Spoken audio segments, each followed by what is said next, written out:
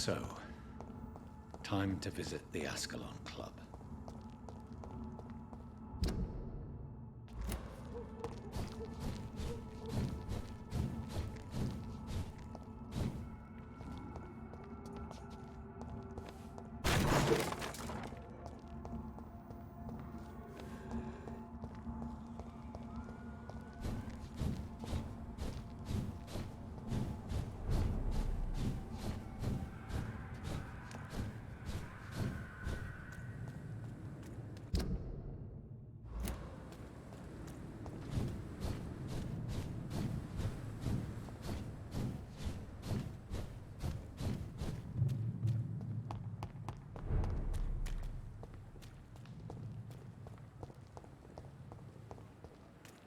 When I get back, I'll have a word.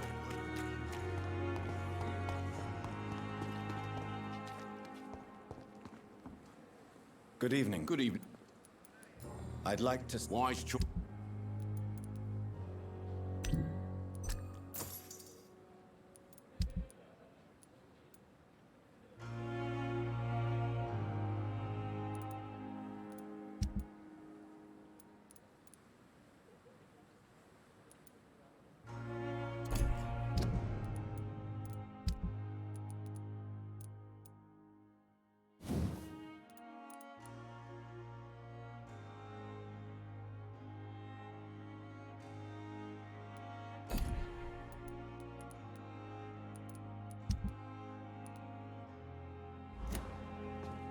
The Pembroke is so lucky to have Dr. Reed, you know.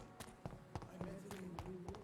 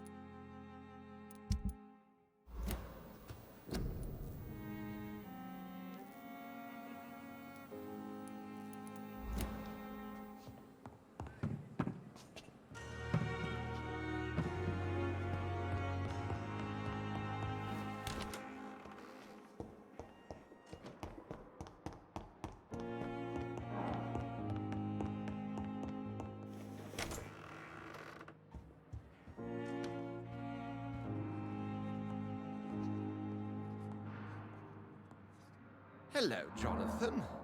Back from the city already?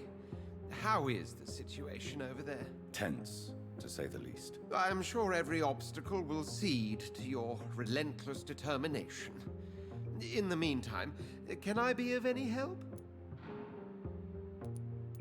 What can you tell me about Lord Redgrave? Oh, the legendary founder of the Ascalon Club.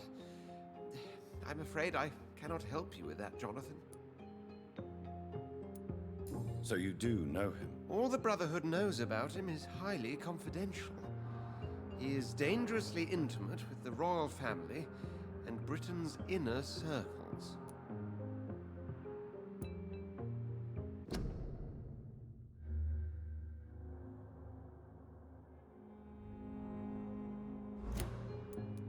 Are you afraid of him? Is he that dangerous? No, but since most ancient vampires were killed or fled England during the Great Hunt of 1850, he may be the oldest British vampire. A myth in the flesh, so to speak. Did you know that Lady Ashbury is an artist? And rather a good one? Well, actually, yes.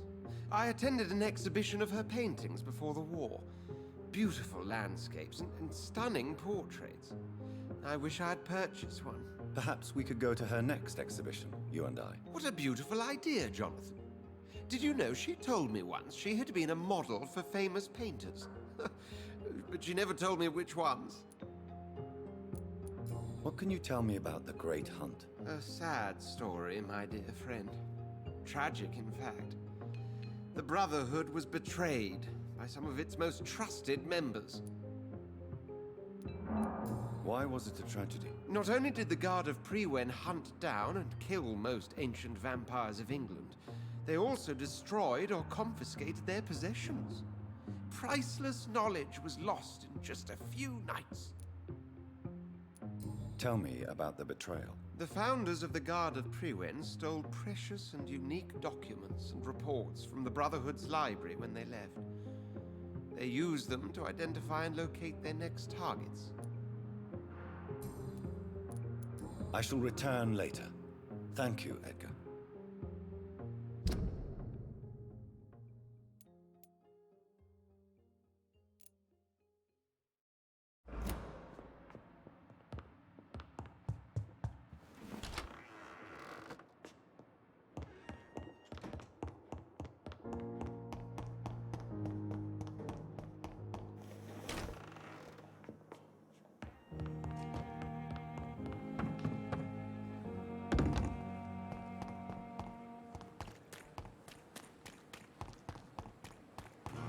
Last time this epidemic was different. Good evening, Milton. Good evening. Why?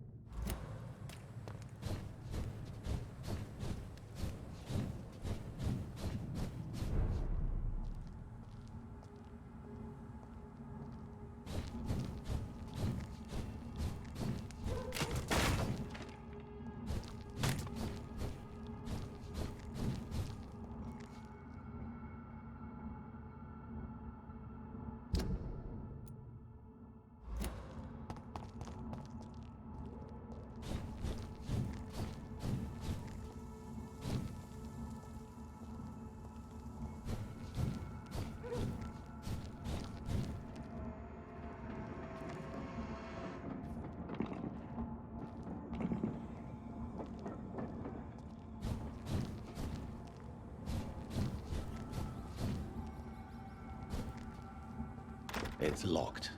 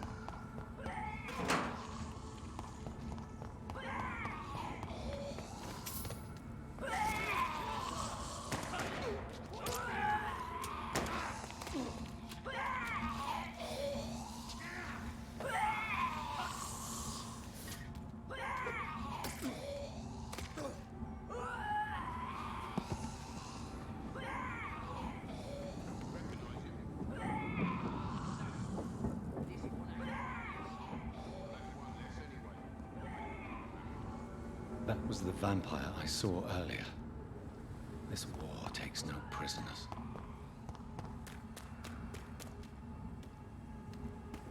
Over there! There's one of them vermin! Father! It's mine!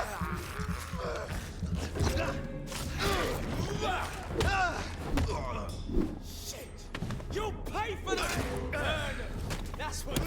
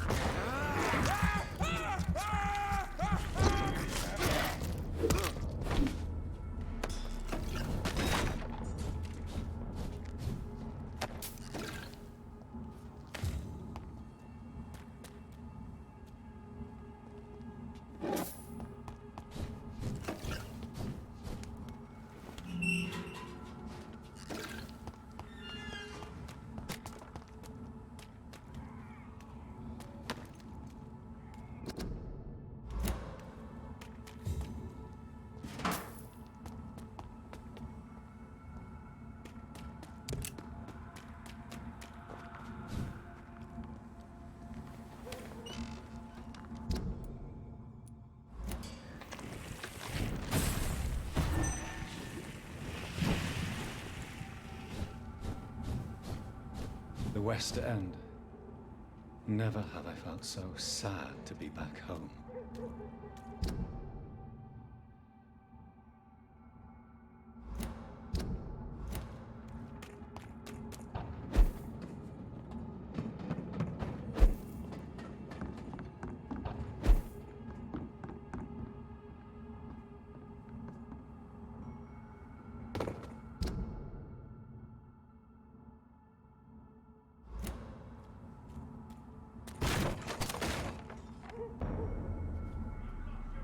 Best be moving on. See them fancy clothes? This one's a top.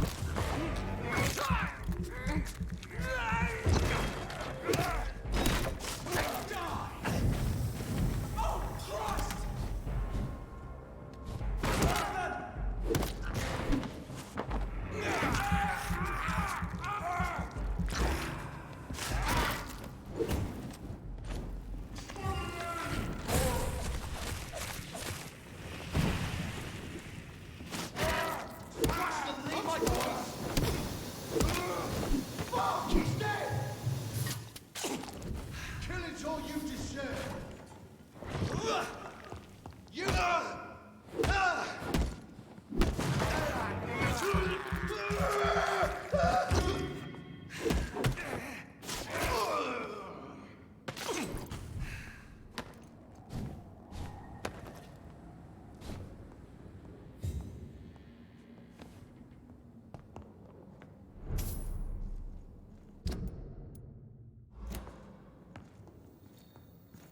It's locked, all right.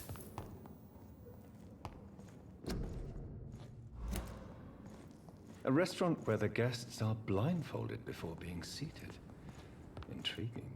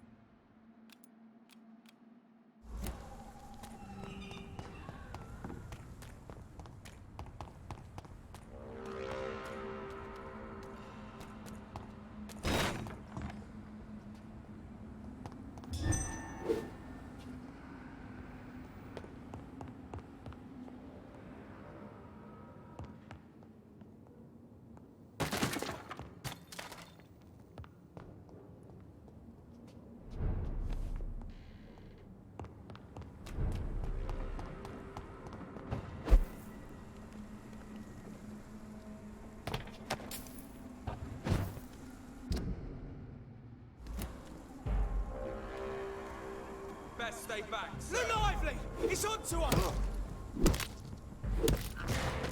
Look lively!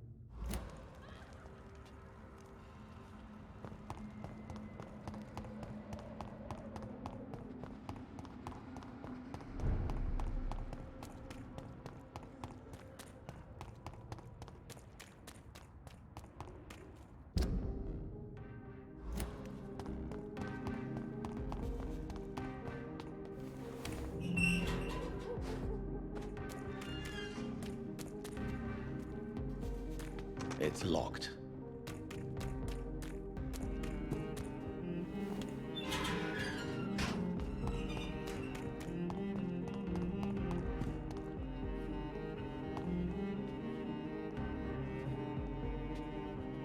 Good evening, miss. Can I help you? I'm a doctor.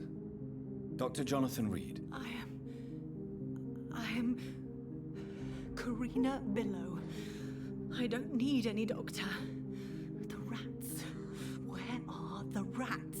Miss, you don't seem well at all. Are you afraid of rats?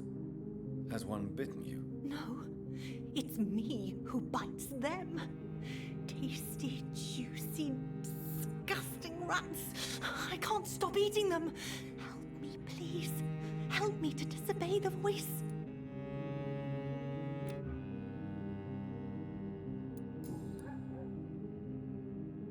What happened to you? The rats. The answer hides in their little crunchy bones. their juicy, tiny brains. Miss Billow, please, try to concentrate. Why do you worry about rats so much? The voice in my head. He forces me to do so. Drink their blood, he said. Eat their flesh. Do you feel compelled to obey that voice, Miss Billow? Even if you're loath to submit to it? Yes. Please. Help. Tell me about the voice in your head. Who is it? Can you describe it? Is it someone you know? Someone you met? Keep your mouth shut, he said. Don't ever speak about me, or I'll abandon you. Help me, please, Doctor. What is the local news hereabouts, Miss Billow? Shadows. Shadows hunting shadows. Whispers in the dark. Pestilence. Suffering. Death. Tell me about yourself, Miss Billow. What do you do for a living? Oh, I'm hungry. Need to eat. Have you got something for me? Blood, perhaps? Can you give me blood, Dr. Reed? Don't you remember who you are, miss? What you did for work? I was strong, proud. I campaigned for good causes. But that was before. Before. It does not matter anymore. I'm so hungry. I must go now. Goodbye, Miss Billow.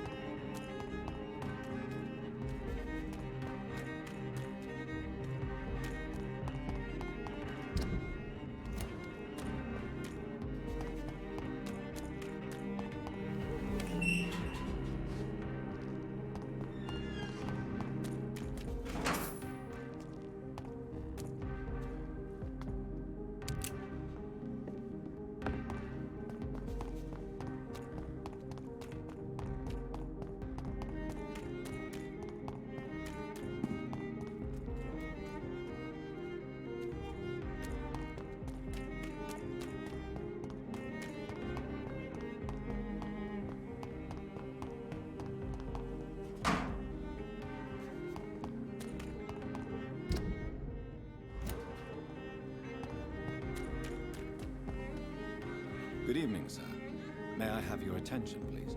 Come on, Johnny. Don't you recognize your oldest friend? Clarence. Clarence Crossley.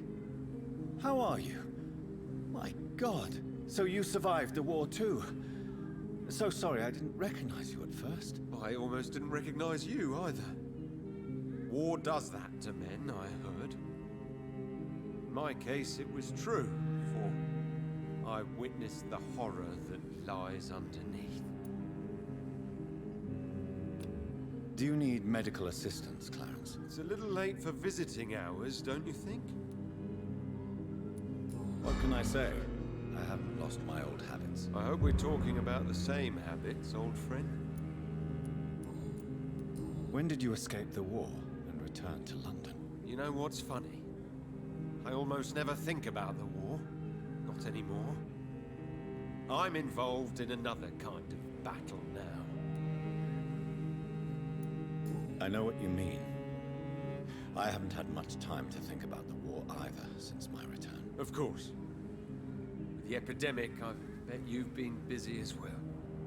Forgive me, Johnny, I didn't want to sound selfish.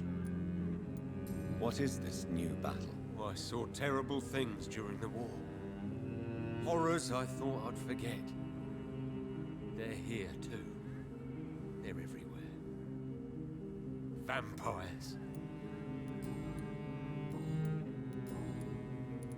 How is your wife, Venus? We've spent so much time away from each other. And so many things have happened.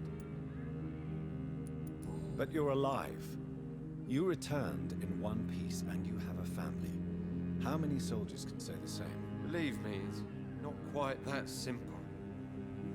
Unlike you, I'm not the man I used to be. Is everything all right at home? Surely Venus was relieved to see you return from France in one piece. Have you forgot what people are like in this part of town, Johnny? Venus fears for our family reputation. Now her husband has become the village idiot.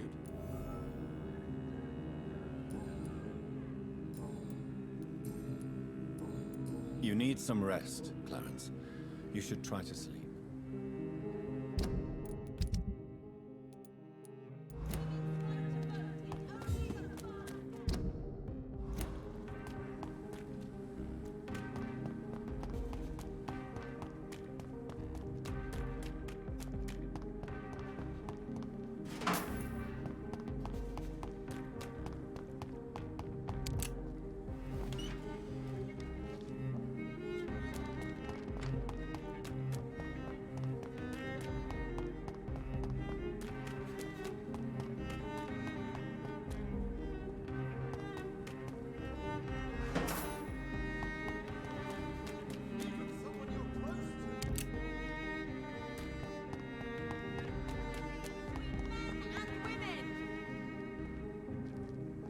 The Ascalon Club, the heart of British vampire society. Women die Not quite too as in this subtle as I war. expected.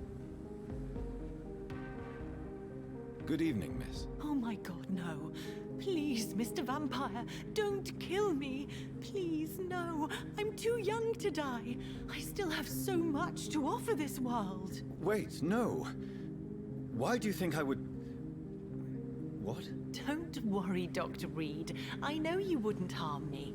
Mother told me you were in this part of town and might drop by. Your mother? My name is Charlotte, sir. Charlotte Ashbury.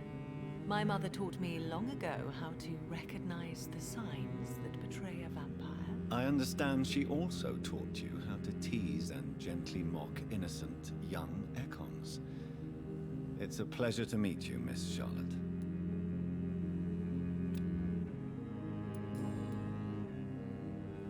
What do you think about this part of town? I was raised here, and I suppose it feels like home. You grew up in this part of town too, did you not? Yes, I was born a few streets away. A small world, is it not? Did you ever imagine that my mother was your neighbor all that time? That you could have met her in a dark alley at night? You won't trick me twice, young lady. We both know Lady Ashbury never hunts or attacks prey at random. Come on, Doctor. Don't tell me you never thought about that possibility. Her fangs on your neck. Oh, are you blushing, Dr. Reed? Is there something that's bothering you? Too much selfishness and individualism for my taste. Even when there was no epidemic. Even if that's partly true, may I remind you that many charitable institutions are financed by the selfish and filthy rich. I suppose you're right. But society must reform and renew itself, or we are all done for. What are you doing out here? You mean, what do I do outside at night, since I am a woman? Let me ask you a question, sir. Would you ask the same question of a man? Actually, yes. I ask the same question to everyone who dares to go outside at night, considering the risks. Well, if you must know, I campaign for the right to vote for all women.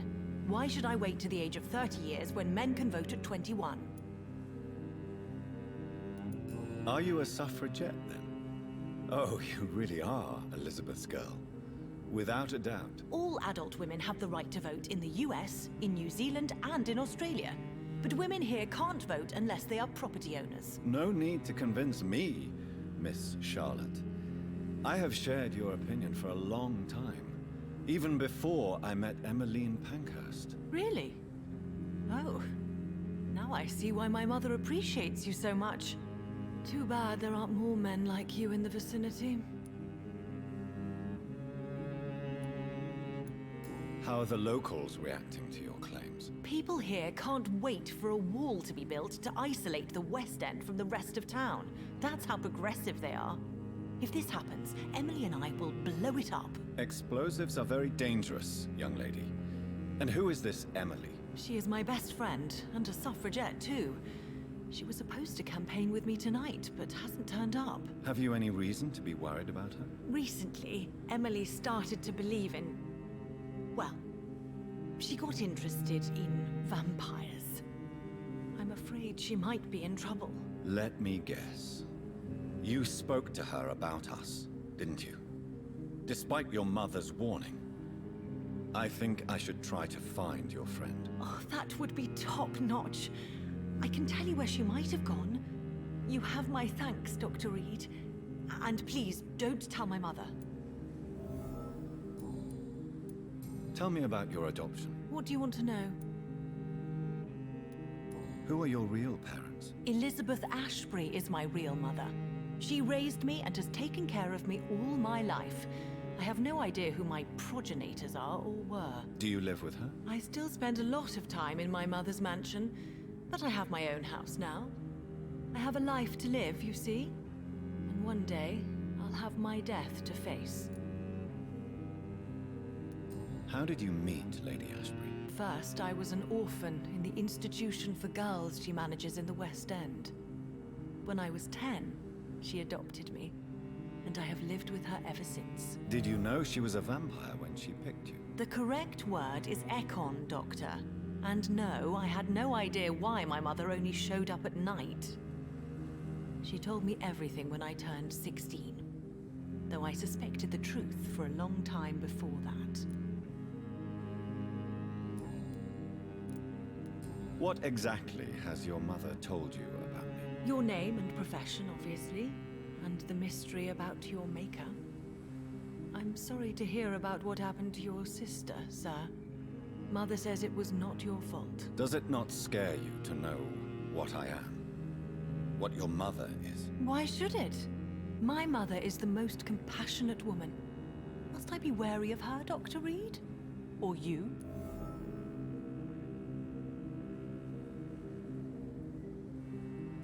Of course not.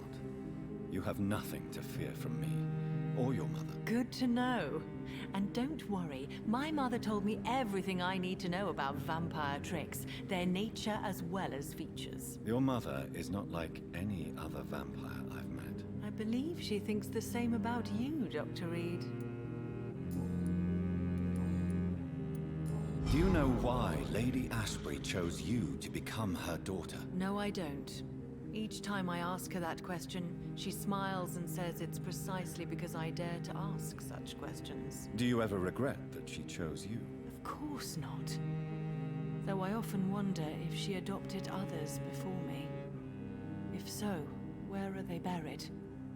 How was it for them to pass through life with a never-aging mother? Why do you still hope to become a vampire in spite of your mother's refusal? It's the immortal aspect of vampires that interests me. The world won't improve unless women take charge. I'm convinced of that. You're obviously a clever woman with a good education and a brilliant future. But have you thought about the price you'd have to pay? The loneliness, the necessary masquerade. Is it not true of every high position? To change this world and make it a better place, one needs time on one's side.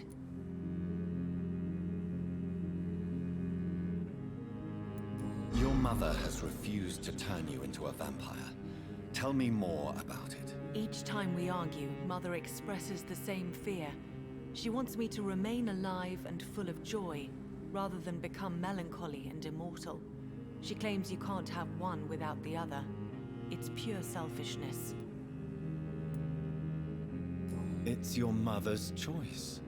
As daughters and sons, we have to accept the decisions our parents make for us despite our own wishes. I love my mother, and have accepted everything from her. Even that she named me Charlotte, when it was not my original name. Does it bother you? No. Whoever I was when I was born, I am now Charlotte Ashbury. It hurts as much as it makes me proud to know that's the name my mother will read on my tombstone. Your mother has walked this earth for much longer than you or I. She is wise, and we should not ignore her advice when we disagree with it. But why shouldn't I be allowed to forge my own experience? There can't be only one righteous way to deal with eternity. Tell me, Charlotte, how do you plan to achieve eternal life, since you've obviously given it a lot of thought? I won't give up. You have no idea how determined I am, sir. I may contract a deadly disease. I may throw myself under a carriage, just to be saved by her sweet kiss. That's a disturbing answer, young lady. And the worst part of it is, I know you speak the truth. There are less dangerous ways, Doctor. Instead of throwing myself under a horse like Emily Davison, I could just throw myself into your arms. Never. That would be betraying your mother's trust. She would never forgive us. For sure. But look on the bright side. We would have eternity to reconcile. Or an eternity to run away from your mother's mighty wrath. Quite a terrifying idea, don't you think? Yes. I think it's wiser to let go of that part of the plan.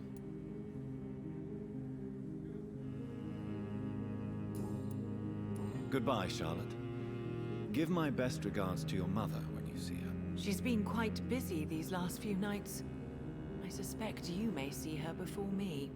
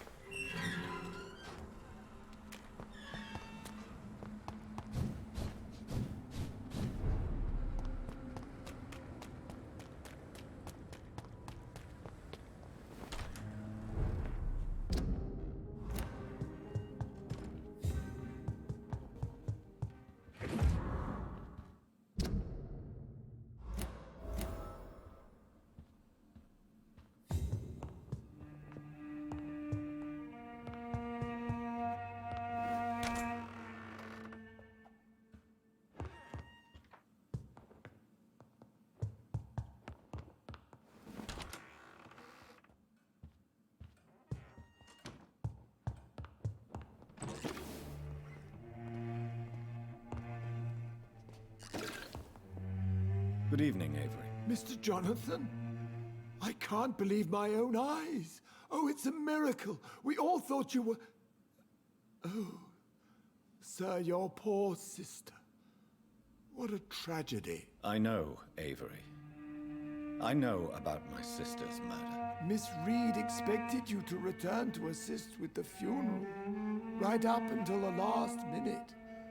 Where have you been, Mr. Jonathan? We needed you here.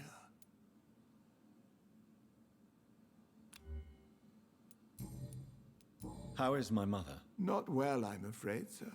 Miss Reed is very fragile since the police brought her back home. The police? What happened? Miss Reed was found walking in the streets. She kept saying she had spoken with her son and daughter. She's resting now. Has she received appropriate medical care? I'm taking care of Miss Reed myself. Hospitals are so overwhelmed by the epidemic that they can only accept patients infected by influenza. Perhaps we could arrange a short trip. Somewhere sunny, like France.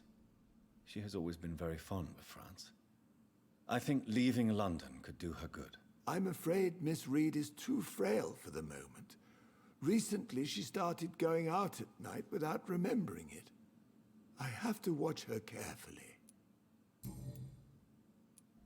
What is the situation in this part of town? For a time, the West End seemed spared by the epidemic. But the situation is getting much worse. Have you no relatives anywhere? I'll understand if you want to take a few days to see family. Your father managed to guarantee my earnings as long as I take care of this house, sir. My sisters are dead, and I've never met my nephews. I'll stay, sir. I'm sorry I could not be here for Mary's funeral. Your mother was strong, sir, but your support would have been appreciated. Apart from the priest and I, no one else attended your sister's funeral. To be present at the funeral with you both was my dearest wish, Avery. But I am sorry, I simply could not attend. I would not dare to question your absence, Mr. Jonathan.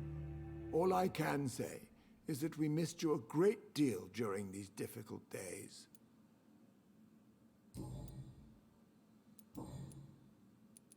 Tell me the truth, Avery.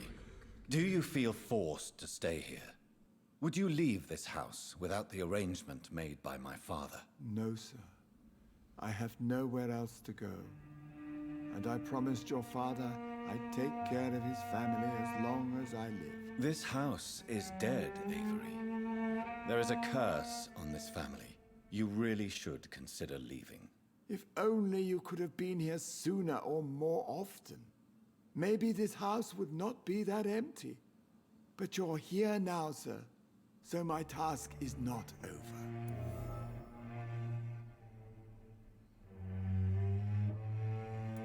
You have served this family extremely well, Avery. Your support during these terrible times is much appreciated. Then I will stay. All I ask is that you take care of my own funeral if I die before the end of the epidemic. No mass grave, please, sir. Do you really think I don't take enough care of my mother, Avery? Yes, I do, Mr. Jonathan. You clearly have something more to say. Speak your mind, Avery. I know you work hard to help the sick, but what will you do once the epidemic is over? My home is here, and I have nowhere else to go. But this house will need some improvements if I move here. Some radical changes. That's good news. Whatever changes you have in mind, I'm sure we will find an arrangement that suits your mother also. Goodbye, Avery. Please watch over my mother until I return. Of course, Mr. Jonathan, but please return as soon as possible.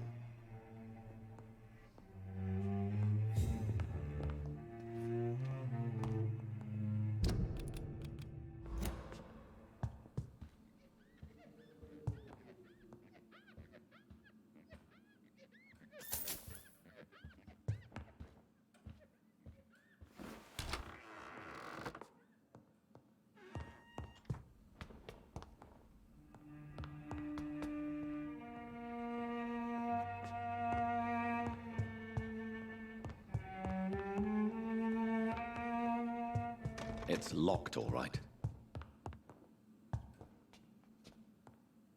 Aubrey, I'm not sure visiting Italy is a good idea this time of the year.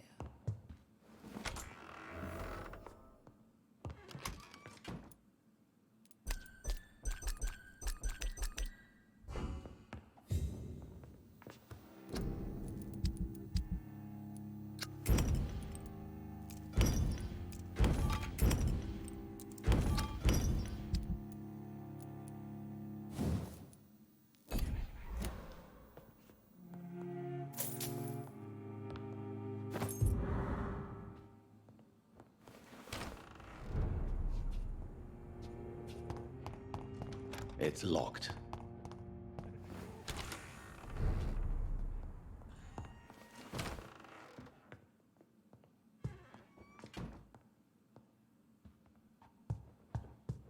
Yes, Jonathan? Spending next summer in France. Mother, good evening. Jonathan! Is it you? Where have you been, my prodigal son? I'm right here, Mother. I'm finally home. Yes, for this son of mine was dead and is alive again. He was lost and now found. But where is your sister? Where is Mary? Mary? She is gone, Mother. I know she's gone. The question is, when will she return as you have? I miss my grandson so much. It's been days since their last visit. Mother, do you know what's been going on in this area? Not really. I don't go out much due to the epidemic, and when I do, I tend to get lost. What do you mean you get lost? I hope you don't go outside alone. Of course not. When I go out, your father always comes with me, but he leaves me there sometimes, and I have trouble finding the way back. Have you returned to Whitechapel Cemetery since Mary's funeral? I never want to go back to that awful place. Wait. I think I went back once. And you were there too. And Mary? No, that can't be true. It was just a bad dream, Mother. A nightmare, yes. Mary was so angry. I walked back home alone. If that kind policeman had not called Avery from the station, I don't know what would have happened. Tell me, Mother, how are you? All alone in this big house with only Avery to take care of you. I'm sad most of the time. Sad that you have left me here alone. Sad that you don't tell me when you come or go. I'm so sorry, Mother. It wasn't supposed to be like this. I was coming home. I was home. London, the Thames. And then it happened. What happened, Johnny? I lost my way. Somewhere between the boat and the house, my life changed completely. You should have told me, Johnny. I would have understood. You always were a secretive little boy. Do you need anything, Mother? Can I help you? I just want you to stay with me, Jonathan. Your room is ready. I asked Avery to make your bed. I'll stay as long as I can, I promise. Do you need anything else? Just one thing. Stop staring at me like that. As much as I love you, it breaks my heart to look at those empty and dead eyes. Are you working on a new painting? Not recently. I have trouble focusing on my subject, and my mind quickly drifts. It's the same thing when I try to write poetry. I recently met a talented painter with an excellent technique. I wish you two could meet. I'm sure you'd like her. I'd be glad to meet her. What is her name? Is she famous? Is she dead too? She's not famous, and her name is of no importance. And yes, she is also dead. The important thing is, I hope you two get along. If she ever fancies meeting your mother, I'd be glad to welcome her into my home. You think Avery is right? Do you think I should take better care of you? I don't blame you, but you abandoned me, son. A mother should not survive her children. It's unbearable to know you're not here anymore.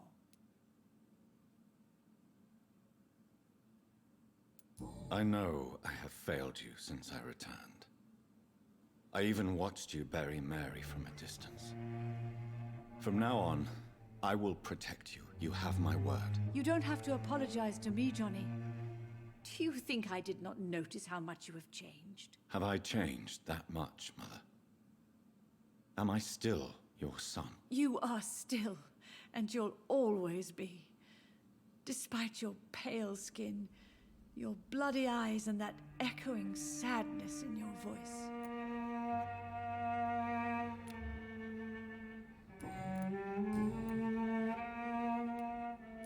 Why do you say Mary is visiting you, Mother?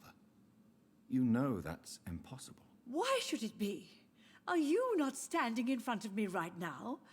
Why should it be any different with your sister? But Mary really is dead, Mother. Yes, And are you not dead too? Isn't your father dead? And my grandson? And my son-in-law? You're all gone. But you all still visit me from time to time. But I'm not dead, Mother. I'm really here, talking to you, trying not to cry. Oh, it breaks my heart to have to tell you this. But of course you're dead, my darling boy. Just look at you, as pale as my Mary.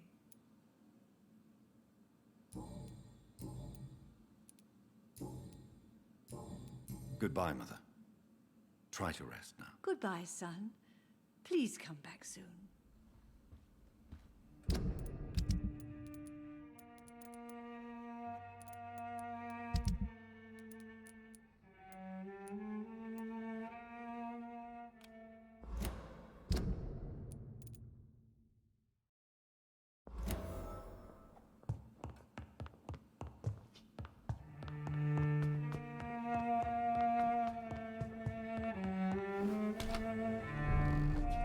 Support the equality between men and women!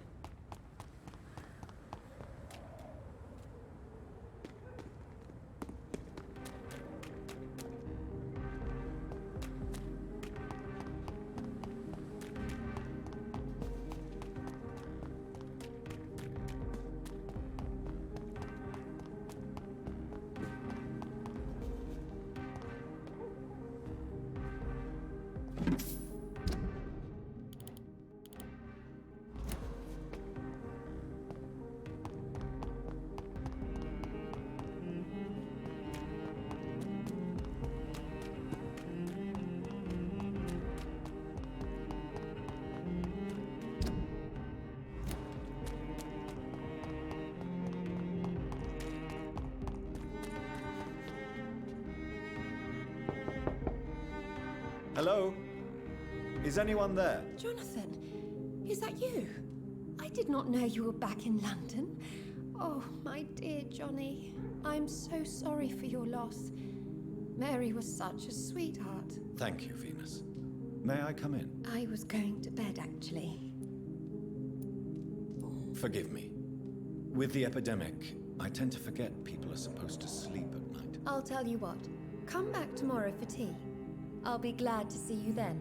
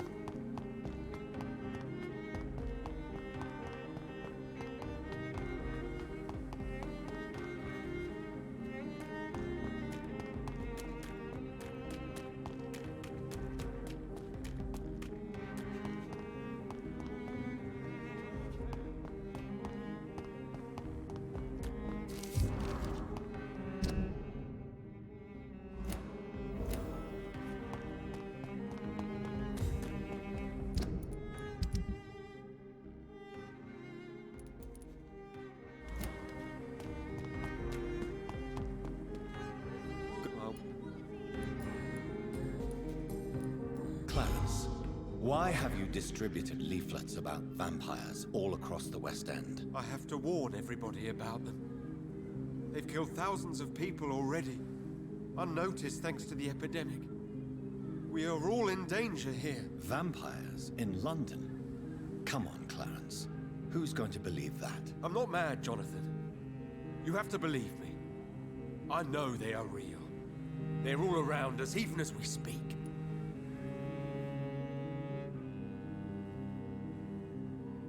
Clarence, I'm your friend, so I'm not going to judge you.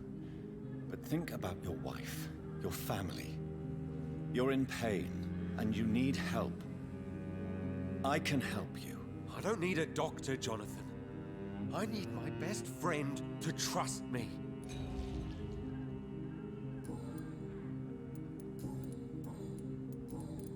Tell me what you have discovered about vampires, Clarence. They've always been here. And if you search for long enough, you realize others know about these devils too. I'm not alone. Have you shared your research with anybody else? No. But I've published my leaflets all across the city, hoping that someday someone will realize I'm printing the truth. What do you mean you're not alone? Who have you met? The Guard of Prewin, the Brotherhood of St. Paul's Stole, Ichabod Throgmorton. Those names always pop up when you dig deep enough. Have you spoken with any of them? No. With the quarantine, it's almost impossible to leave the West End. But as a doctor, maybe you could, Johnny. Are you asking me to help you prove the existence of vampires, Clarence? Yes, Johnny. Please, gather all the information you can find about vampires and bring it to me. You're the only friend I have left. I need you. You need...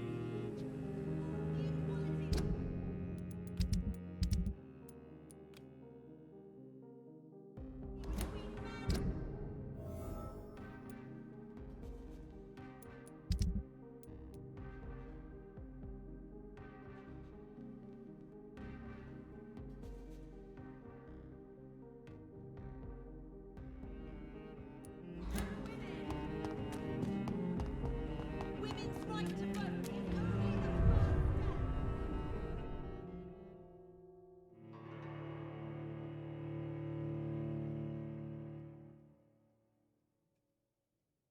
first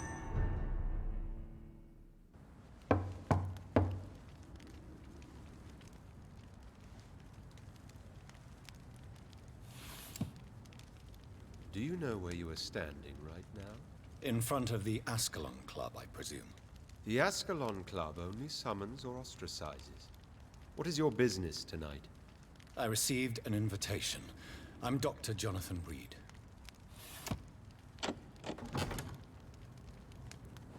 Welcome to the Ascalon Club, then, Dr. Reed. Please proceed.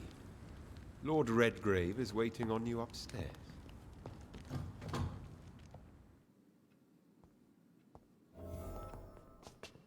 There has been quite a battle here.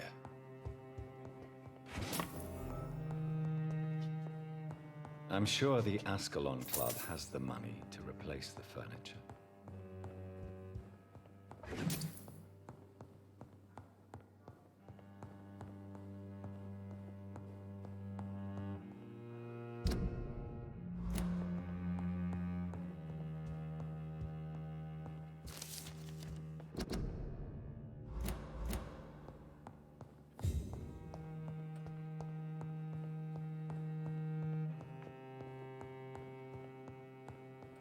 I cannot enter.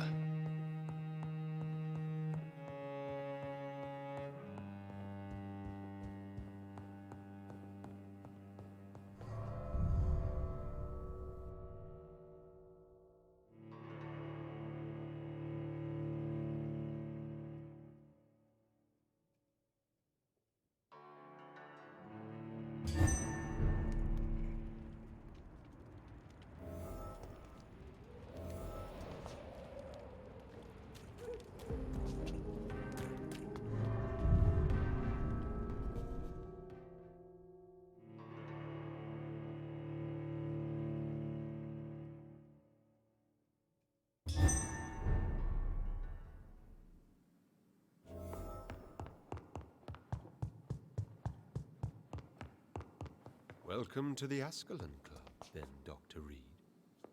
Welcome to the Ascalon Club, then, Dr. Reed.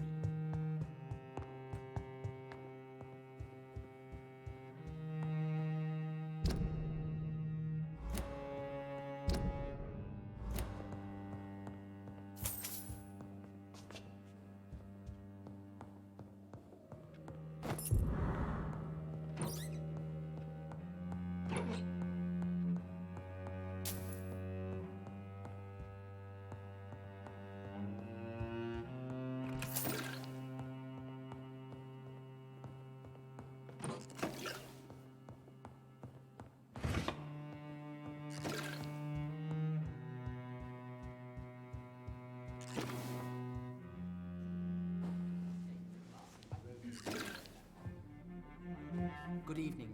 We repel the intruders for now.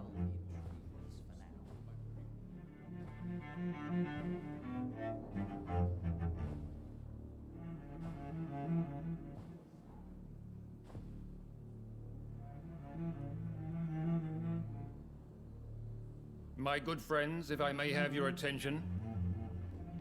Behold our visitor, the good Dr. Reed. Newborn of blood so pure and strong that even my friend Fergal Bansher was no match for him.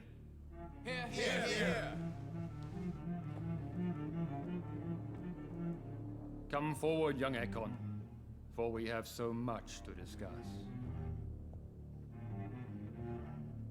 Welcome to the Ascalon Club, Dr. Reed. I am Lord Redgrave, Earl of Bristol and chairman of this exclusive association. Lord Redgrave. At last we meet. I've been eager to make your acquaintance. I've heard some astounding things about you. Please accept my condolences for your loss, Dr. Reed. Thank you, my lord. Lady Ashbury expressed your wish to meet me. Yes. The lady has always been a useful acquaintance, though not always reliable. Is she a good friend of yours?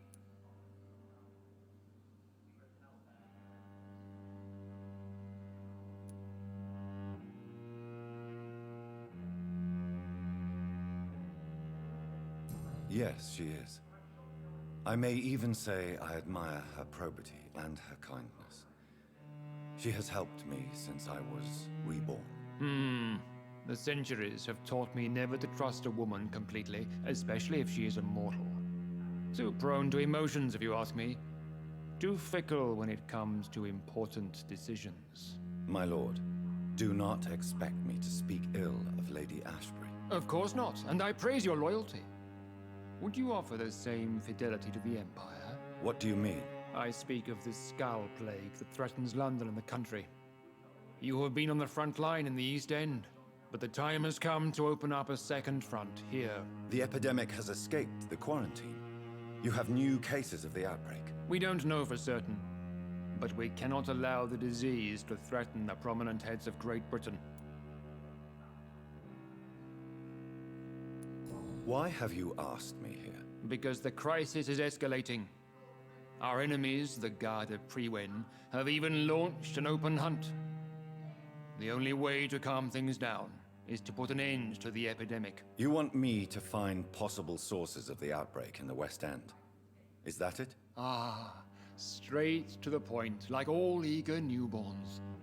We shall have time to talk about all this, Dr. Reed, but first, I should like to get to know you better. Talk? Is that the only reason you asked me here? Well, no. I also wanted to meet the intriguing Ekon who made such a powerful progeny of his sister. You have not learned the name of your maker, am I correct? No, I haven't. Have no embarrassment, Dr. Reed. We all make mistakes. But whatever your lineage, you are definitely Ascalon material. What do you mean? I would like you to become a member of the Ascalon Club, and to serve me as such. Before I accept, I have so many questions. Please ask. What does it mean to be a member of the Ascalon Club? It means that you swear to protect the interests of the Crown, that you become a loyal servant of the British Empire. Do you have any official recognition from the government? A charter from His Majesty the King? No. Of course, the Ascalon Club publicly supports the Empire, but the true nature of its members remains a secret. Am I supposed to follow orders? As founder and chairman of the club, I alone am entitled to make demands of our members, and I do appreciate obedience.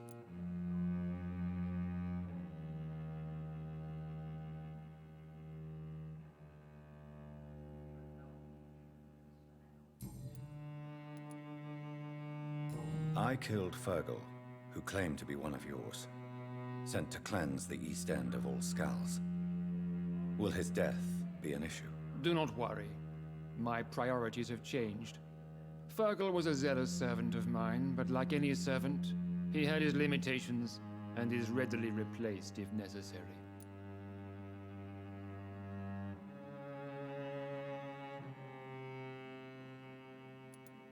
What is the Ascalon Club's express purpose? We follow the credo of William Marshall, the greatest knight who ever lived.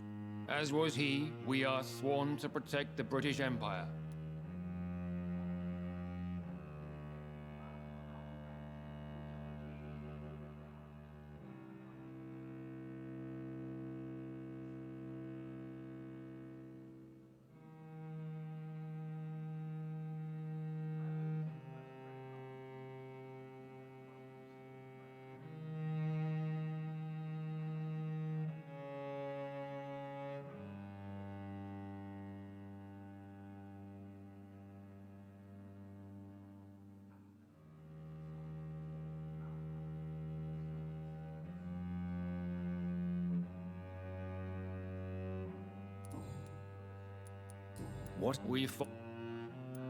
What does Ascalon mean?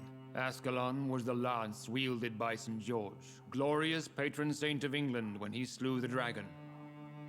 And like that lance, we pierce the hearts of all our nation's enemies.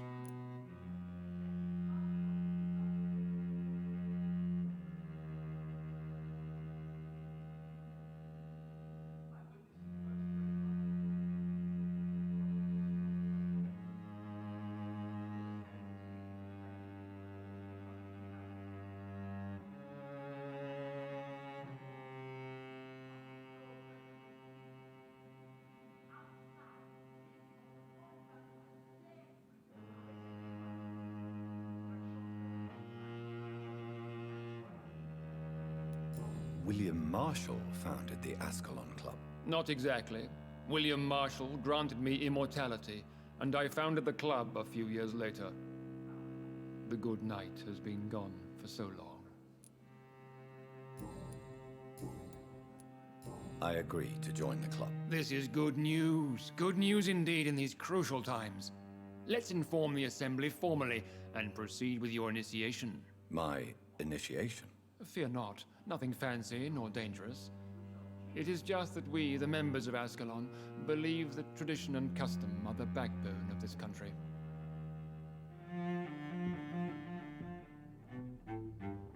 My fellow members, dear friends, please gather and welcome this Ekon as one of our own. Is he worthy? Is his blood pure? Well, speak, Dr. Reed, in front of the most sacred blood. The blood of our beloved William Marshall, speak now. Will you serve and protect the crown as he did? Yes, I will. Then, young Ekon, it is time to testify with your blood. It is time to sign the Book of Allegiance. I know it's awfully gothic and a tad pedantic, but England's traditions are the backbone of our nation.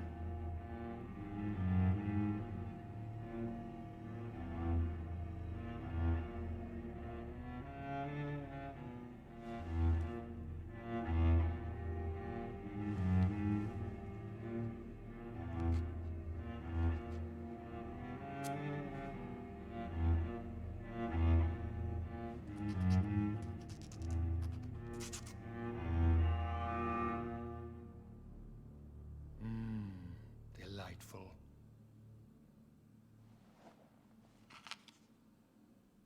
Welcome to the Ascalon Club, Dr. Reed. Take your place among the bearers of the lance. One of us! One of us!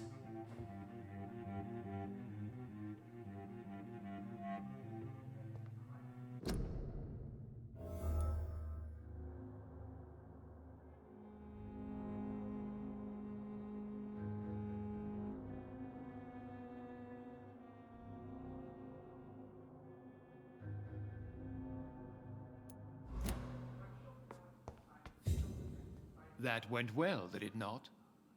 It is always useful to bolster the troops' morale, especially before a difficult battle. You have the makings of a general, my lord. I was, though very long ago. Well, not quite a general, but a proud defender of the crown. So why did you really want to meet me? Straight to the point again, young Ekon.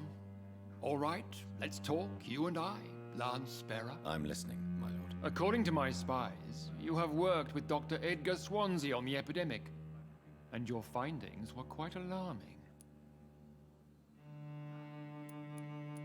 Do you know Edgar Swansea? Not personally, but I've been told he has some sort of immortal fetish and is a good friend of yours. Does it bother you that I consider him my good friend? As long as you reveal nothing of the club's inner workings, why should I forbid you engaging in conversation with the good Dr. Swansea? You were spying on me? Not personally. I rarely leave this building. But once he found you, Fergal kept me informed. Until you put an end to his mission. Who was Fergal? I don't see him sipping tea with the others in the club. Fergal Banshire was my squire of sorts. Even before becoming that magnificent beast, he was a brute. He served me well for decades. No, I mean, what was he? He was clearly no ordinary vampire. No, he was a Volcod. All muscles and instinct. Quite the rare breed. Ferociously territorial. Mortals often mistake them for werewolves. You do know I killed him. Yes. Will you bear ill will towards me for his death? Of course not. Your victory was quite impressive and courageous. You earned my respect. Yes, I'm convinced the recent invasion of frenzied Skulls in London is directly linked to the epidemic. This is not the Spanish flu, but something else. I would be glad to hear more of your discoveries, Dr. Reed, but for now, my main concern is the security of London's inhabitants, both mortal and immortal. What do you mean? Alarmed by the epidemic, the Guard of Prewen has started a war against us British vampires. To appease the situation, we must eradicate the Skulls.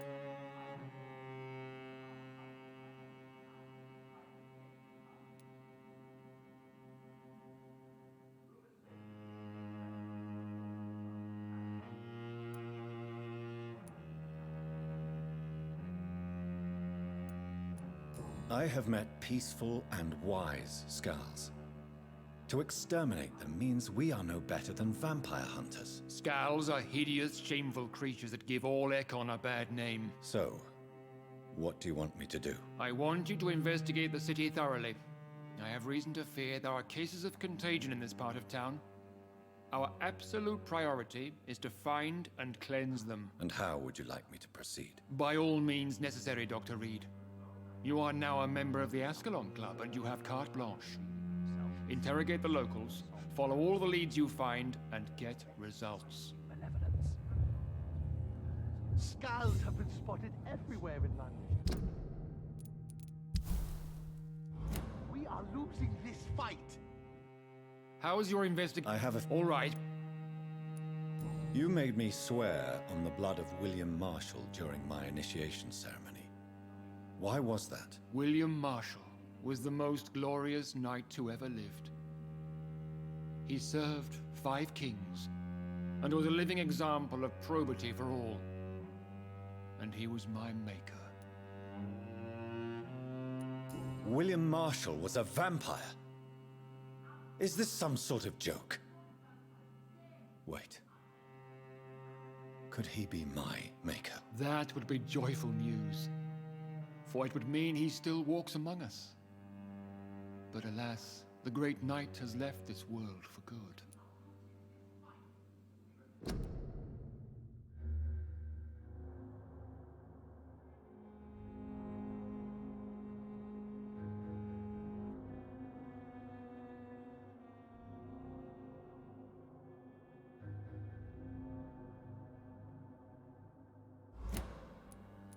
Why is his blood so sacred to the Ascalon Club? He was simply the greatest defender of the realm we have ever known. I fought by his side at the Battle of Preston, and he made me his progeny following the fight. May I ask you about the mortal who attended my initiation? Mr. Aloysius Dawson. A member of the club does not normally ask questions about other members. We trust each other mutually. So he really is a member, then? Indeed. Only the most eminent members are allowed to attend such ceremonies.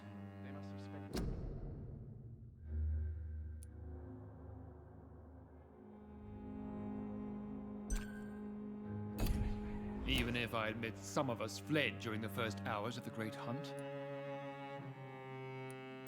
But Mr. Dawson is mortal. Are you not afraid he might reveal who you are? Especially to your enemies. Aloysius Dawson is a man of his word, as are all of us. This is the Ascalon Club, Dr. Reed. We do not grant access to the unworthy.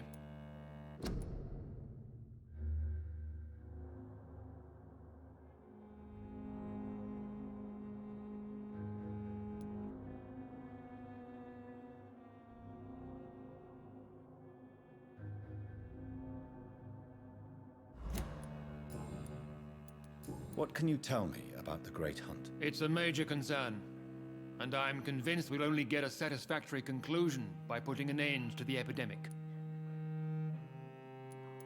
I have already met Geoffrey McCullum.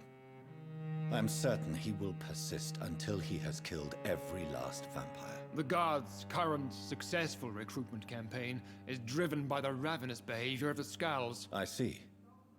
So without the epidemic creating Skulls, the Guard could not convince anybody of our presence. Exactly. Once we have put the epidemic behind us, we need only wait until the Guard grows old and weak. Time will once again become our ally. What about the risk of a full-scale attack here? Geoffrey McCullum is a daring leader. That is exactly why so many of our number have left the country until things improve. But not me. I founded this club. I'll die defending it. Goodbye, Lord Redgrave. Godspeed, Dr. Reed. We are counting on you.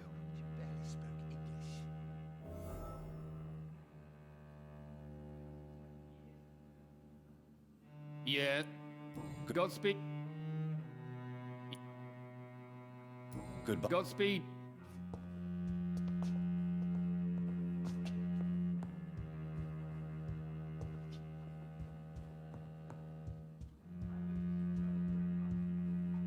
Good evening, Dr. Reed.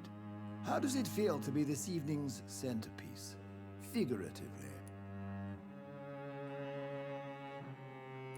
It's quite unsettling. As a doctor, I am more used to being the observer than the subject observed. Do not be alarmed. The Ascalon Club has a tried and tested policy for choosing its initiates. May I ask who you are, sir? Why would you be interested? Well, as you seem to be the only man in the room with a beating heart, you draw quite a bit of attention yourself. Ah, vampire senses never cease to fascinate me. They dwarf those of mere mortals. I am Aloysius Dawson, by the way. Are you a member of the club? Yes, I am. And I have been for many years. And will be until the day I die. What can you tell me about it? It's not really my place to give you such information. I am merely a mortal member, and a dying one at that. Are you sick? Personally, I consider my advancing years are a sickness in itself. My body is slowly abandoning me, Dr. Reed.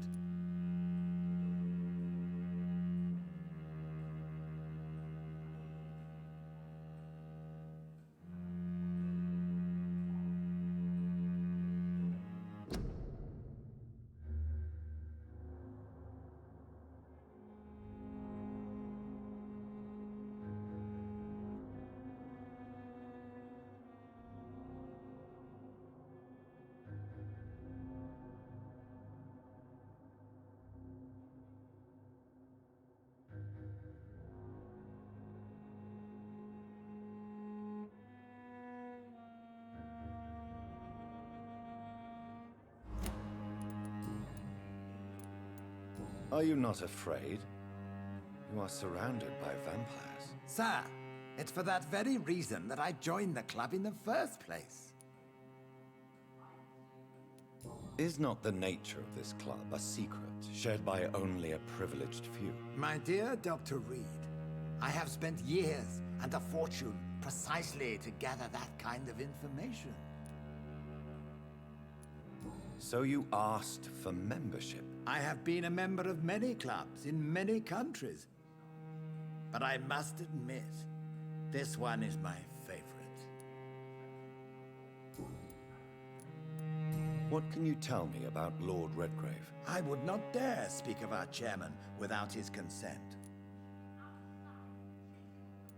Mr. Dawson, of Dawson and Dawson, the wealthiest man in England. It is a pleasure to meet such a prominent figure of London. A withering London figurehead, to be precise. Are you sick, Mr. Dawson?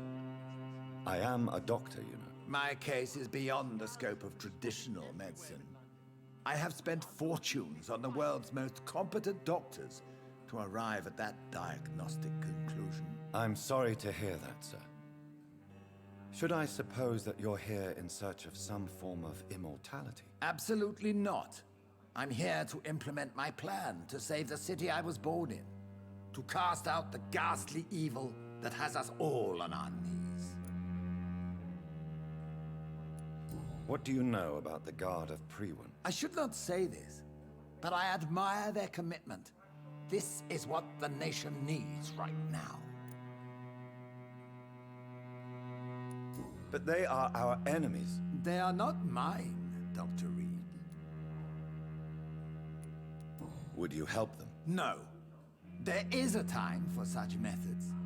But brute force will not be enough to fight this plague. We have to think differently. What is the situation like in this part of town? I am sure Lord Redgrave will enlighten you more effectively than I. Money cannot solve every problem. This mysterious epidemic is going to require more than money can buy. You're right. Money is nothing unless one has the will to wield it. I have a plan, sir. A radical one that will save all that is essential in London.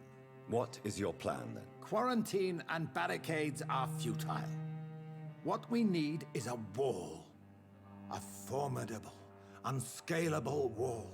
To isolate the deserving from the infected masses.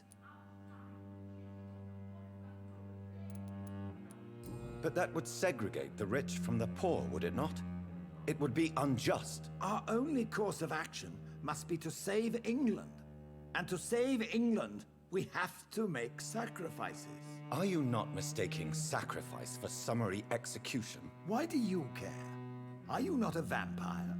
Removed from all mortal concerns?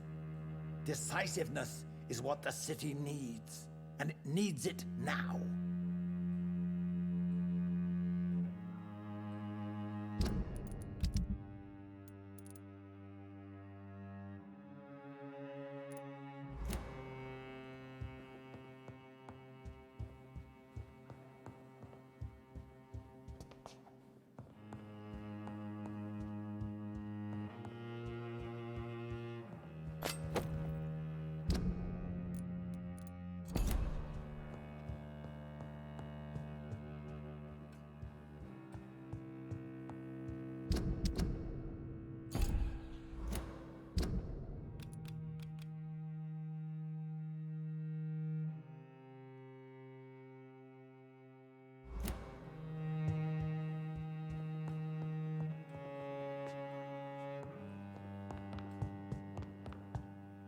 Welcome to the Ascalon Club, then, Dr. Reed.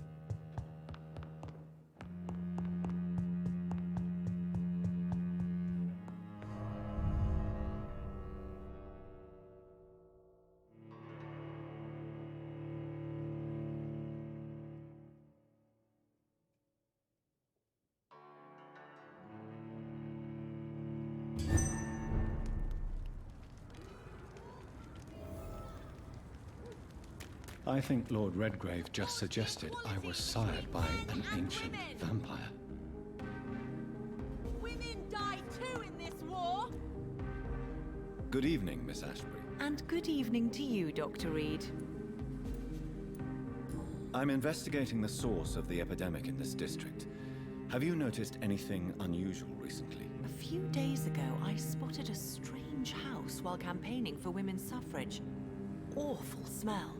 No answer when I knocked. Where is it? It's the Mullaney's, a nice family who live in a big house near the park in the eastern part of this neighborhood. Goodbye, Charlotte. Give my best regards to your mother when you see her. She's been quite busy these last few nights. I suspect you may see her before me.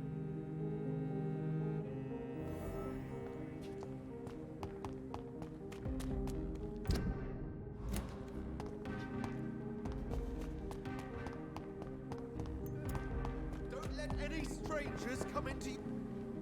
Good evening. I won't... I'm investigating the source of the epidemic in this district. Can you help me? Infection is everywhere these days. But if you ever go to the park near that swanky house belonging to the Mullaney's... Yes? What about the Mullaney's? What about their house? Not enough noise for a big family with children. Not enough movement. Closed doors. What is going on in there?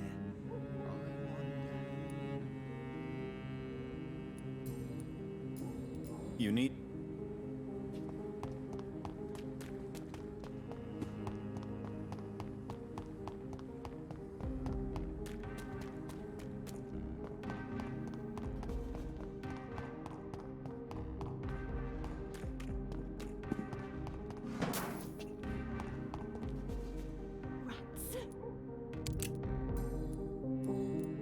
I'm investigating the source of the epidemic in this district.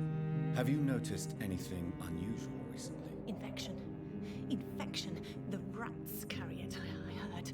Rats. Rats. Rats. Many rats around that big house. Funny smell, too. Dead flesh. And where is this house? West of the park. Not very far. A big house with no sound, no light, no life left. I must go now. Goodbye, Miss...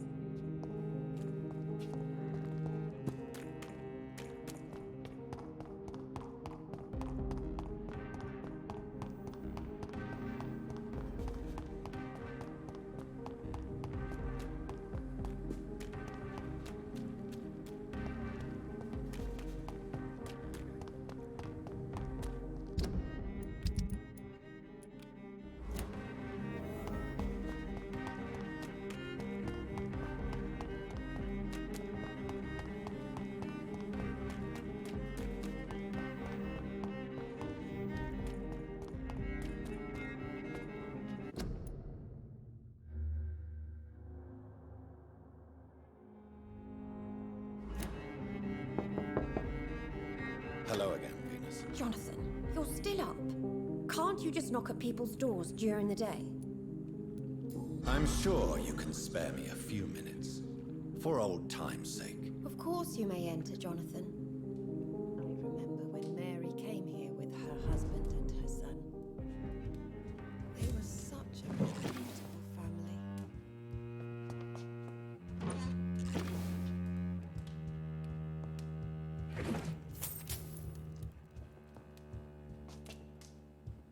I'm so sorry for your loss, Jonathan.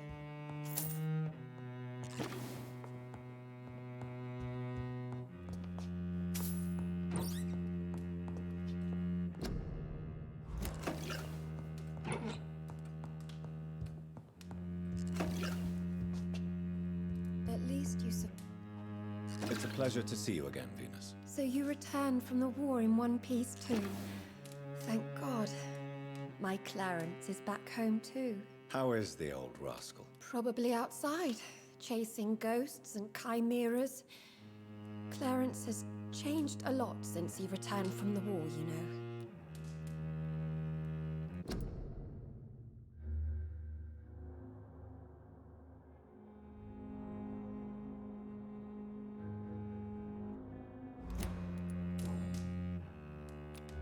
Do you need my medical attention? No thanks, Jonathan.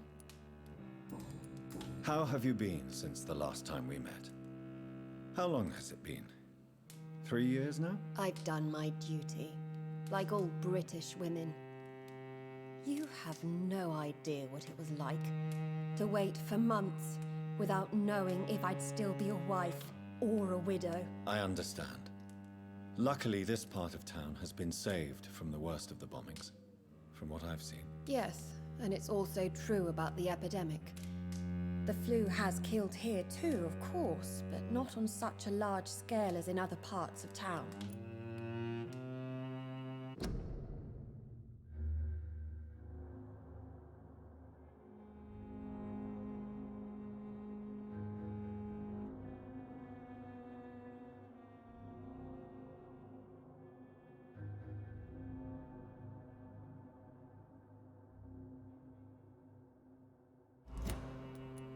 Have you noticed anything peculiar about the neighborhood recently? You mean except for your return to town?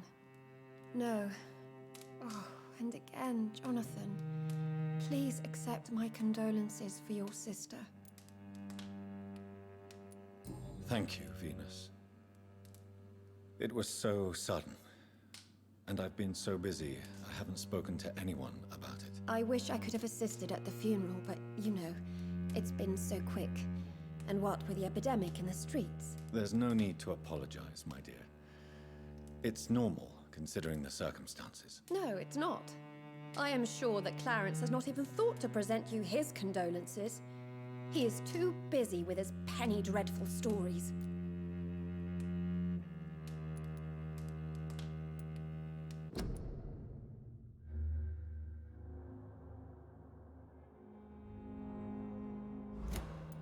Why is my return so surprising? It's more an unexpected happy end than a surprise. You and Clarence, back from the war. You have no idea how hard it's been for me. Venus, why do you worry so much about your family's reputation? Everyone laughs at Clarence now. And they avoid me because they believe I share his insane opinions.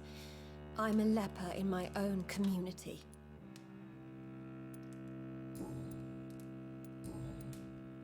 Tell me about Clarence's obsession with vampires. It drives me so crazy it makes my stomach hurt. I was so relieved to have him back. But I quickly realized he'd lost his mind in France. I understand your irritation, Venus. But you have to accept the trauma Clarence endured on the battlefield. The question is simple, Jonathan. Is my husband mad? Yes or no? Do vampires exist? Or is Clarence a lunatic? So you don't believe Clarence? If poor Mary, bless her soul, had tried to convince you of the existence of bloody vampires, would you have believed her? Seriously? The important question is, what do you really think of your husband? I'm tough, Jonathan. He should have told me the horrors he witnessed, however appalling it was, instead of inventing a fantasy about blood-drinking monsters.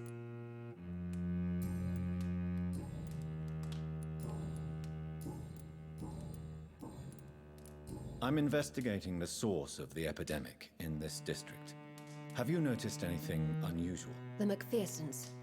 I heard they locked themselves in their own house. They could just be afraid of getting sick. Perhaps you're right. But if I were you, I'd pay them a visit. A big house, reachable through a courtyard, to the north of the railway bridge. Goodbye for... At least you survived the...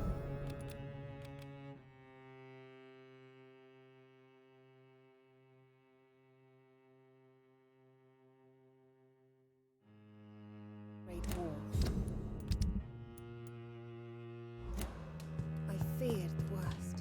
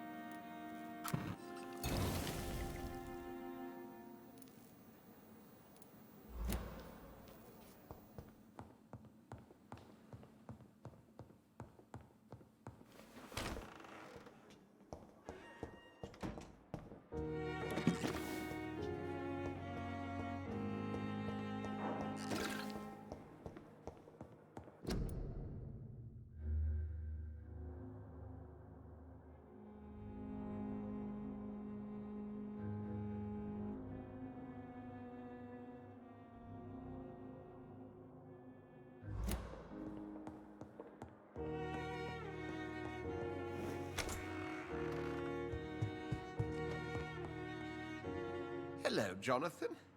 How are things on the West End front? Complicated, my friend.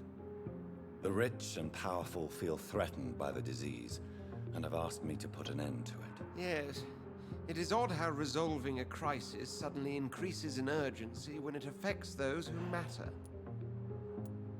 It looks like the epidemic is spreading to the western districts of London. I am trying to locate the source of the infection. It won't be an easy task, my friend. This disease is highly contagious. Do you not think epidemiology could be helpful in this matter? To retrace the origin of infection through time and topology? If anyone can perform such a miracle, it will be you, Dr. Reed.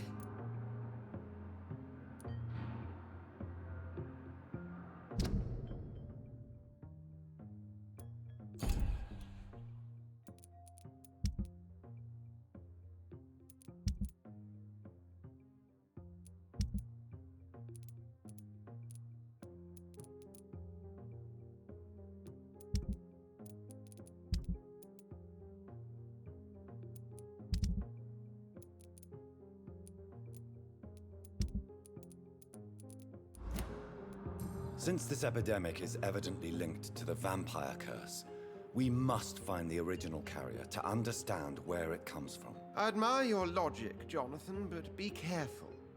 Rationality, when it comes to your kind, is not always a reliable lens.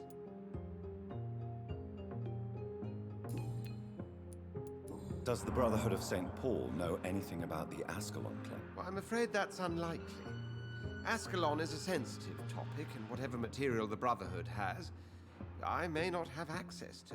Who could answer me then? Usher Talltree, our current primate, may be the only one able to answer you. He's a discreet man who lives in the West End. Do you know Aloysius Dawson, the famous tycoon, is well versed in vampire and occult knowledge? No, I did not. But that is no surprise. For half a century, it has been quite the trend for English nobility to join secret societies and occult circles. But Aloysius Dawson is only a rich merchant. Yes, richer than Croesus. Wealth is more respected than title these days, even in England. Did he contact the Brotherhood of St. Paul? Try to join your group? It would not surprise me, but I am certain he's never been a member.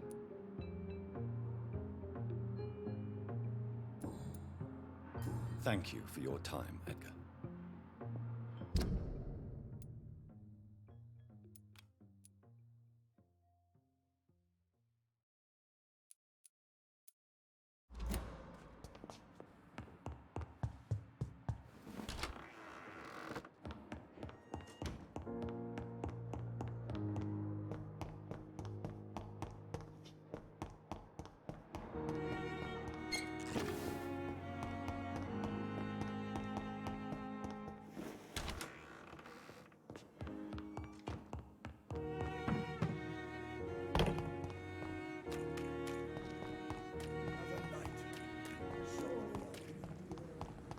Another night. Goody. I'd like... Why?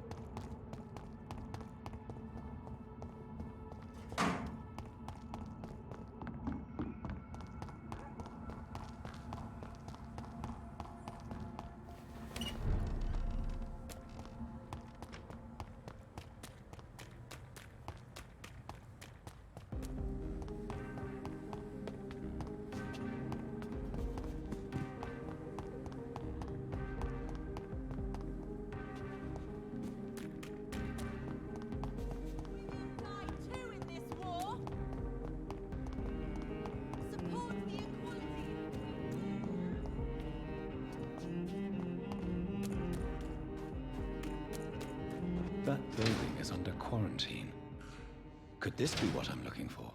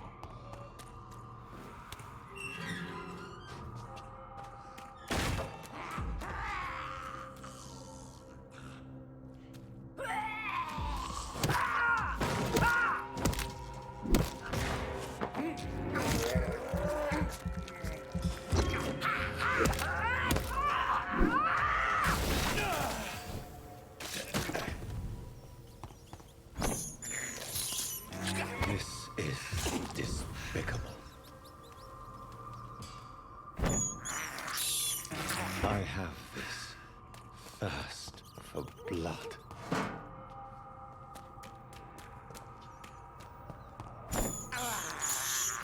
I can't believe I'm doing this.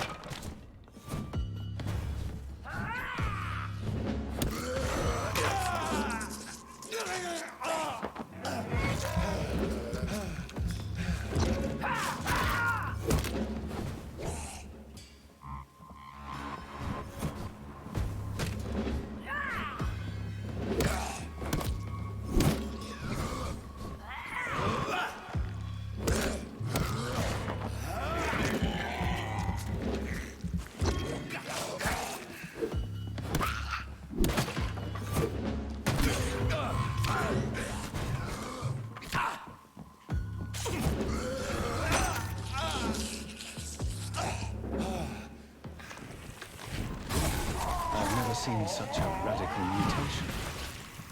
Could it be a new stage in the disease's evolution?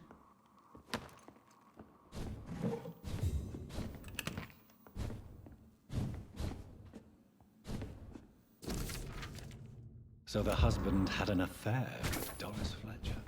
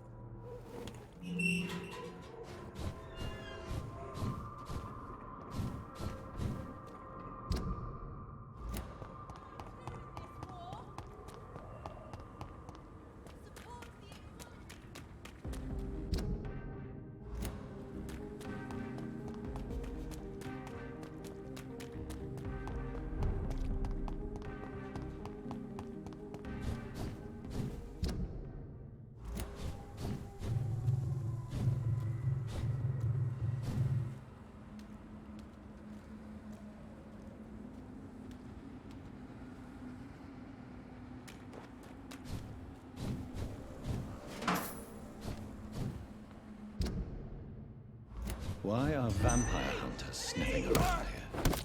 I need to find out what they are.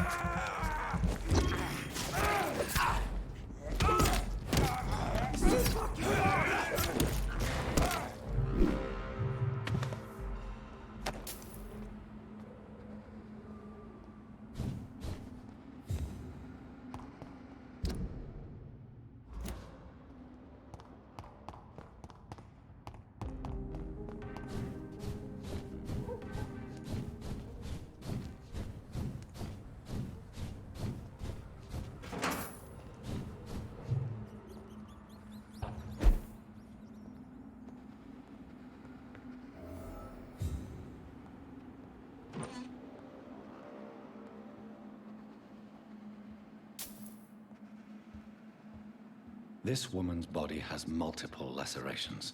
They're deep, too. Whoever did this was driven by rage.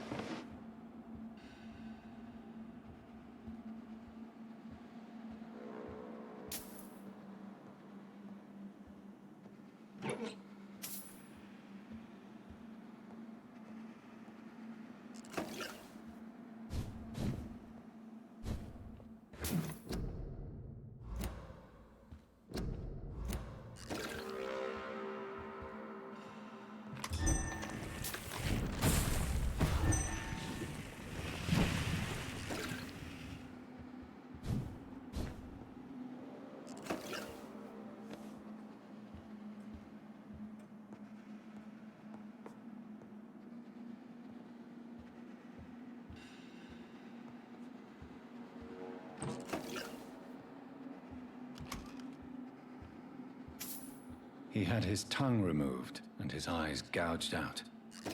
He was a victim of brutal torture.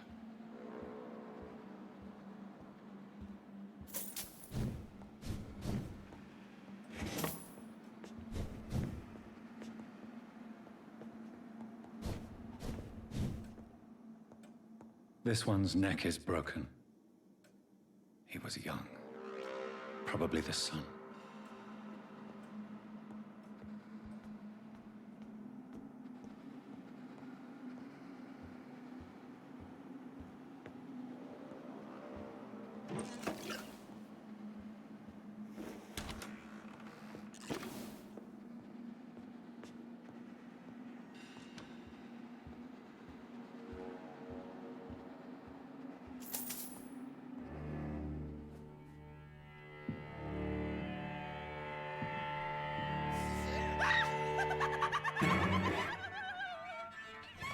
You thought I was dead too, didn't you? No, I was just pretending. Doris told me I could have been a great actress. You killed your family. They mocked my talent. Ah!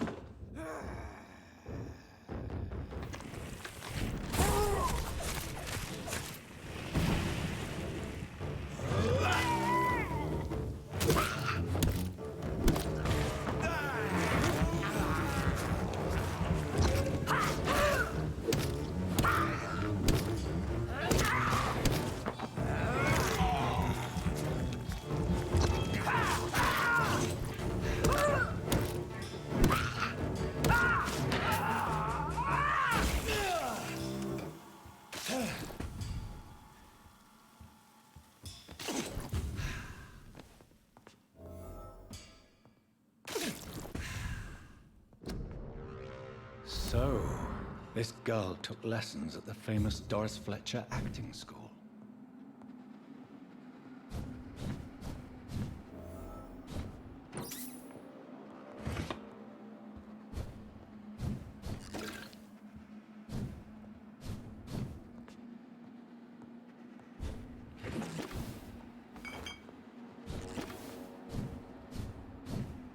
Doris Fletcher seems to be the missing link here. It can't just be a coincidence. I should go to her acting school.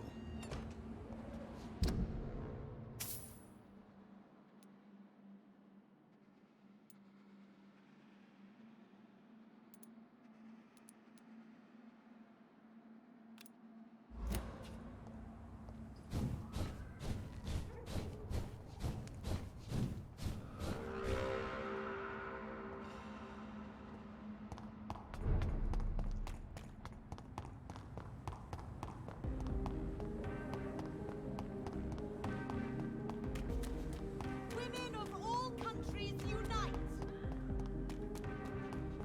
It could be someone you know.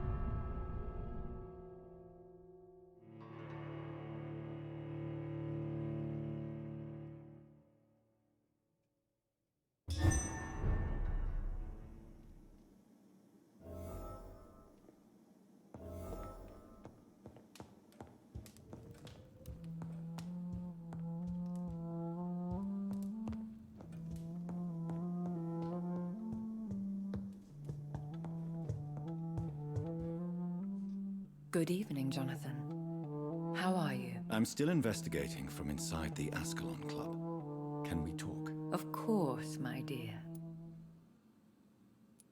How is your investigation going? I have decided to explore beyond the dictates of reason. What do you mean? You may on occasion find this house closed when you visit me. If so, it is because I have gone undercover. Sort of. Who are you going to surveil? I hope you're not considering spying on McCullum or the Guard of Priwen. No. I intend to ask a few questions in parts of town I rarely venture into. Dirty places where a delicate lady like myself should never be seen. When will you return? As soon as possible. And I don't intend to stay away for long.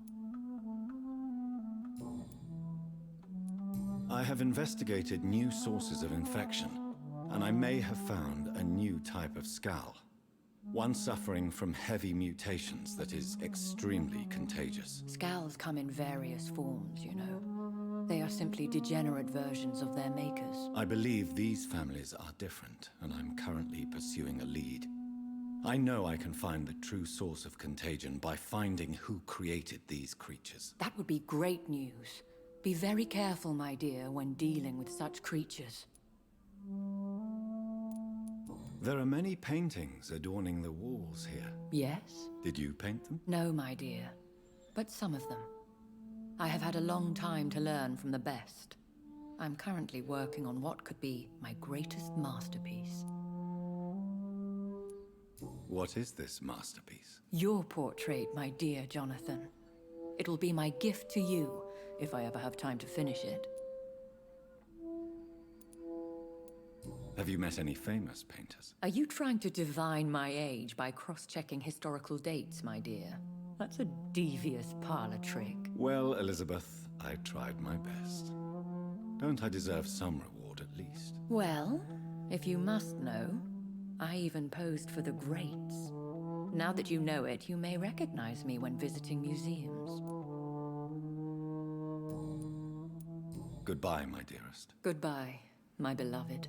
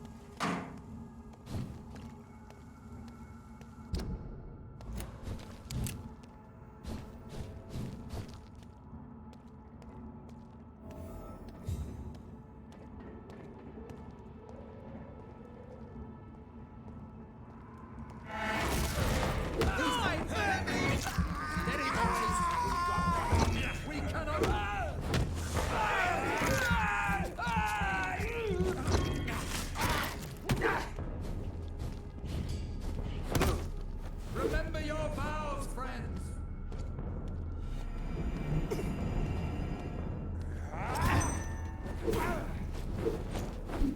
We'll protect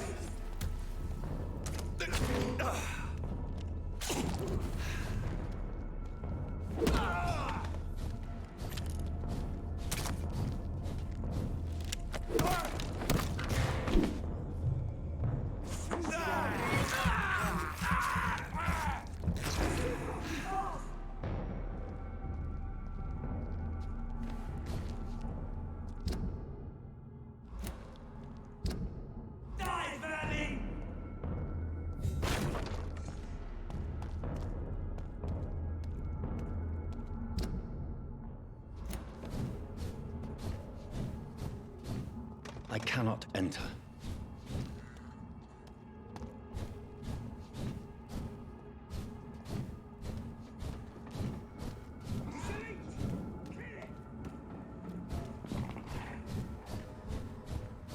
He's mine! I'll take it!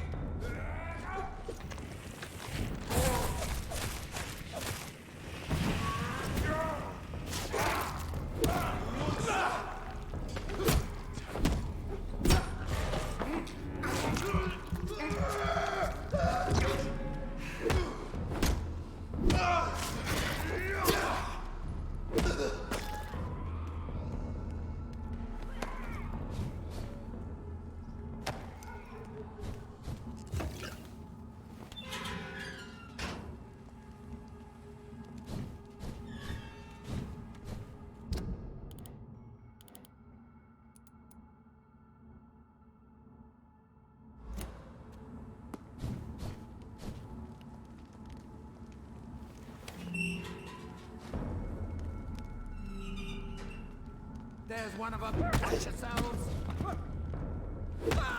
No rest for the wicked. Lord, give us strength.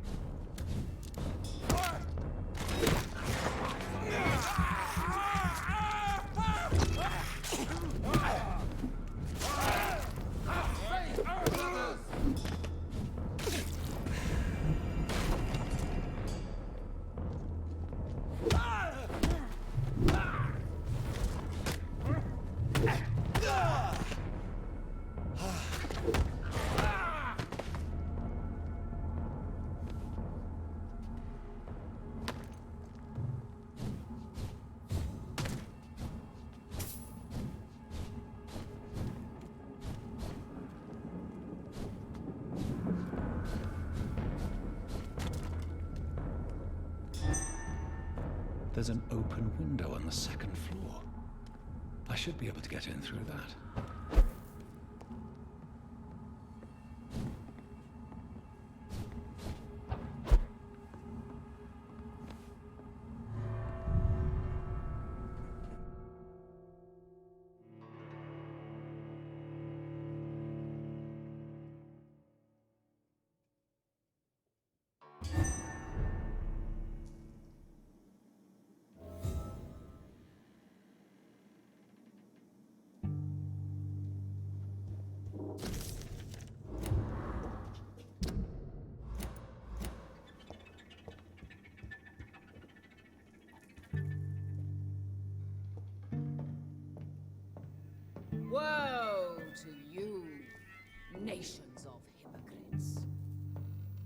in front of you stands the tall queen.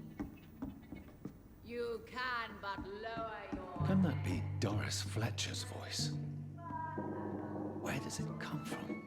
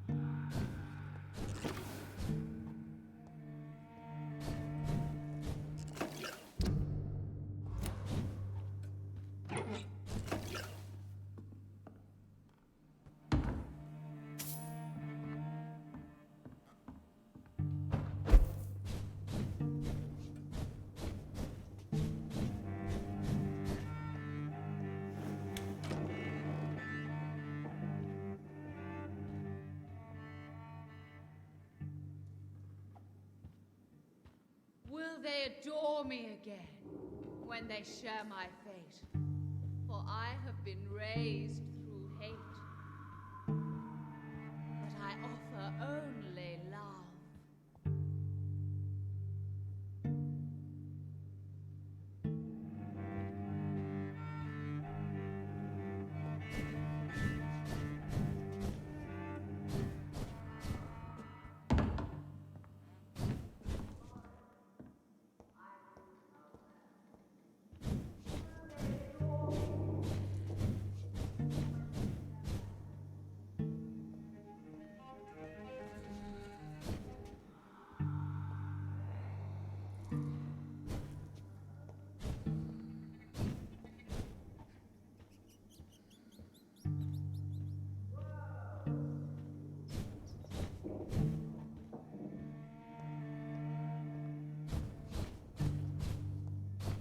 It's locked.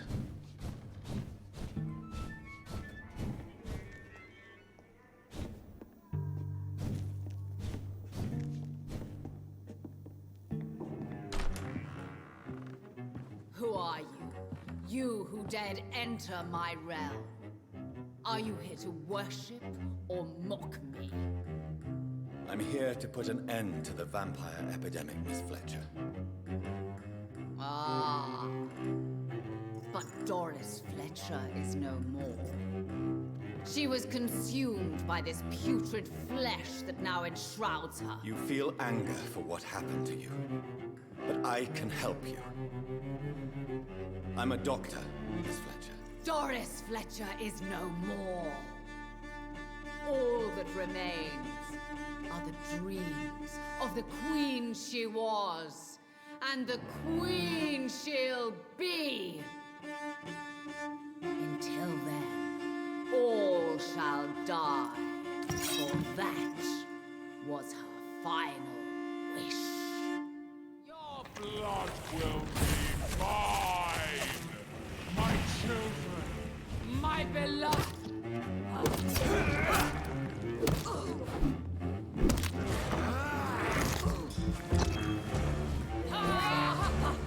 Touché, sir. En garde.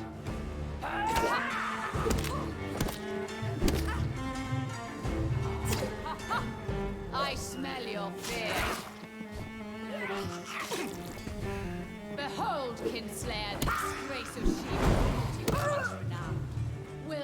the queen again once they all share her fate.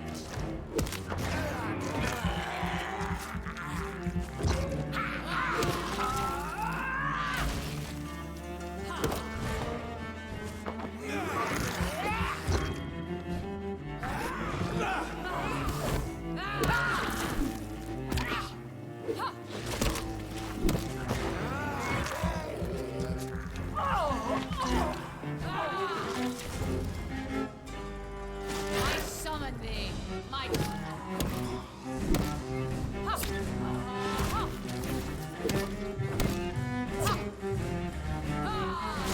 Woe unto thee, son of Babylon!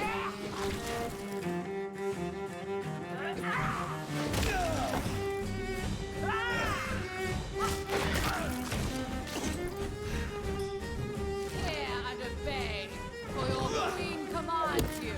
Attack!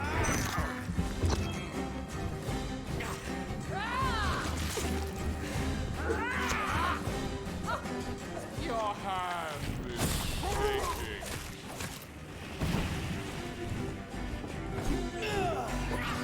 Arise and save your queen, my friends. You killed my father. Prepare to die.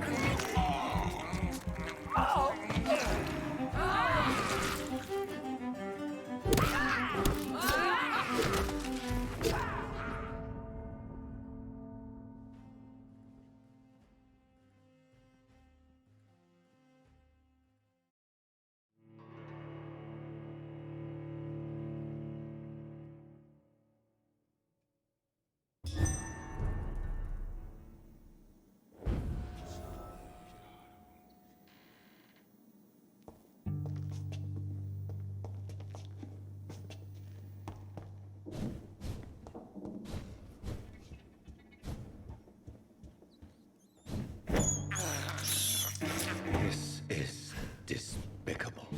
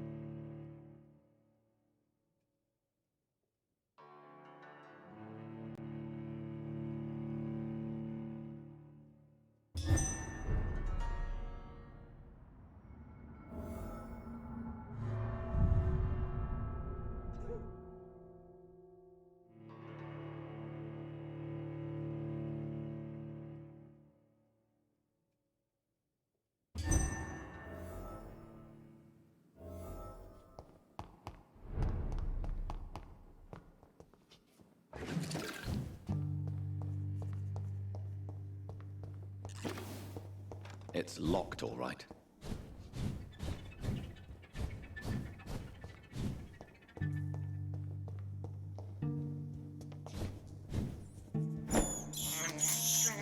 I can't believe I'm doing this.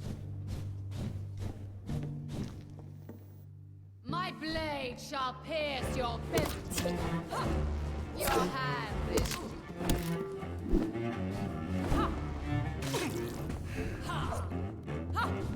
On guard. Touché, sir.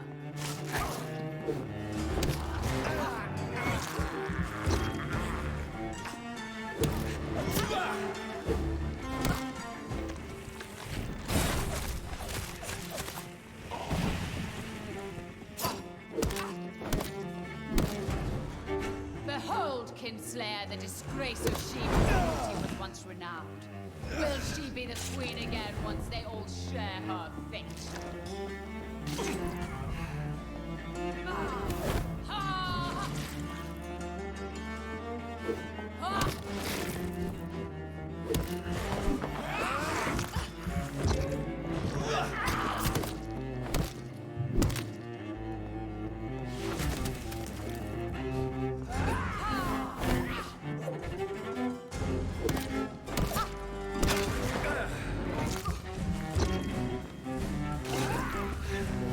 Come to me, my servant. I smell your fear.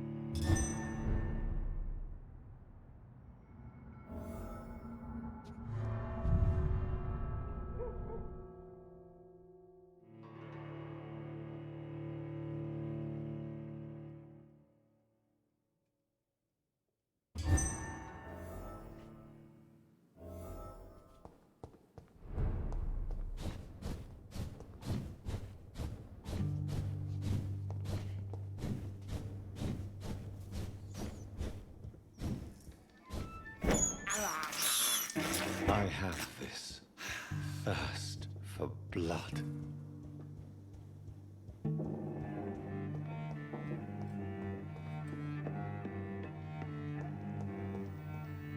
You killed my father. Prepare to share, sir.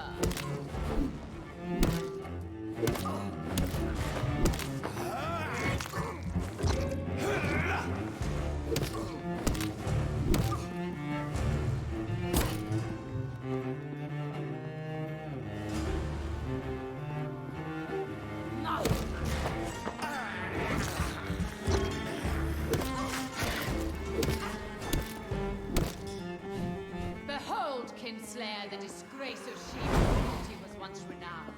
Will she be the queen again once they all share her fate? Your blood will be mine!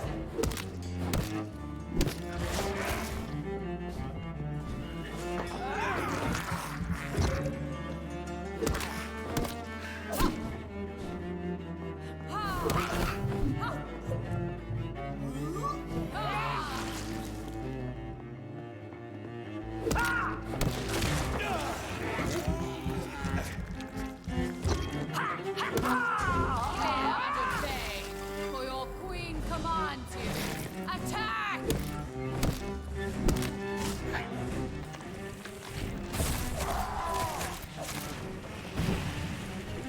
Arise and save your queen, my slaves.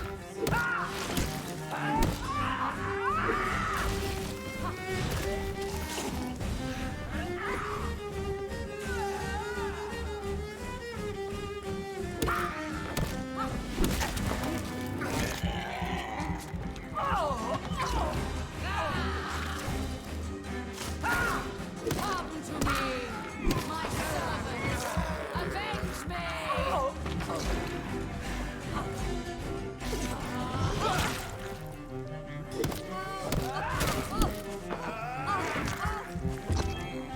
My blade shall pierce you on guard.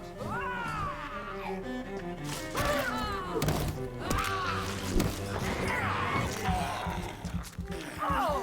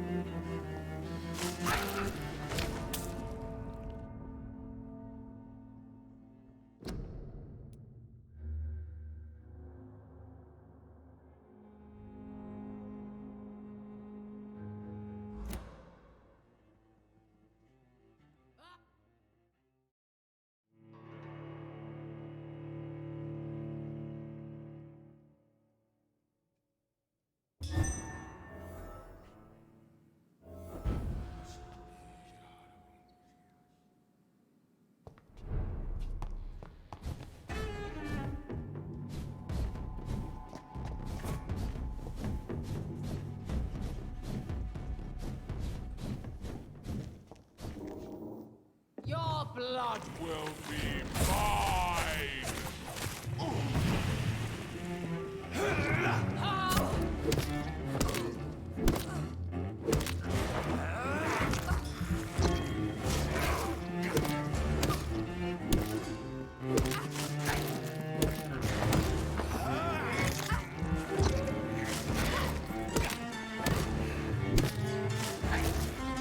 Behold, Kinslayer, the disgrace of she who was once renowned. Will she be the queen again once they all share her fate?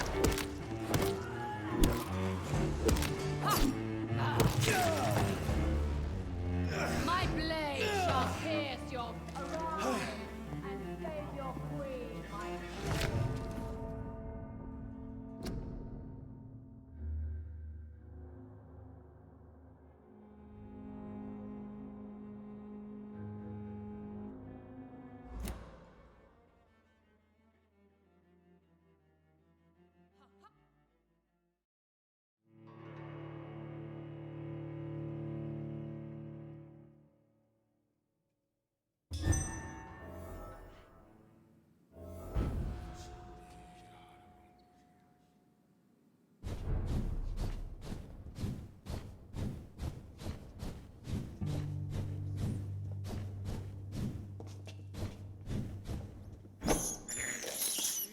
I can't believe I'm doing this. woe unto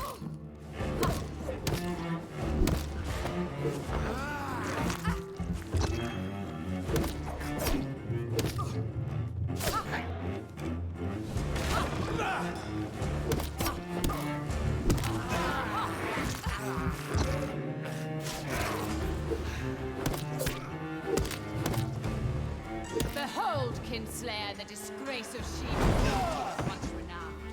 Will she be the queen again once they all share her fate?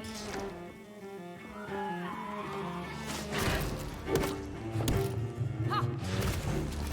Your blood will be mine! Ha! Ah!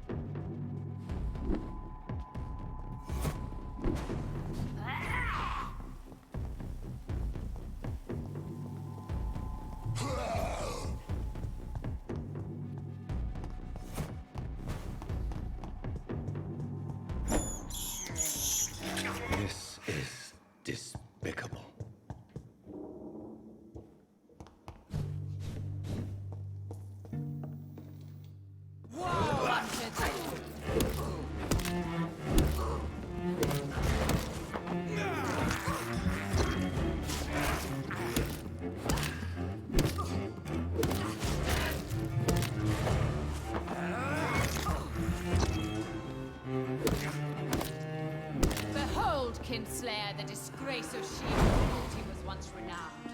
Will she be the queen again once they all share her fate?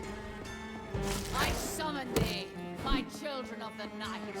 Bite, maim, spit, kill! Ha! Your blood will be mine!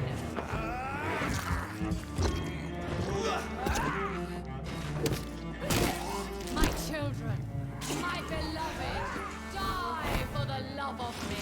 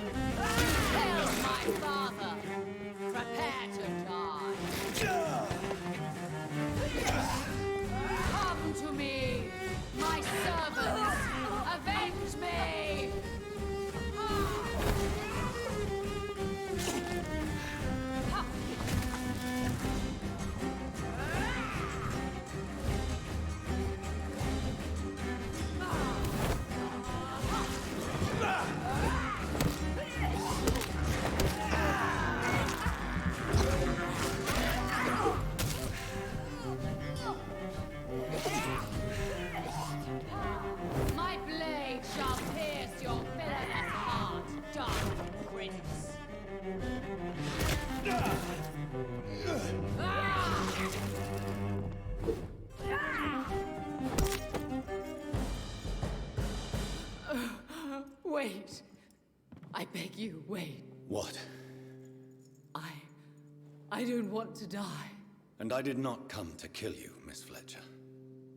Will you spare me then? Save this cadaverous carcass of mine. Does your heart beat a little faster now? You fancy me then, Doctor? No, Miss Fletcher. My dead heart will beat for only one. Ah! Is she pretty? Is she sweet and tender? To me, yes. Ah! I hate her already. I know. And this is partly why you must be destroyed. But you just said... That I did not come here to kill you, yes. But I realize now the threat you embody must be stopped.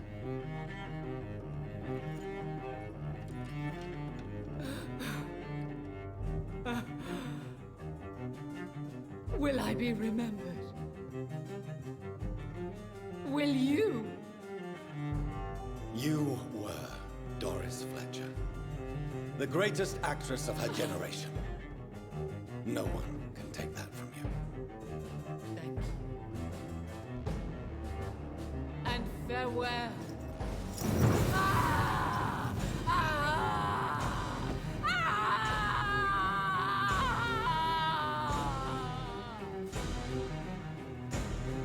Farewell, Doris.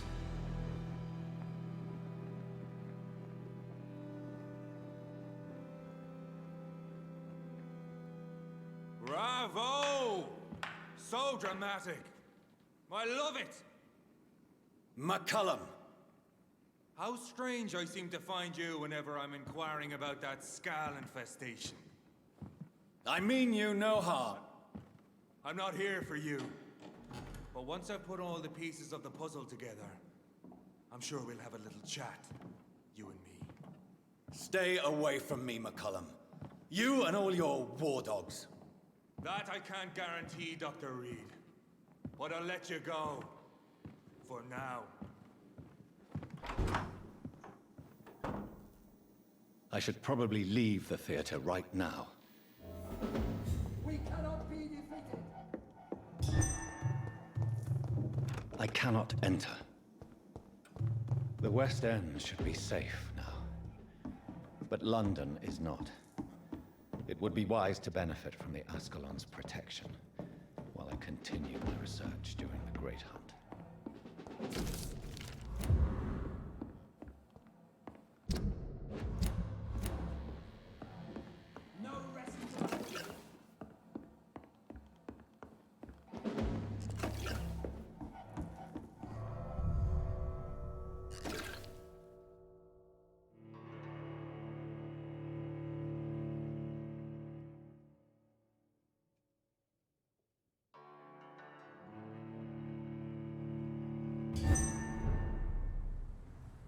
These people want me dead.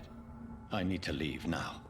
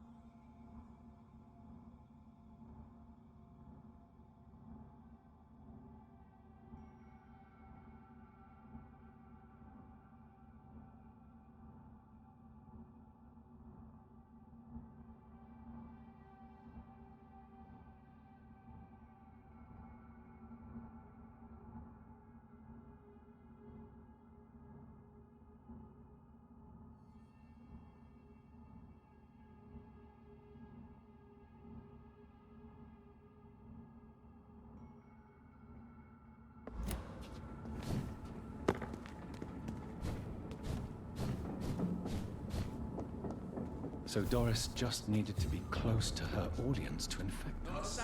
Contagion through skin. Very disturbing.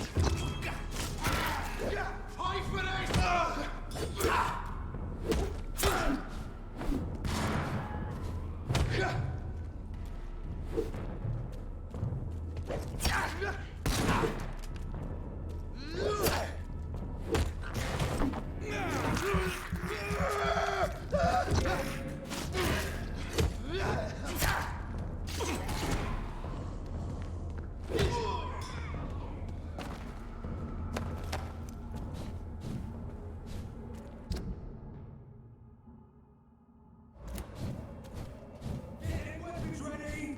Van one!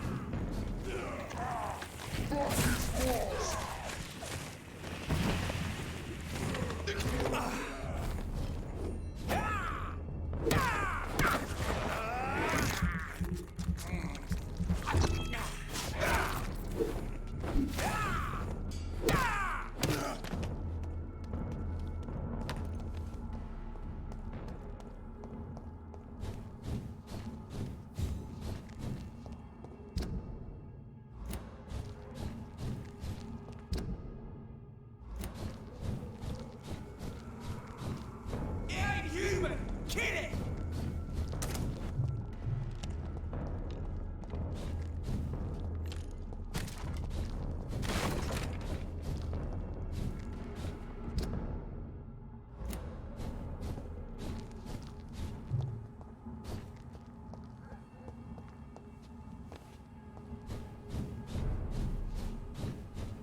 Over there! There's one of them vermin! Die!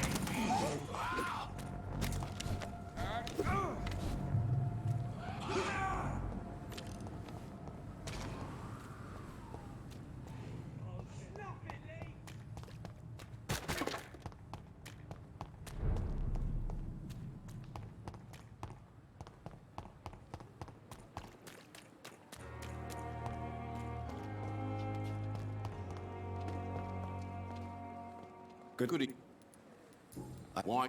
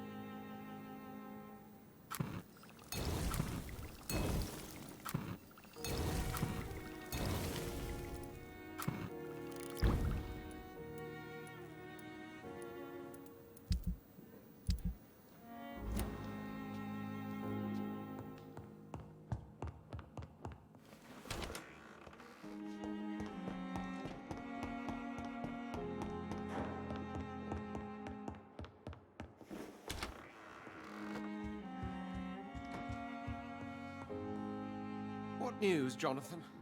I've heard you've now joined the vampire elite of London. Did Elizabeth tell you? So it's Elizabeth now. My. Things are moving quickly.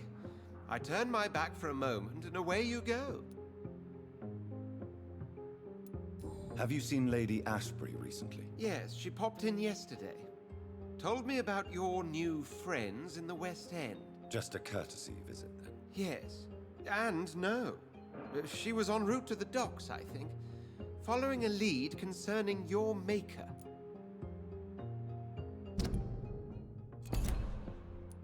How's the situation at the Pembroke? We're still holding out. Question is, for how long? What we really need is hope, Jonathan. Hope for a better tomorrow.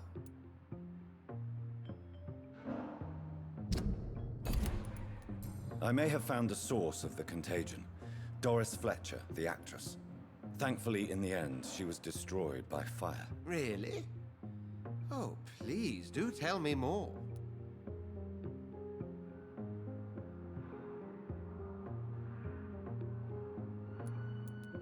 Doris was a heavily mutated skull. Almost a new breed entirely. It's as if the disease had completely altered her mind and body. Highly contagious. As if the disease had taken control of her will? Yes. Once a beautiful and brilliant woman, she became motivated by hate alone. Oh, she was a beauty. I met her when she visited the hospital to cheer up the sick. Too bad the fire destroyed her. But it was probably for the best.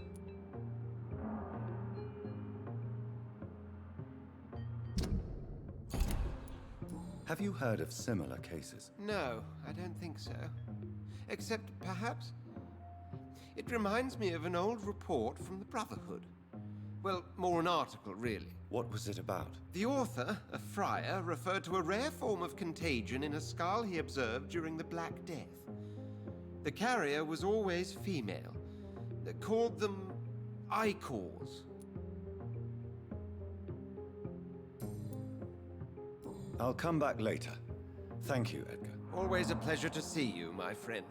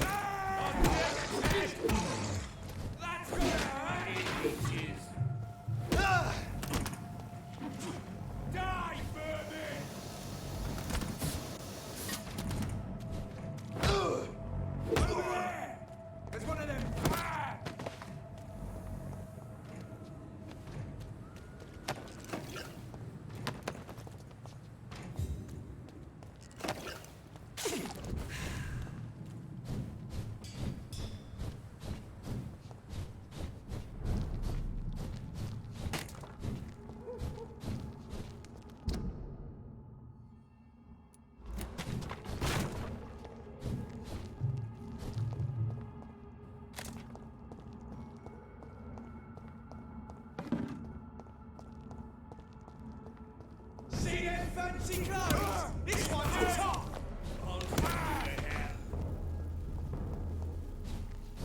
Die, beast! Die, leech!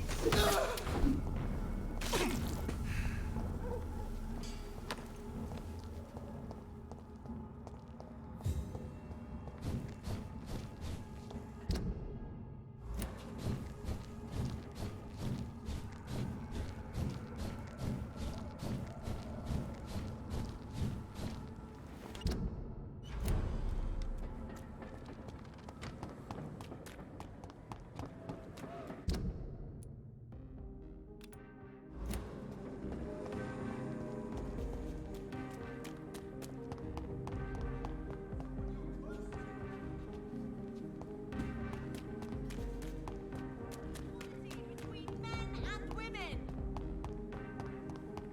Women's right to vote is only the first step.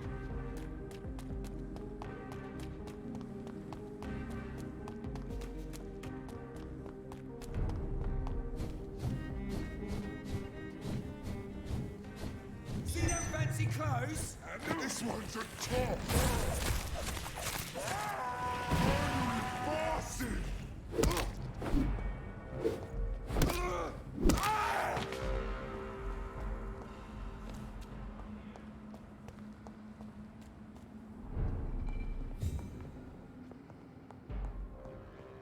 It's one of them! We have to stop it! Hey, monster! I hear leeches.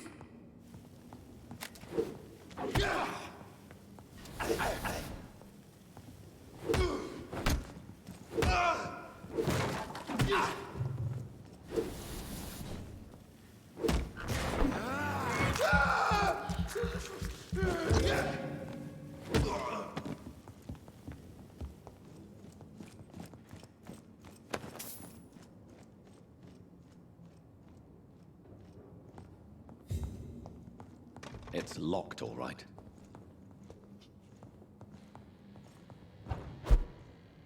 Die, vermin!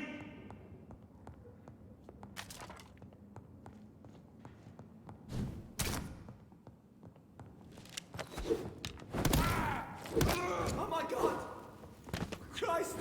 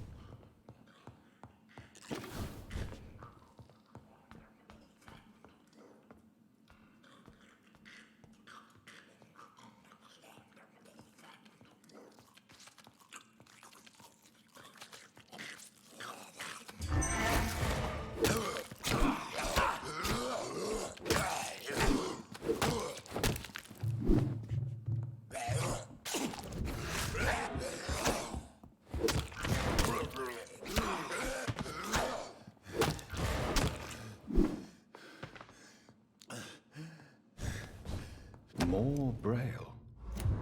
I should bring this to Mason Swanborough.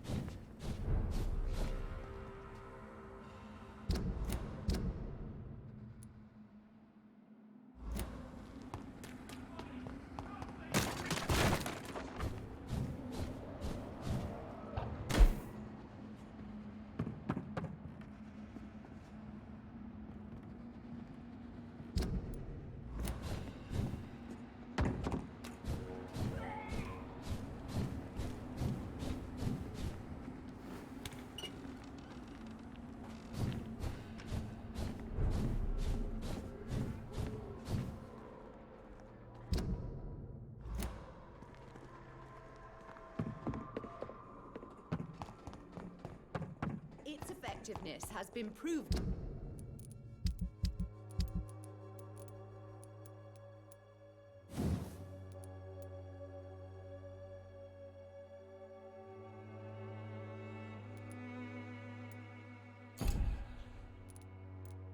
By many. Even the... Good evening. I'd like...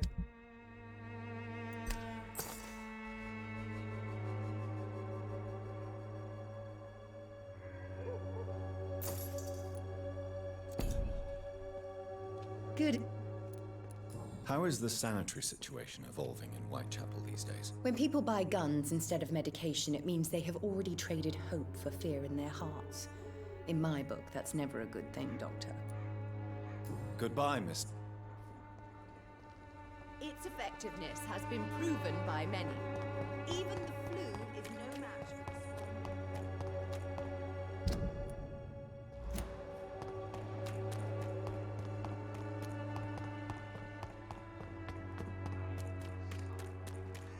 Joe, please, I don't have your money.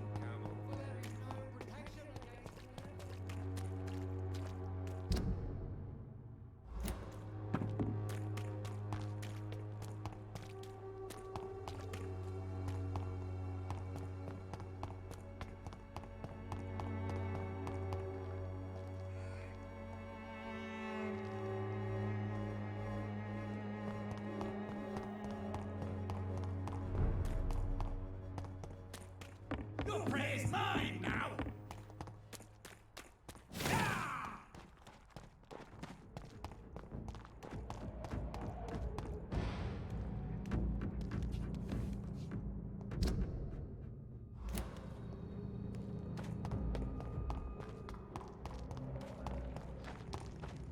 Don't you know better?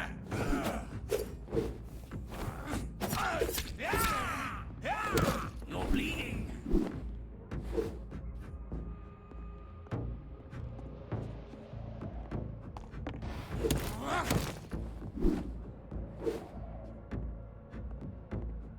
You're mine!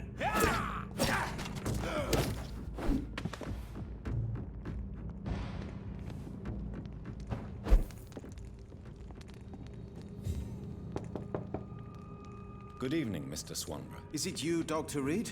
Please come in. Tell me, how do you see the world these days? What can I do for you? Here is another page of the diary we were talking about. Ah, now we're talking. Ingredients, dosages, dangers, and side effects. This is it. Is the diary complete now? No. The author tested his work in a hidden laboratory.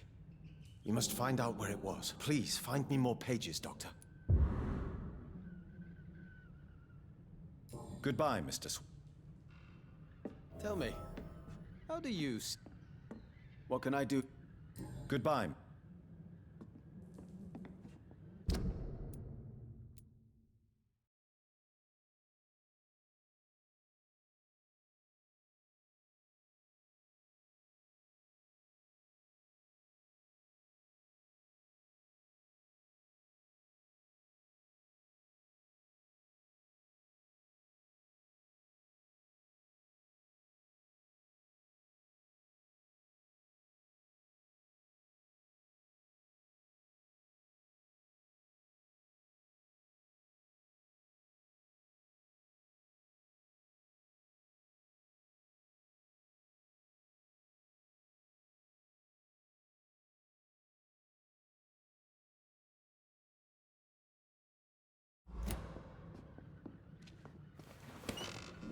What kind of gentleman pays visits to people at this late hour?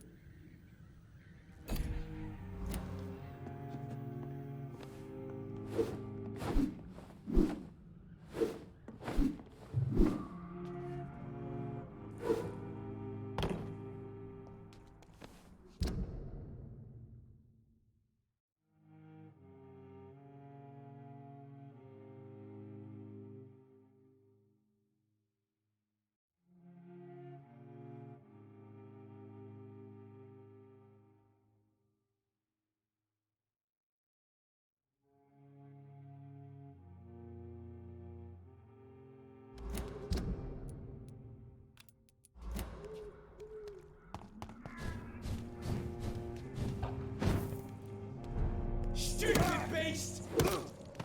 Fuck his false!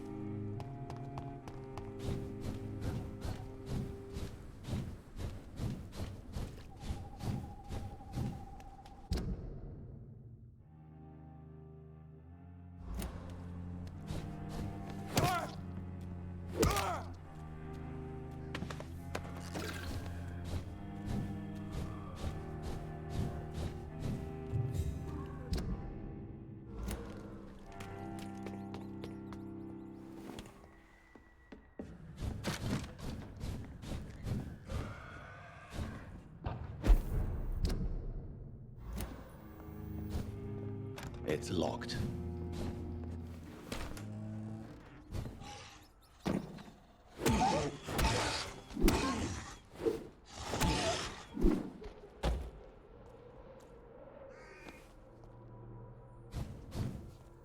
I cannot enter.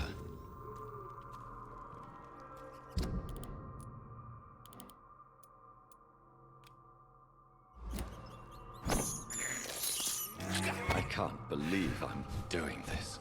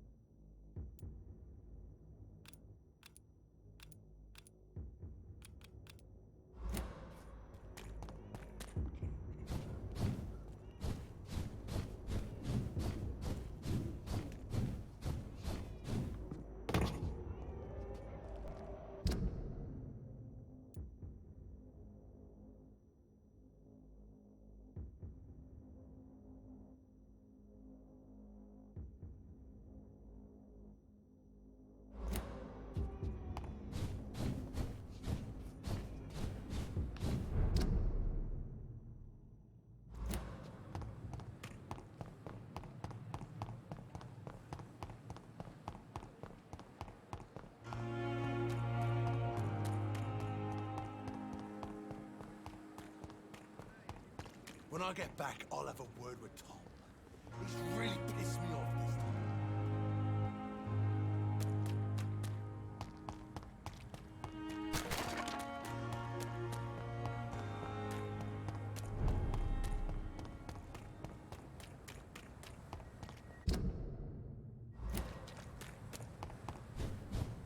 Stupid beast!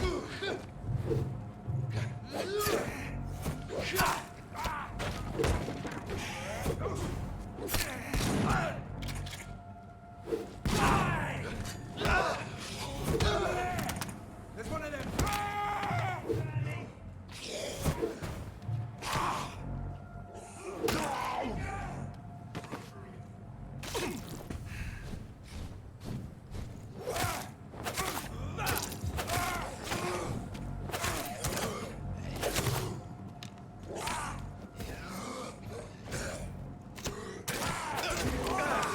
Doesn't like burning, does it?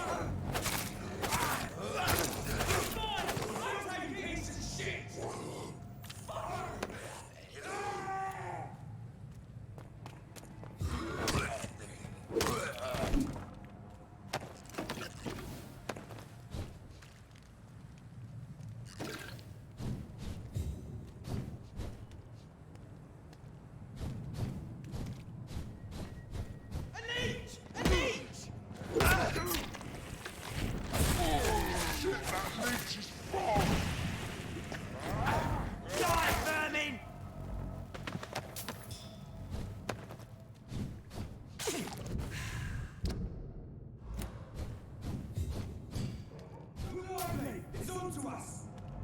I fear no evil. Filthy piece of shit! Oh, Christ! Christ, he's dead! No!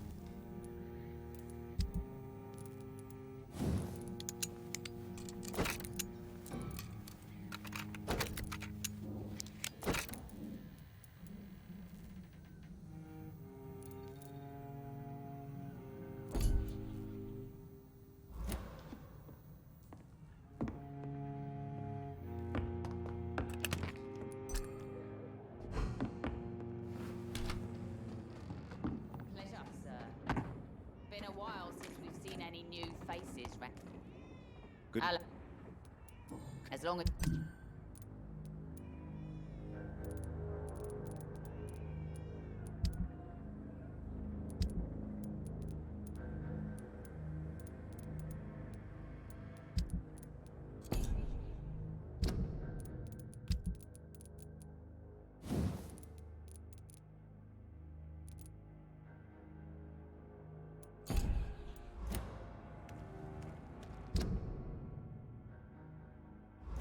Pleasure, sir. Been a while since we've seen any news.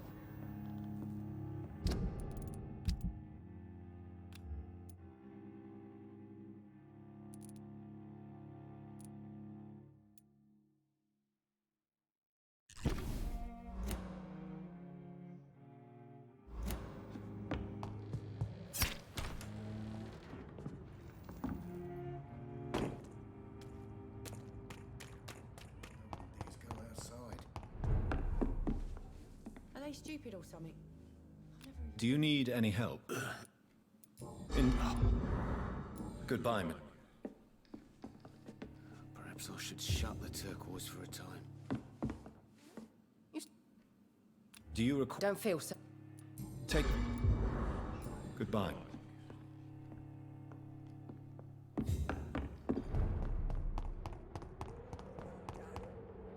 should have talked to me.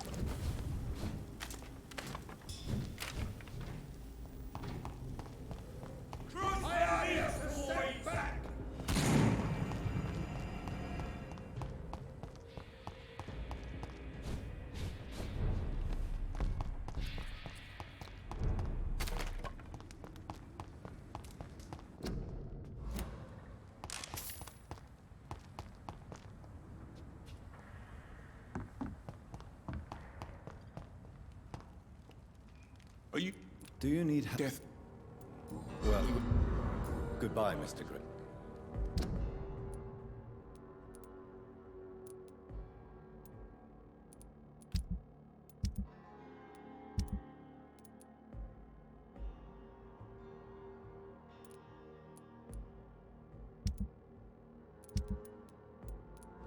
I know I've got something that'll strike your fancy. If not, I'll find you something. Show me.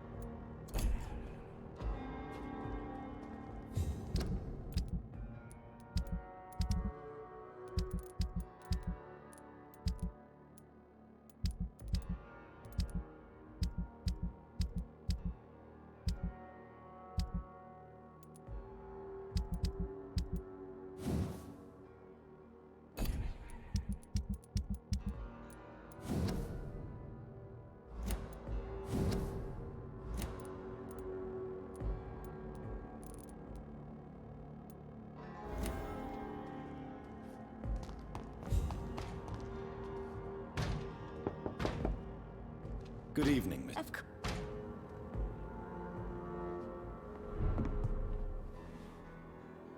Sir?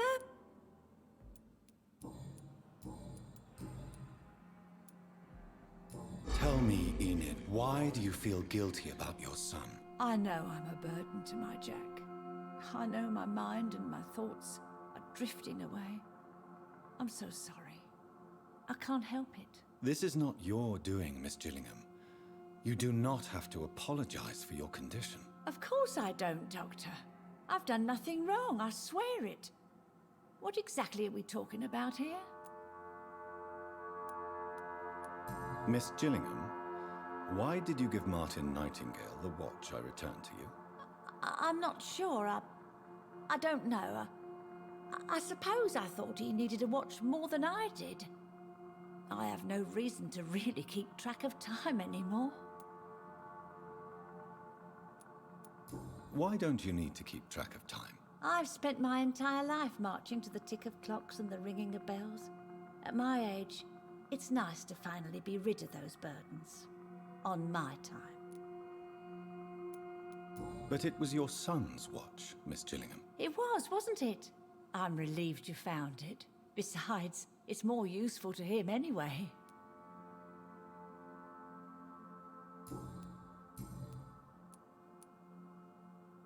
Have you heard anything recently concerning Sean Hampton's shelter? I've never heard that name before, I'm afraid.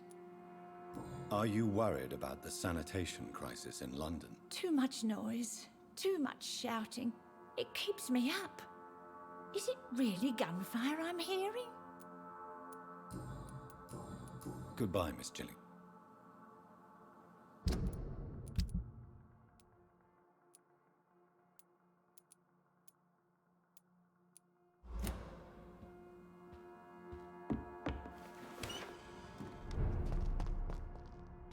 Good evening. There's no need.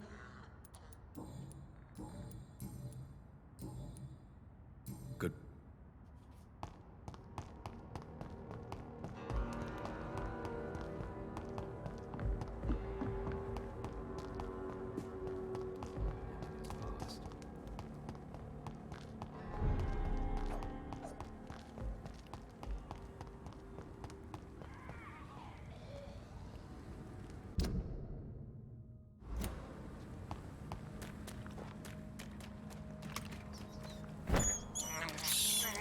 I can't believe I'm doing this.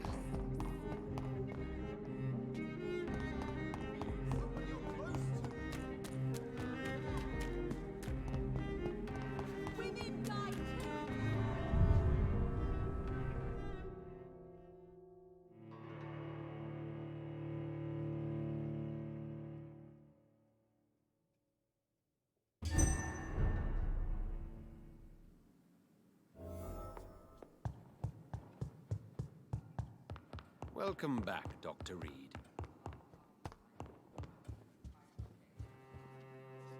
Elizabeth, what are you doing here? I've been formally asked to witness your triumph, my dear. After all, isn't it the natural role of a woman to support her man in victory? But it's you who insisted I join the Ascalon. Please forgive my giddiness. I'm just overcome by the thrill of finally being allowed within these hallowed halls. You certainly have an inquisitive mind. It's quite something.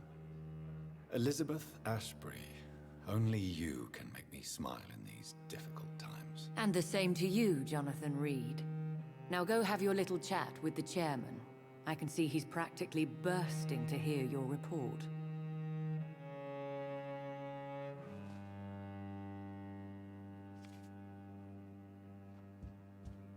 Lord Redgrave can play with the brave all he wants, but I won't put a foot outside.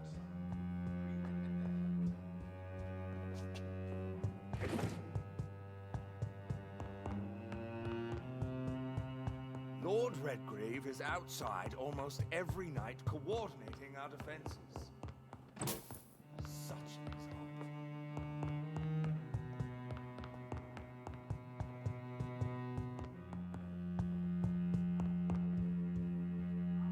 Welcome back to the Ascalon Club, Lance-Bearer. Please, tell us the good news. Have you put an end to the epidemic? My hypothesis was correct. Doris Fletcher was the source of the contagion in this part of town. She was probably the first to be infected. And you cleansed her before the hunters, I've been told. Well done, Dr. Reed. You thrust your lance and pierced the very heart of the corruption. I'm just a doctor. The important thing is, we won a major battle for the survival of London. For that, we salute you. Thank you, my lord. Now, I have another task for you. One of the utmost importance. Perhaps even more so than the previous. I'm listening. It's time for you to perform a most sacred duty for the club. I want you to recruit a new vampire. Recruit a new vampire?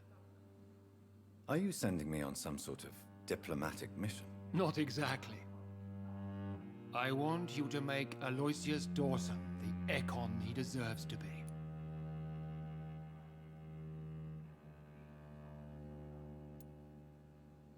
I'm sorry, but I can't. Are you questioning my orders? No. It's just... I'm not sure I'm ready to have another progeny after what happened with my sister. The rebirth of Aloysius Dawson is a necessary step in our campaign to ensure the safety of London. How would you like me to proceed? Aloysius is waiting for you at the Dawson estate. Once the deed is done, I'll join you there to celebrate this momentous occasion. Before I go, I have a few questions. All right, I'm listening. Why Aloysius Dawson? Because he is about to die, and he just may be the most influential man in England. After me, of course.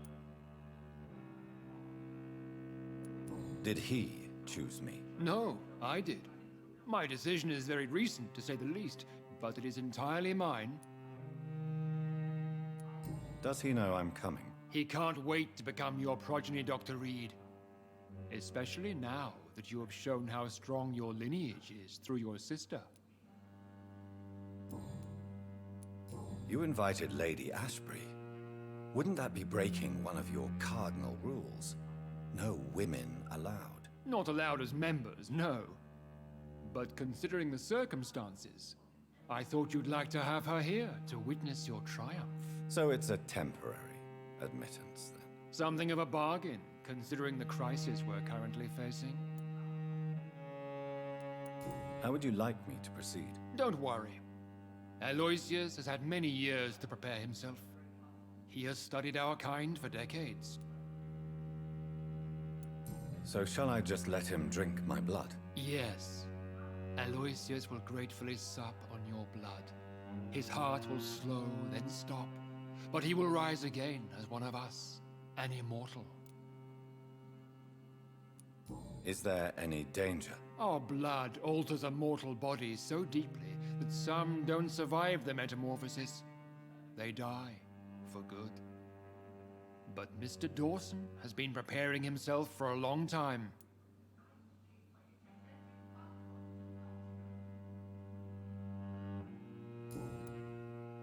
Goodbye, Lord Redgrave.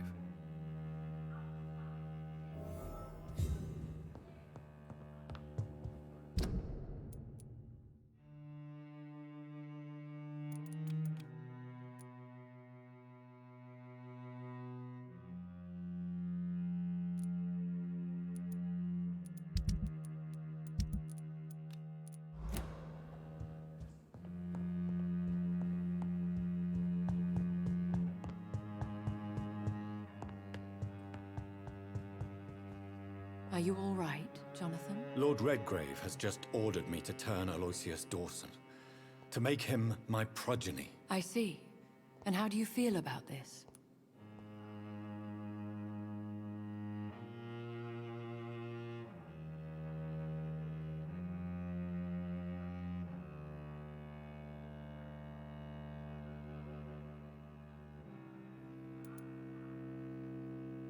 I'd like your advice on the matter. The real question here is, why has his lordship given you this task? Do you think it's some sort of trap? Do you really want to know what I think about this? I do, yes. To make an immortal of a soulless blackguard like Aloysius Dawson will only lead to a disaster for London.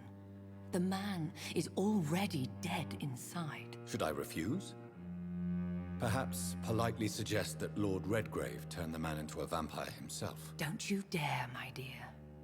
According to what I've recently discovered, his lordship could kill you for even broaching the subject. Really? Why? I've recently found proof that the Earl of Bristol is of lesser lineage, and only capable of creating skulls. Please tell me more about your recent investigation. As long as you lower your voice. What would you have me do about Dawson? The man is dangerous. Did you know he plans to build a wall to separate the healthy rich from the sickly poor? Do not make him your progeny. What would you do? The man's dying already. Let the Reaper harvest the rotten fruit that is his soul. What would happen if I made Dawson an Ekon like myself? You would add a powerful immortal into a suffering world. An immortal who already craves authority. Maybe I could teach him control, like you taught me. Lead him down the right path. Mr. Dawson spent his life searching for a way to cheat death. I'm sure he has spent decades dreaming of how he'd spend eternity as a tyrant. Are you sure your information about Redgrave is correct? He says he's the progeny of the great knight William Marshall, who lived some 9 centuries ago. That's a lie. Lord Redgrave is unable to create anything but skulls, if the poor souls survive at all. How can you be sure the information was correct? I made the acquaintance of a most interesting informer while investigating your maker, from whom I learned the truth about Lord Redgrave. Why so vindictive?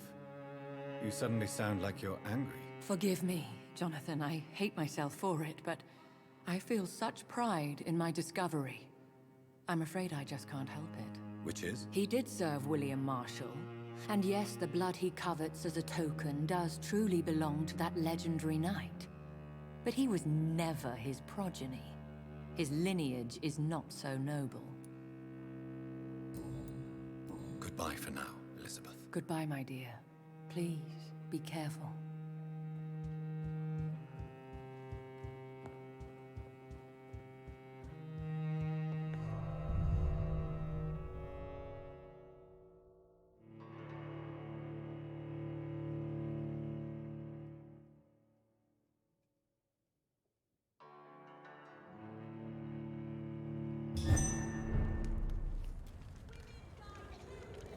It looks like vampires have to obey Mendel's laws when producing progeny.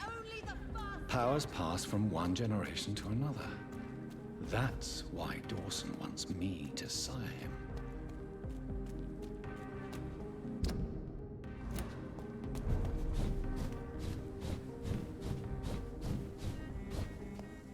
Did you hear me? See them fancy clothes? This one's a top!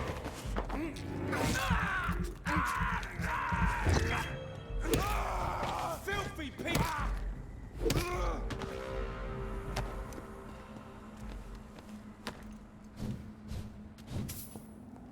It's mine! I'll take it!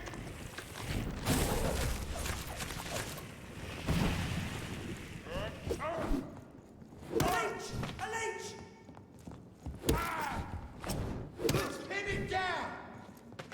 Want some of this?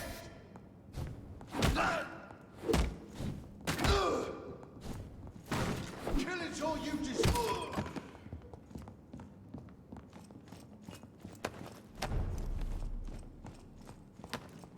It's a leech! Kill it!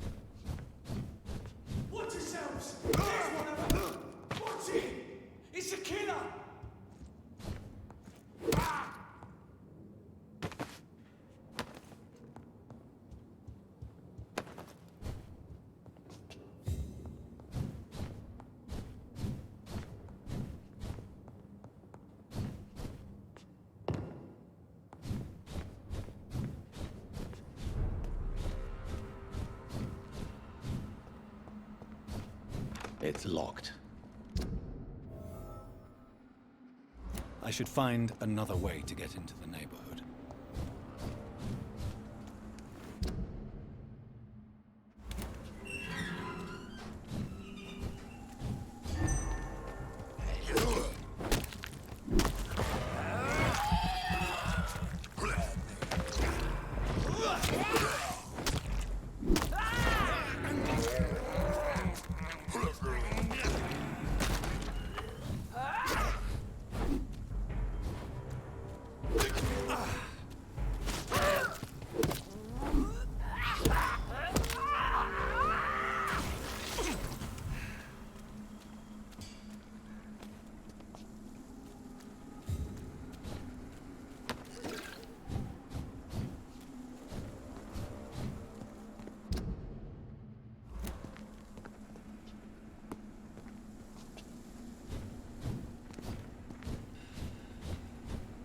I think this passage could lead me close to Aloysius Dawson's mansion.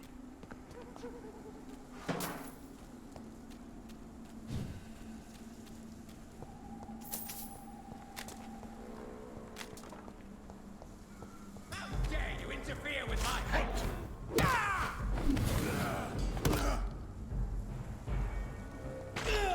You're bleeding.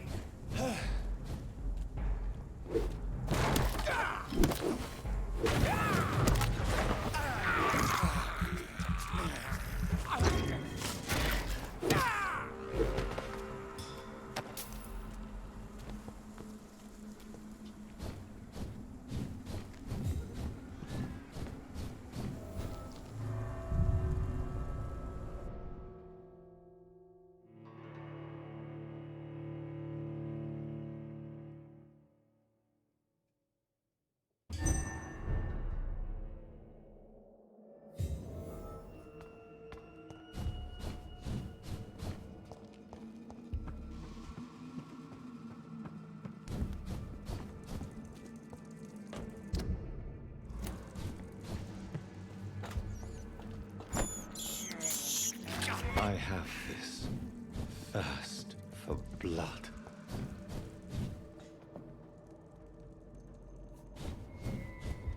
It's locked, all right.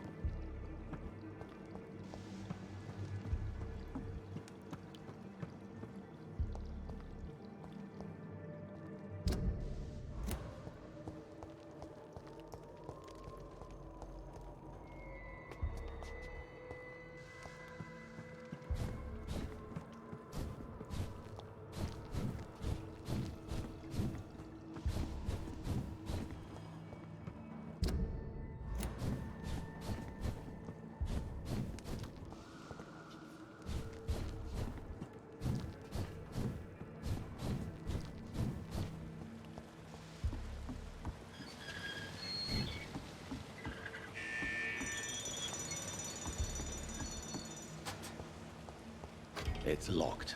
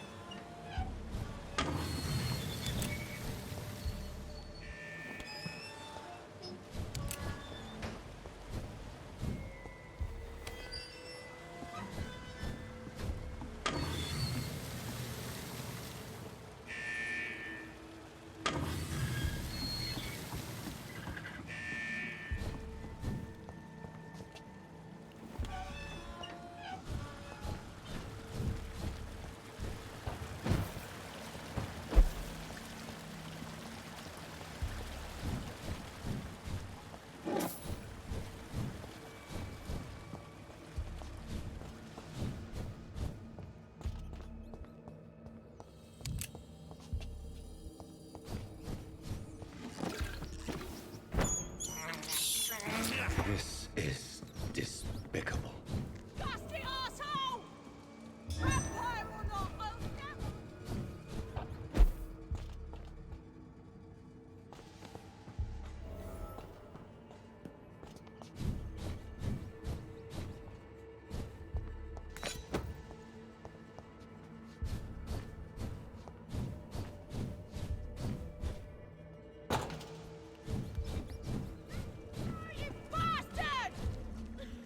Are you from us?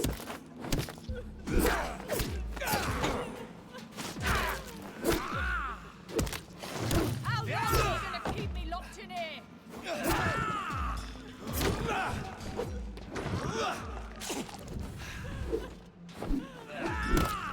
Disgusting arsehole! Vampire or not, I'll never be alright!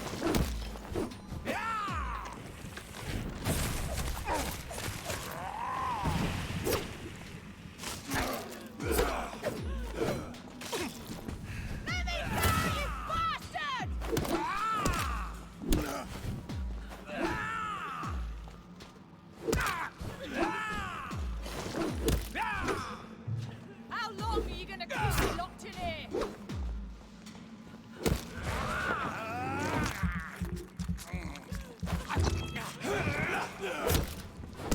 Disgusting arsehole! Vampire or not, I'll never be alright!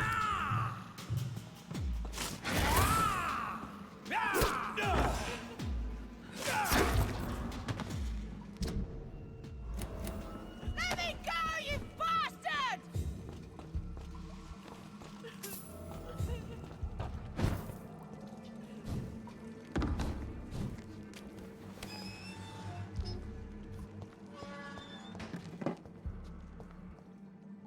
Are you all right, miss? Who are you? What do you want from me? My name is Jonathan Reed. I'm a doctor. What happened to you? Why are you here? I'm Louise Teasdale. I was kidnapped a few weeks ago by a vampire. Don't laugh, please, sir. It's no joke. I believe you, Miss Teasdale. That monster told me my father was dead. That no one was waiting for me outside. You're safe now. You don't have to worry about the vampire. You should just return home. Thank you, sir. I hope we'll meet again soon, because I'd really like you to teach me how to get rid of these creatures.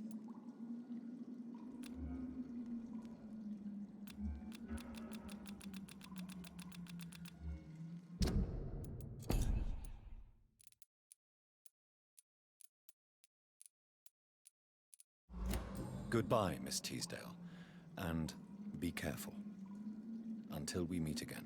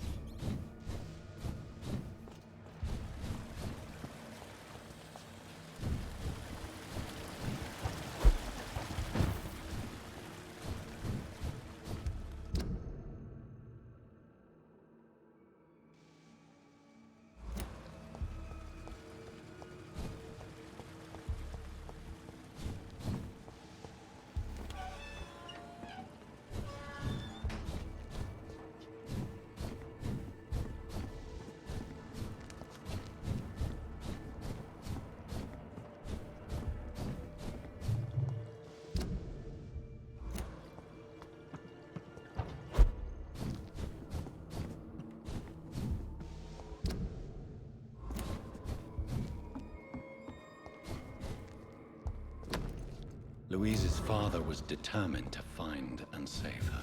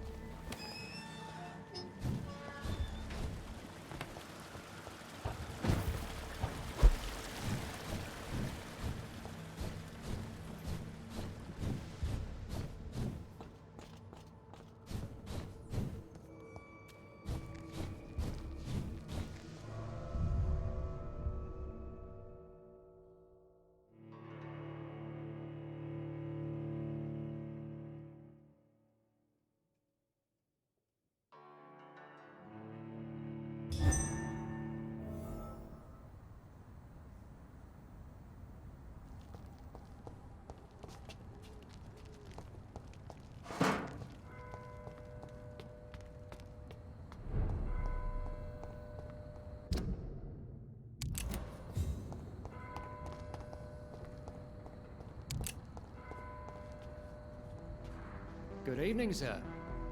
May I ask you what you're doing here at this late hour? I'm conducting an investigation about the epidemic in this part of town. And who are you, sir? I'm Dr. Jonathan Reed from the Pembroke Hospital. May I ask who you are and why all the questions? I'm Detective Inspector Charles Albright from Scotland Yard.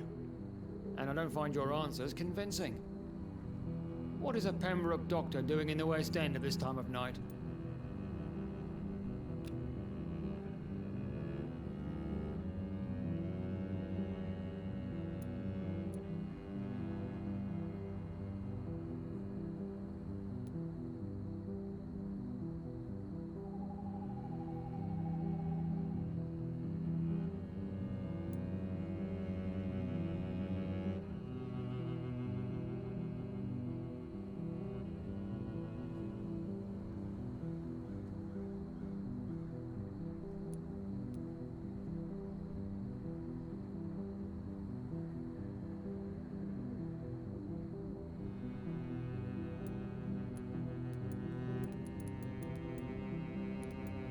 I'm here on my own, sir.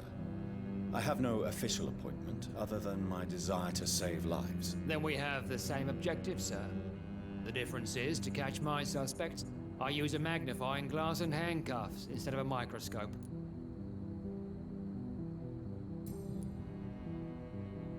Do you need medical attention, Inspector? I'm fine, thank you, Dr. Reed.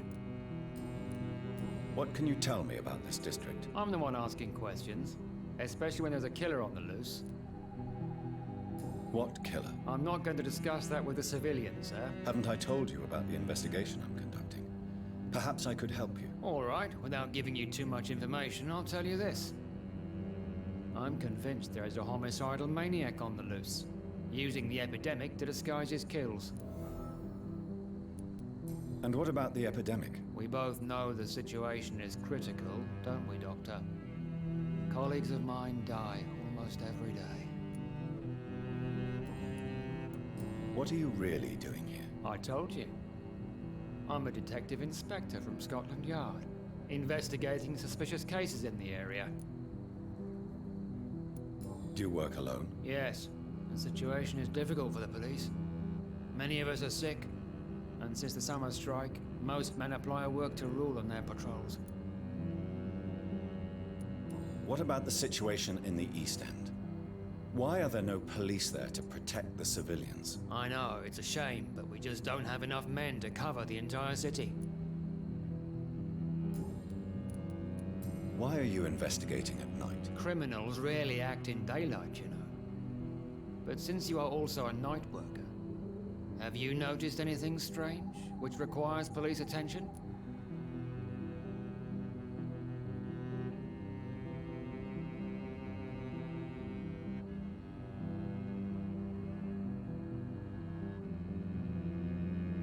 No, I've noticed nothing odd. All right.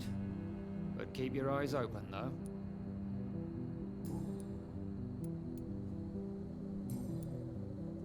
Tell me all you know about that homicidal maniac you're looking for. I'm not even sure there is only one. The wounds are always the same, but the modus operandi varies. Sometimes violent and brutal, sometimes precise and swift. How could different killers inflict the same wounds? That's my main problem. If my theory is correct, maybe we're facing a group of individuals sharing the same violent tendencies. Perhaps a sadist cult.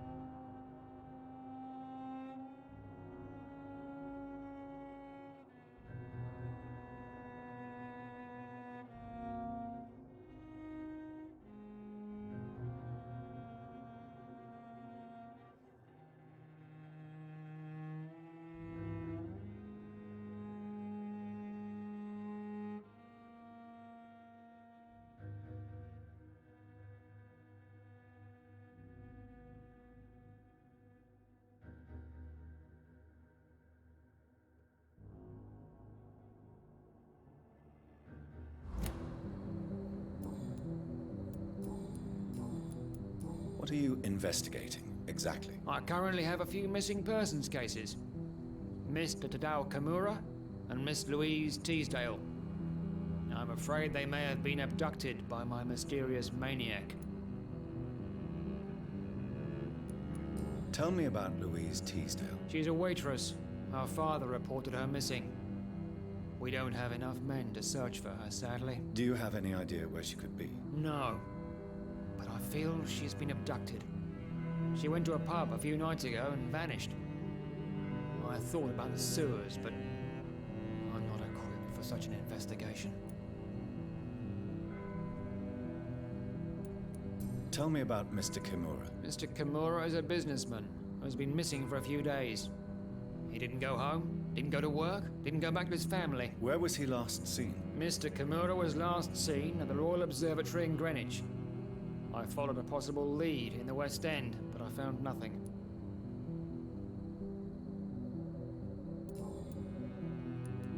Do you know anything in particular about a man called Aloysius Dawson? Who doesn't know the man?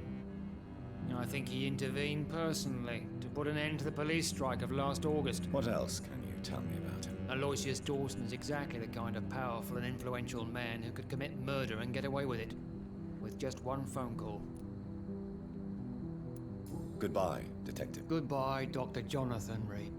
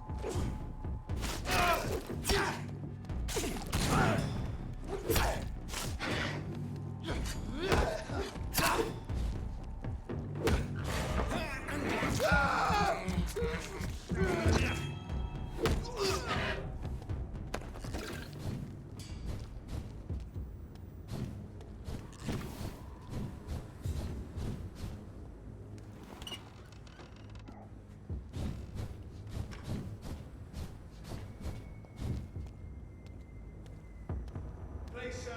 Can't let you through.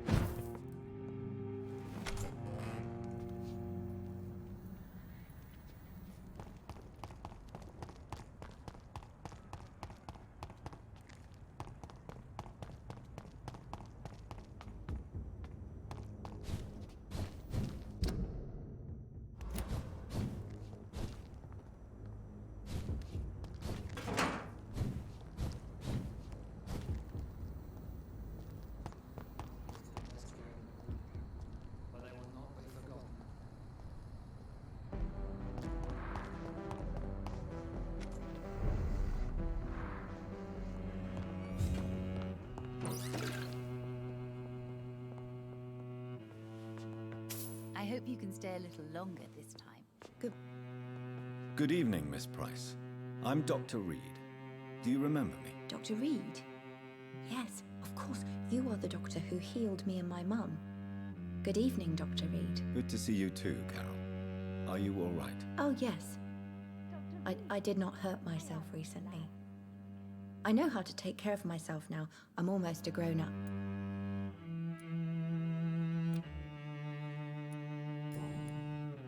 Why are you awake at night, Carol? I am helping my mother in her shop. It's not easy, but I'm a grown-up now.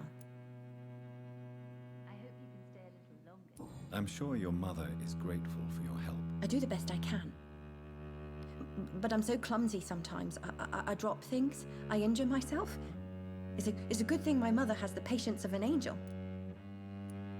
Why is work not easy?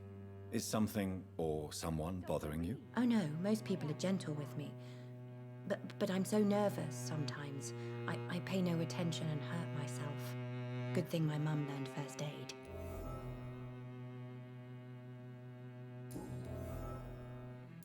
What can you tell me of the people living nearby? I don't speak to many people, except our customers. It's not easy to make friends. And with the epidemic, it's even more difficult. What can you tell me about the epidemic? Some of our regular customers have left London. Some others only send their housemaids now. Everybody fears the contagion. I've even seen men with weapons. Have you no friends at all? No. Mr. Nithercote used to pass by and was always nice to me. Does he not come by anymore? No. Mum said he was weird. Always reciting poetry about a girl he'd met in Whitechapel. I wonder who this camellia may be.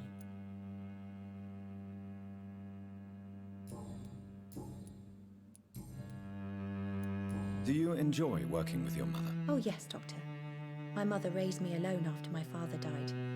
We've always lived together, and she has always watched over me.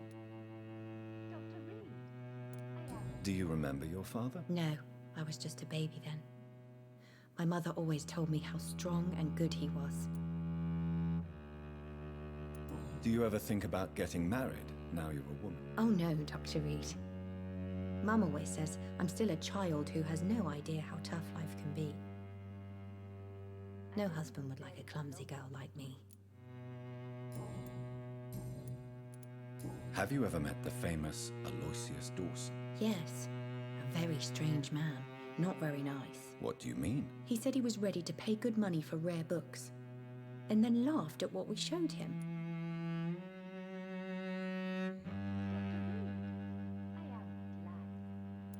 Goodbye, Carol. Oh, I am sorry, I can't help you, sir. Perhaps you should talk to someone else instead.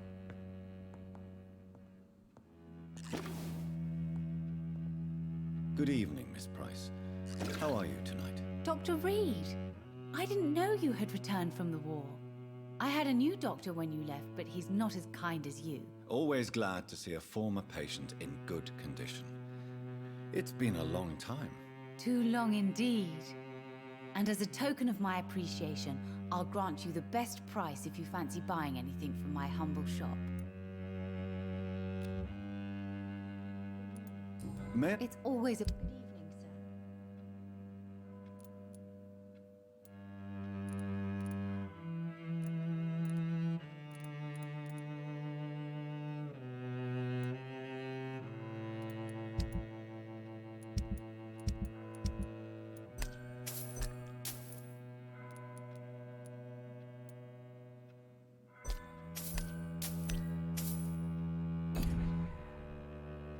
Dr. Reed, you...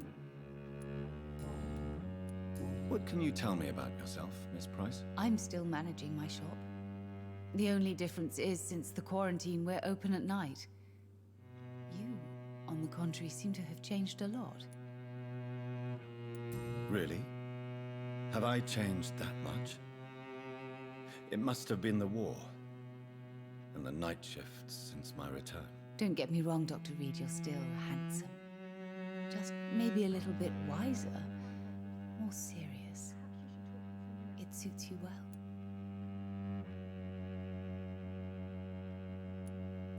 Tell me more about yourself.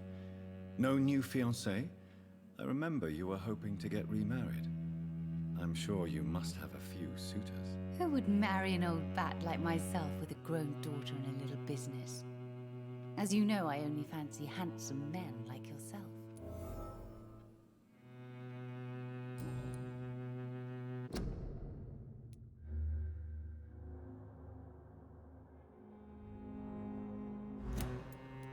Have you noticed anything in particular in this part of town recently? Other than you coming back to cheer me up? Nothing at all, Dr. Reed. Carol's gratitude is exemplary. She seems determined never to leave you. I'm taking care of my daughter as well as I can. It's not always easy, but she's the best gift life gave me. But she'll probably leave you someday to live her own life. Will that be difficult for you? Why would she leave? Children sometimes stay with their parents until the end, for they know no one else will love them as much.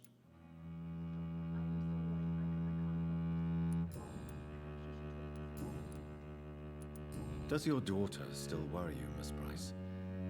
I remember you were often concerned about her health when she was younger. Have you not seen Carol since you returned? She's almost a young woman now, but she'll always remain my sweet little baby. So you're less afraid? Some things never change.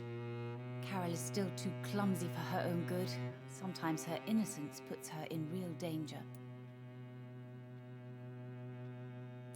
Why would her innocence put her in danger? She does not realize how cruel life can be.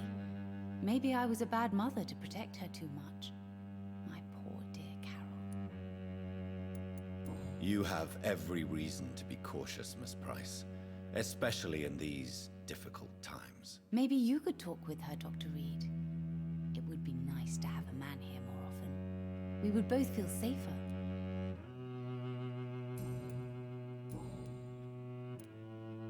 Do you know Aloysius Dawson? Everybody knows him. He's only been to my shop once, though, looking for rare books and other intriguing antiques. Did he buy something from you? No, he left quickly. He almost laughed at my goods. Mr. Dawson may be a rich man, but you can't buy good manners. But isn't Aloysius Dawson known for his philanthropy? That was before his brother Robert died in an aeroplane crash. Since then, the remaining twin has turned into a heartless tycoon.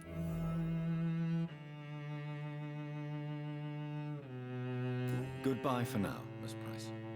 Dr. Reed, I am glad to see you.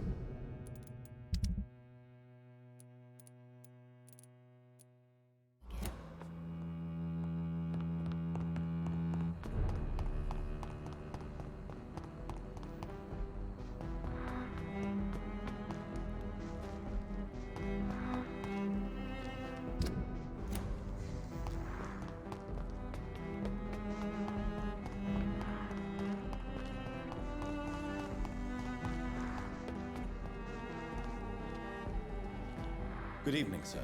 I'm Dr. Reed. Can I be of assistance? Dr. Reed? Dr. Reed? Is there anything wrong? No, it's just... your name sounds familiar. And your face. Have we met before? I think I would remember.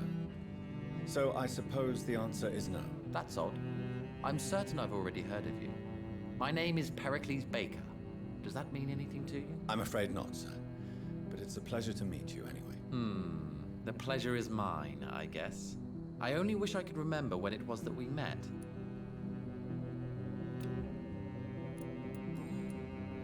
Tell me about yourself, Mr. Baker. What are you doing out here in the middle of the night? We are waiting.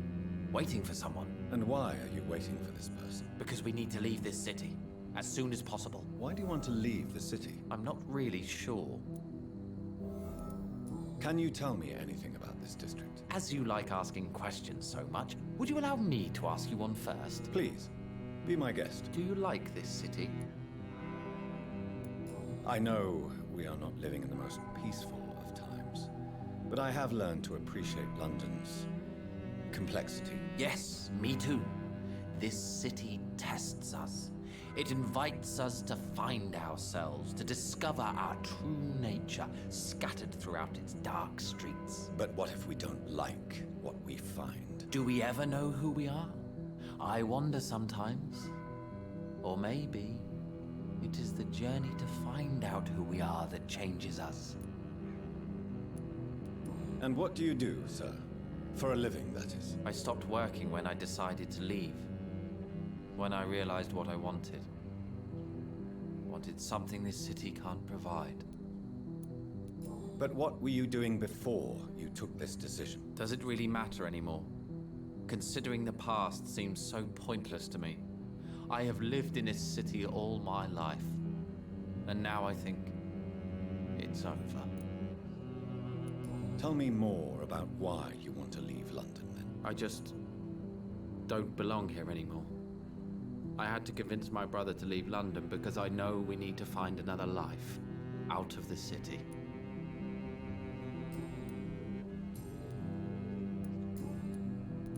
Who are you waiting for? I'm sure he has a name. I really can't answer that question, since I don't know that person. And why is that? This person is mostly my brother's acquaintance. I don't even know his real name.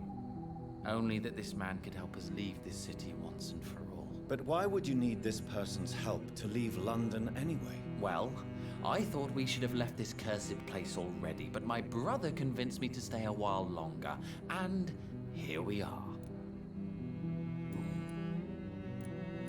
What can you tell me about Aloysius Dawson? I've heard this is a man who has searched for his place in the world for a long time. I hope he found it. Goodbye, Mr. Baker.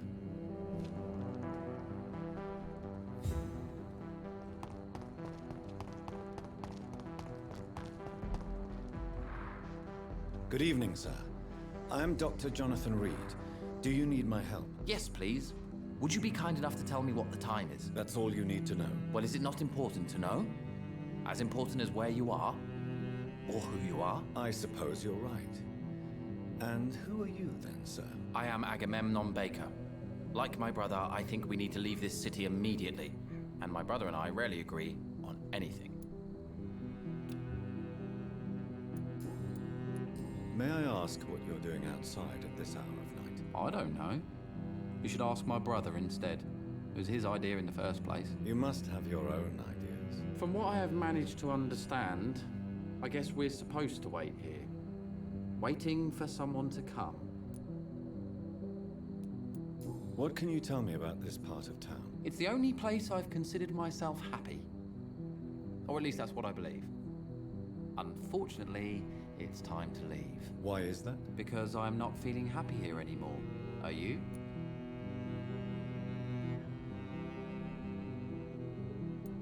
I still enjoy living in London, no matter how difficult it can be sometimes. Then I am sincerely happy for you. True happiness in life seems to be the most difficult goal to reach these days. May I ask why you've not gone already, if you're so exasperated by this long wait? I believe fear is holding us back. My brother would have said it's laziness, but it's just because he's prouder than I am.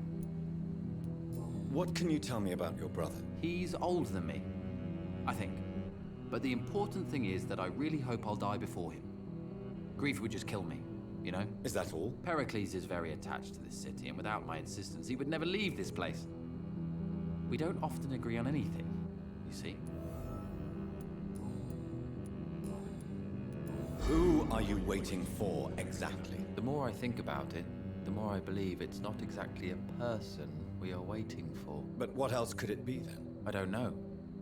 A feeling? An event? An impulse? How can I tell?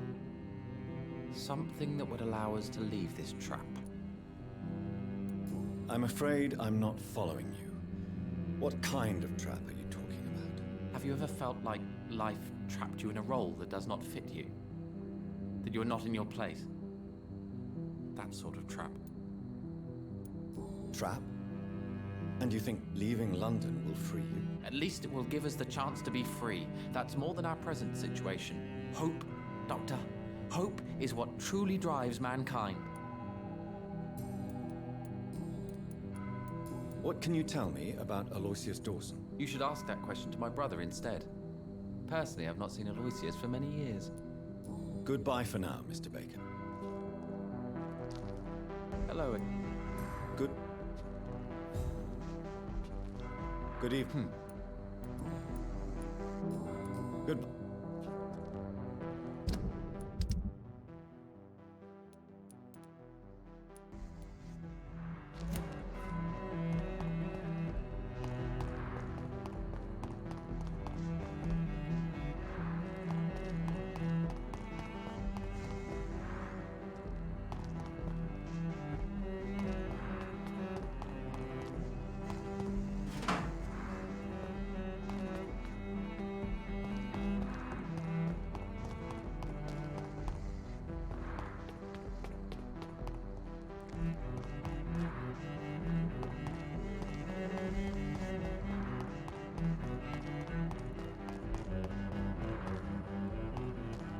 It's locked, all right.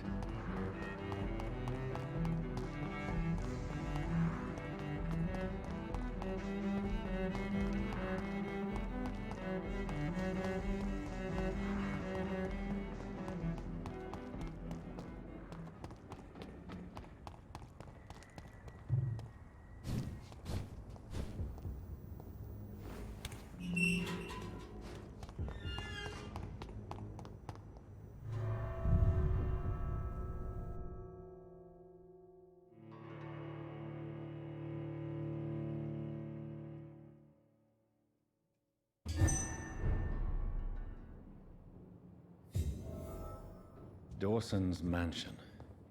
Here I am at last. But the question remains, am I ready to make a dying man my progeny?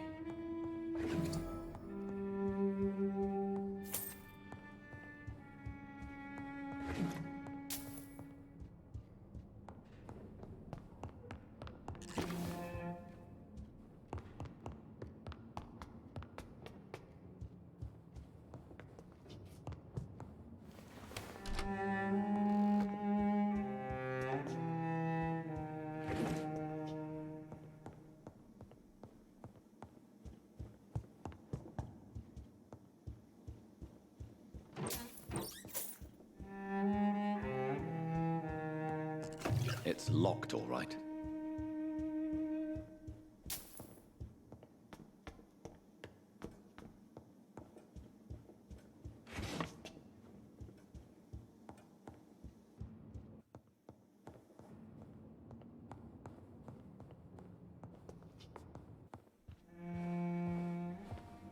Finally, you're here, Dr. Reed.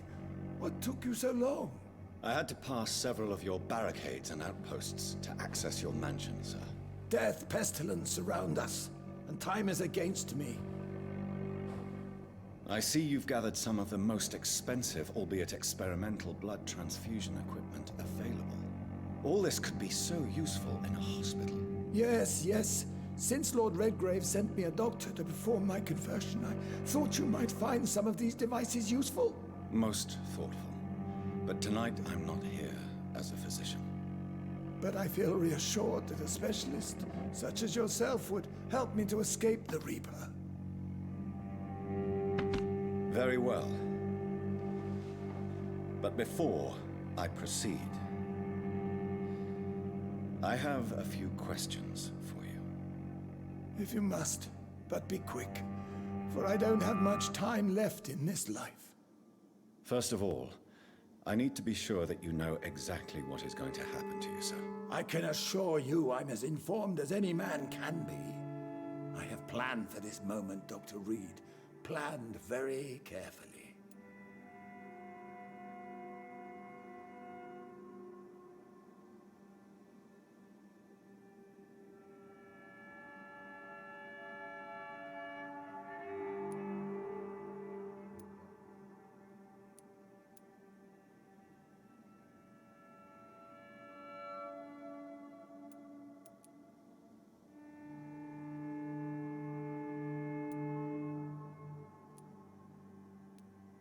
Sir, I'm going to end your life.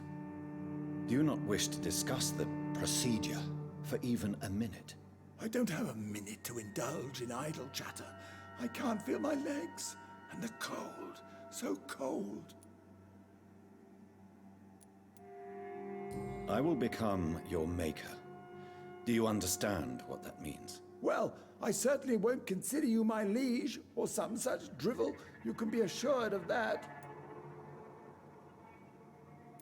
You'll need to feed on warm blood. Blood from mortals. How do you feel about that? I'm rich, Dr. Reed, and powerful. I'm sure I'll be able to acquire all the blood I need without ever having to sully my own hands. What do you know about the Guard of Priwen? What I do know is that I'll crush anyone or anything that would dare to oppose me.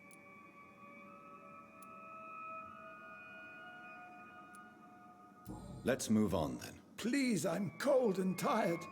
I feel my life waning with every moment. But first, before you embrace immortality, what would you do with such a gift? That's a rather impertinent question, Dr. Reed.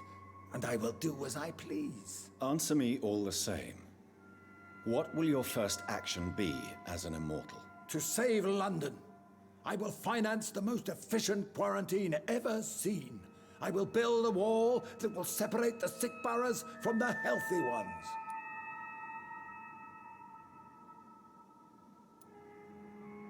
Who gave you the right to decide the fate of thousands of people? My money. My money and my pending immortality gives me the needed authority, Doctor. I'm a businessman. I'm used to tough decisions. You really plan to build a quarantine wall across London? Yes, it will be tall and strong, separating the wheat from the chaff. By doing so, you will also create 2 separate prisons. Come, sir. An eminent doctor like yourself knows that such radical measures have proved efficient in the past. Let me guess. You mean to isolate the rich from the poor? This is a desperate measure for desperate times. England must prevail, Doctor, no matter the cost. Quarantine is not a bad idea, medically speaking. But I'm convinced this epidemic will not be contained by mere walls. As long as the right people are on the right side of the wall, that's all that matters. But you can't guarantee infection will not spread. Just one contagious carrier would be enough to create an apocalypse. The apocalypse is already knocking at the gate. We must be strong now. What if a new outbreak happens inside your walls? You'll have created a giant trap. That won't happen, as long as we dispose of anyone that is contaminated as soon as they are spotted. I've heard enough. It's time to proceed. At last. All right, do what you have to do. If it hurts, so be it. I've been preparing such a long time for this.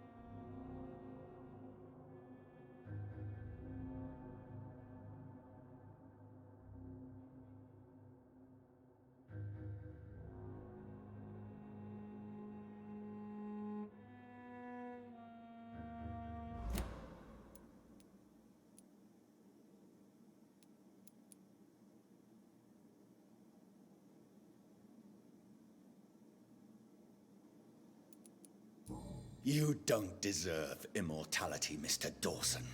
What? What are you prattling on about? I don't believe I've ever met a man so bereft of empathy. You, sir, are despicable. No! Wait! You can't! I made a deal with Lord Redgrave. I'll finance whatever he wants. Please, just ask him. Sleep now. Rest now. Forever.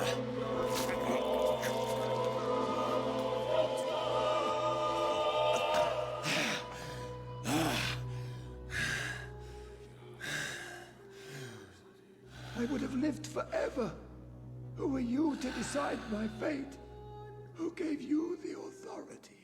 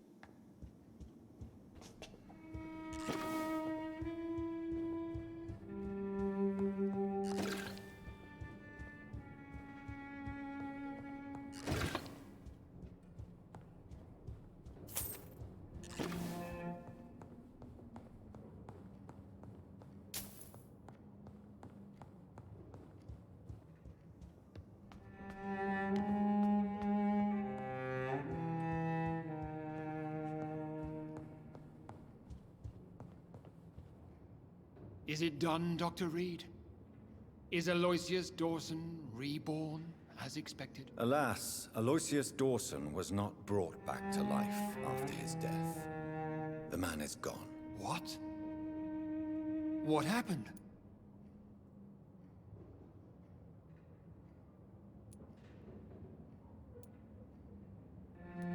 I could not let such a dangerous man become immortal. Not from my blood, not for you. This is an outrage beyond words. This is betrayal, pure and simple. I should kill you on the spot. You swore on William Marshall's blood. Well, get rid of me then. From now on, you're an outcast. Banished. You are forbidden to ever appear in front of us again. Ascalon will smite you on sight, and your heart will be thrown to the rats. I'll leave you then. Have fun with your puppets and shadow plays, Lord Redgrave. Yes, go, traitor, and take that awful creature, that counterfeit of a woman I saw waiting for you, and be gone! Step away, traitor. Return to your dubious friends and your decrepit hospital. Do not dare show yourself again, you or that monstrosity you bring to my door.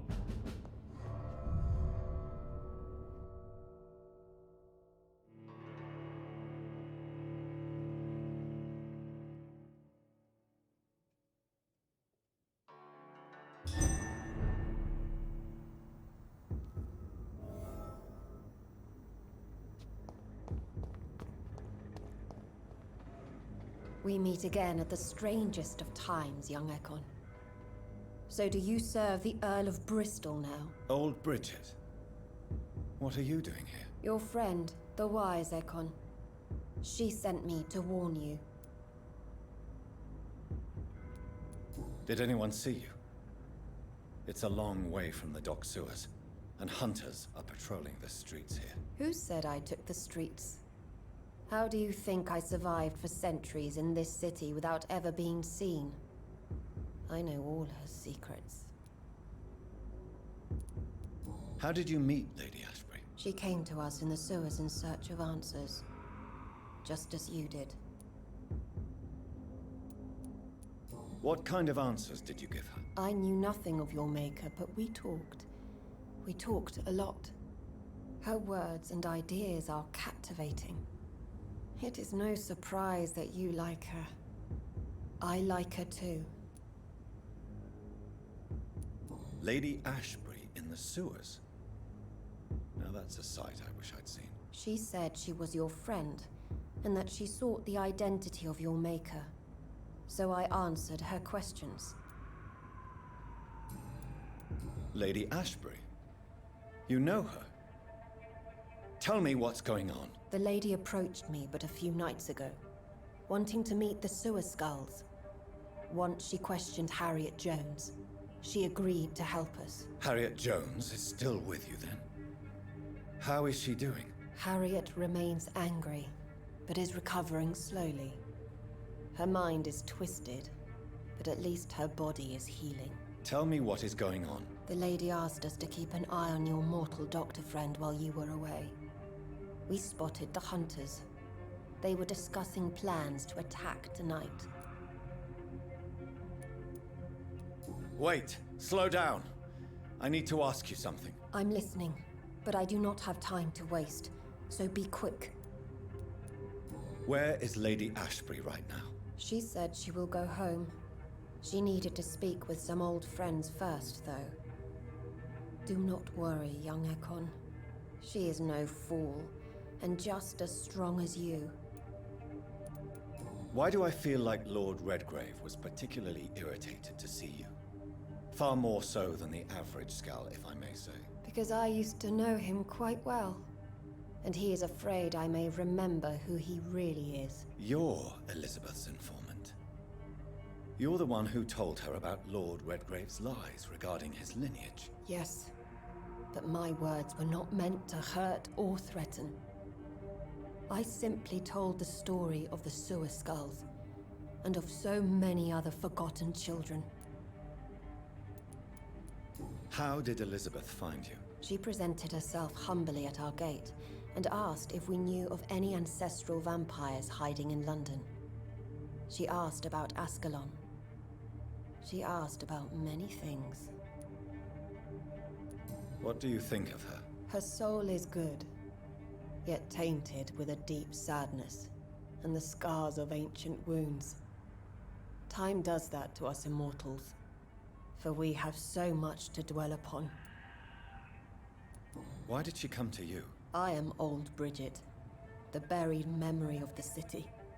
She sought the silent truths, truths I have kept hidden for so long. No time to lose, then. I must go there right away. I shall return to my den. Have you a message for the lady? Should I see her before you?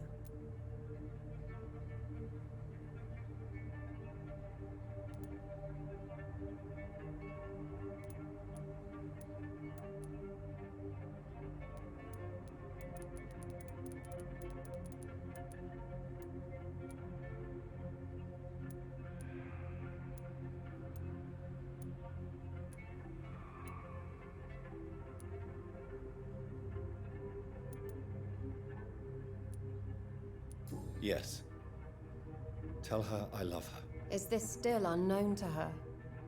Go now and take care, young Ekon, for the flames are rising.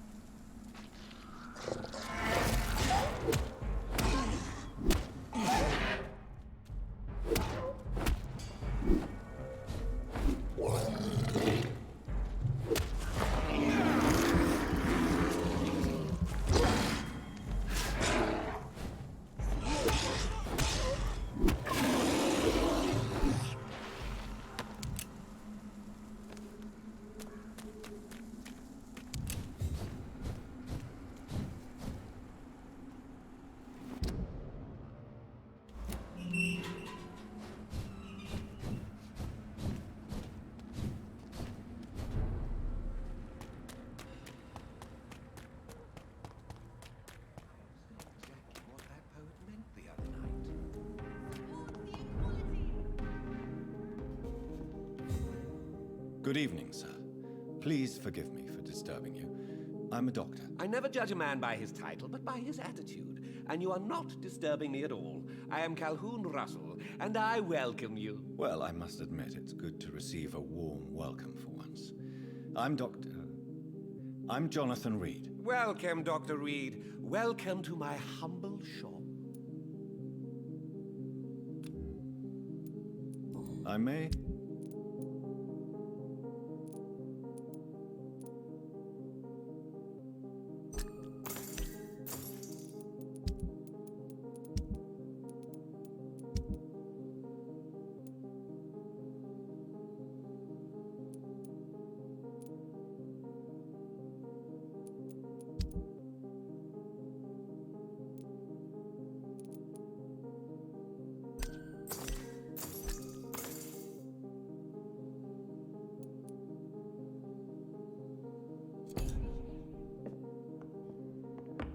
It's locked, all right. It's locked, all right. Good evening. How is the situation in this part of town? Life is good and peaceful. We're lucky to live in such an era of progress and wonders. Are you not concerned about the epidemic? Oh, I'm sure the authorities would take the appropriate measure if the danger were that high. I'm afraid the newspapers are seriously underestimating the situation. Things are critical, believe me. Well, that's news then. But I can't believe that things are that bad. Are you sure you're not exaggerating a bit? For the thrill of it? Is it not a little too late to be trading? On the contrary, it is the perfect hour. Believe me, my friend, it is always at night that you meet the most fascinating characters. But what about the epidemic? The bombs and raids? And all the random violence? Please, sir, this is London, England. We will prevail. And if a bomb must fall on my shop, then I'll be there to hear it falling. So you prefer to work at night? Oh, I also enjoy a sunny day like everybody else. But the night always has a certain je ne sais quoi of its own. What can you tell me about this place? I recently found the best steak and kidney pie in the city. I'd be glad to share the address if you want. Finding a good restaurant? Is that really all that interests you? Oh, I have many passions, but nothing brings me ecstasy like subtle and exquisite flavors from my teeth to my belly. I must confess, I have quite specific tastes when it comes to nutrition. Really? Well, I'm always happy to try new exotic meals. If you ever find an intriguing table, please share the address.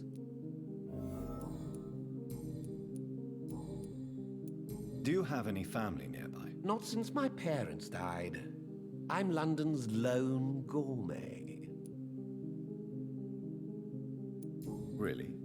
But you seem to be such a pleasant and sociable fellow. I'm afraid the real hedonist has to be sometimes.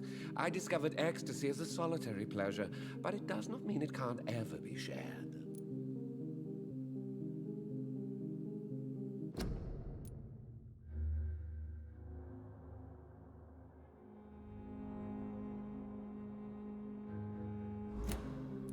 London's Lone Gourmet. What a strange title. I used that name in my early years when I was a food critic, and I kept it.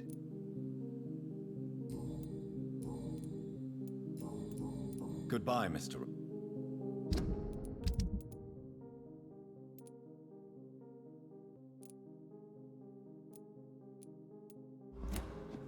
I'm hungry.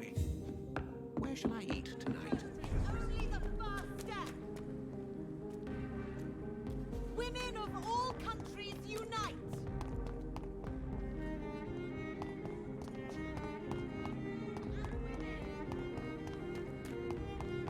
Women die too in this war.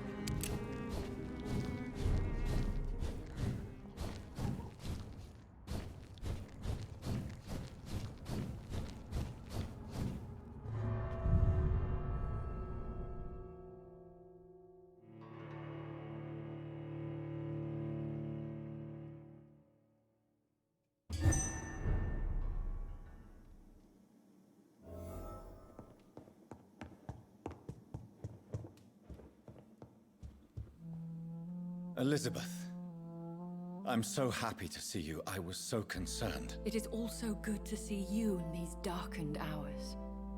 Is all well, my dear? Indeed, we stand upon the precipice.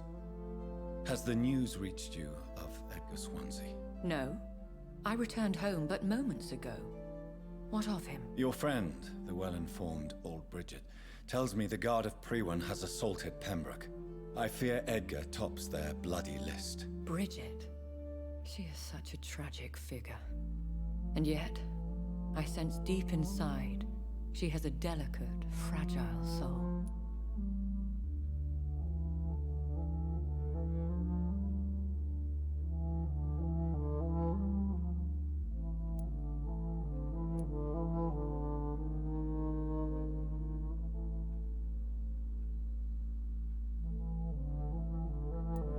Indeed, she has. I'm glad you like her too. Once this is all over, I will study the sewer skulls. I fear I have made terrible mistakes, founded upon erroneous preconceptions. I was concerned for your safety. McCullum draws too close to you for my comfort. Fear not.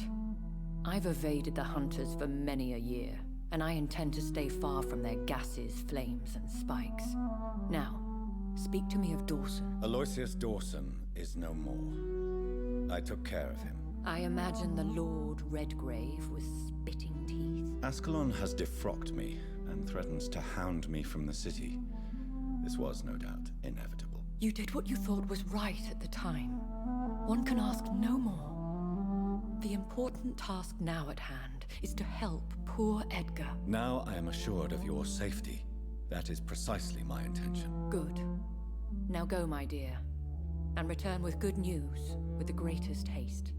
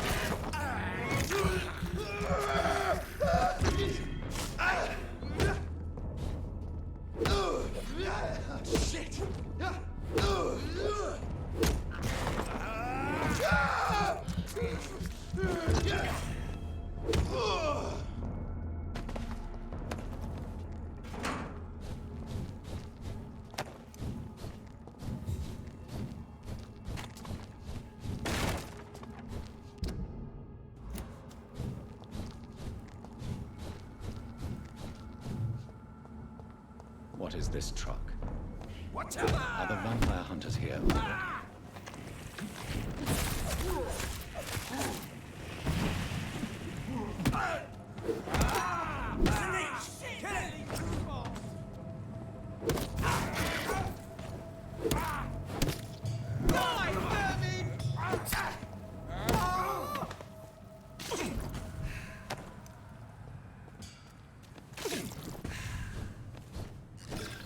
Steady, boys! We've got one of them! I'll send you to hell.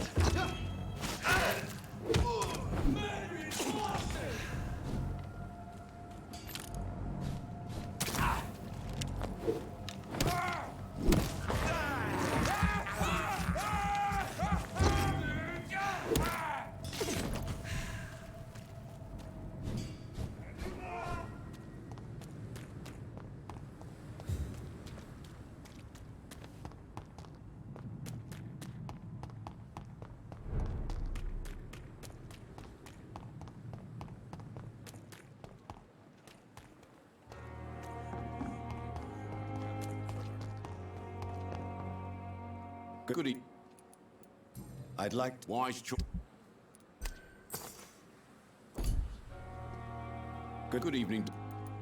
Are you all right? I heard the hospital was attacked. For months I said this day would come. We should have armed ourselves. Riots are rising. The end is near.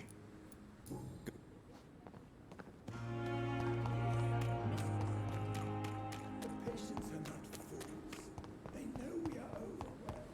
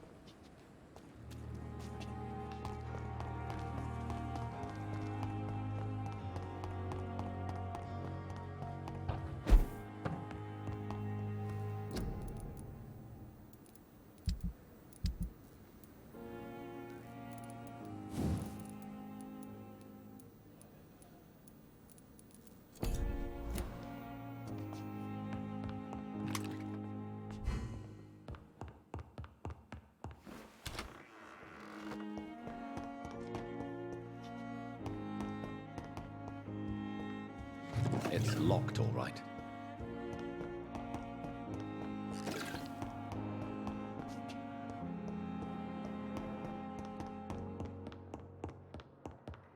Those bastards. What have they done to Edgar?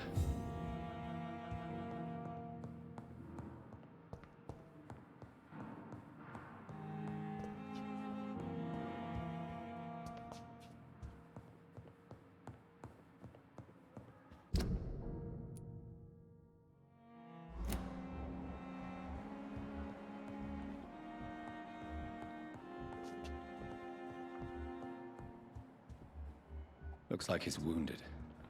I better follow the blood.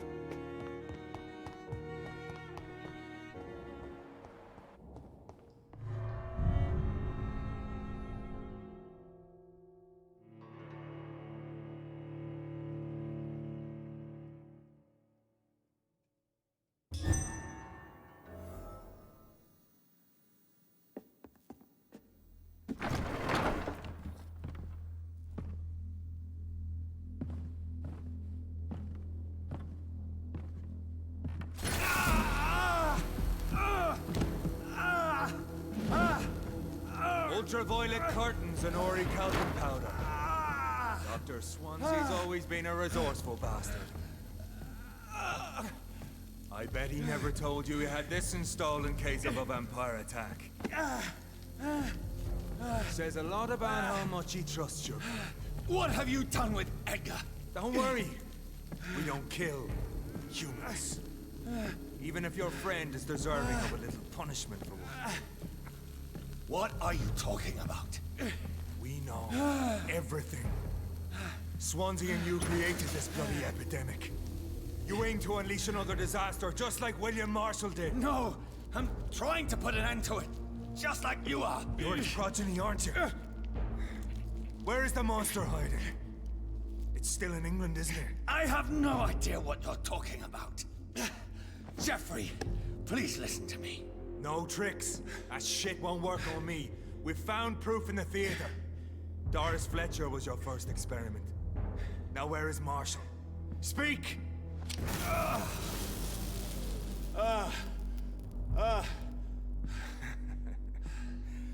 So much for modern technology. Time for the tried and true. Do you know what this is, Beast? This is a drop of King Arthur's blood. The blood of a true defender of Britain. Stronger than your evil powers.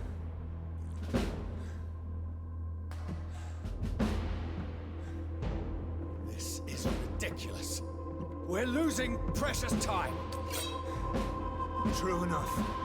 Soon I'll bring your head before your coward of a father. Freeman prevails!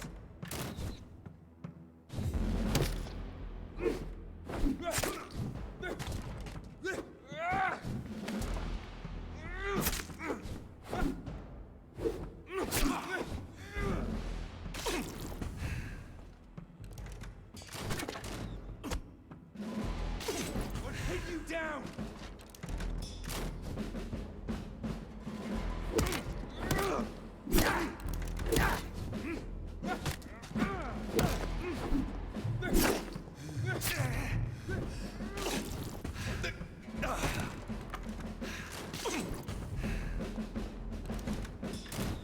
Your poisonous bite is useless.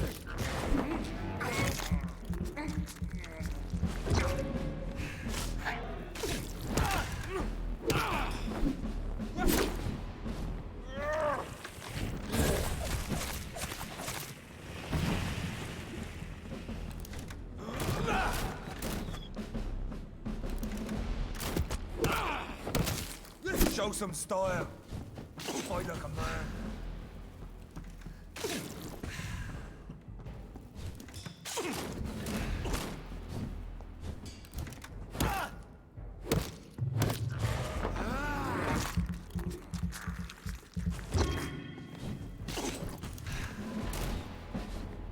Come on, Reed.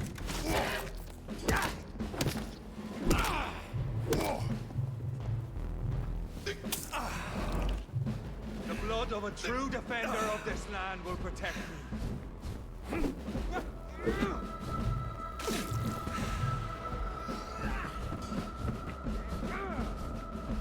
We'll pin you down. True light will cleanse you.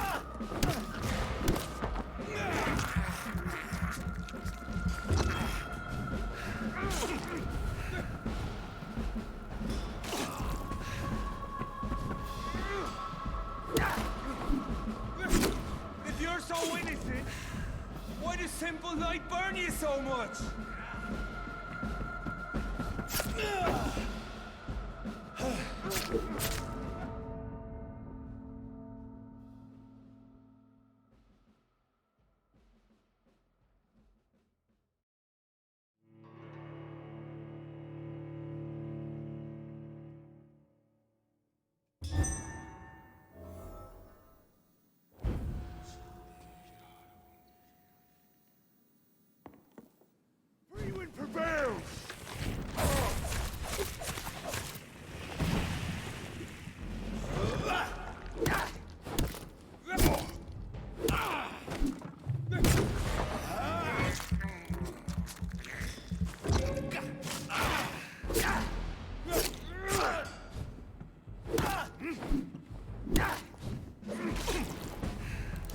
Show some style.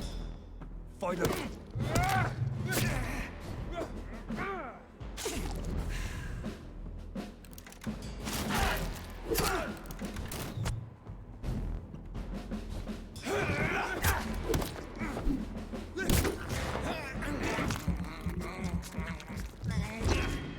Come on, Reed. Try something else.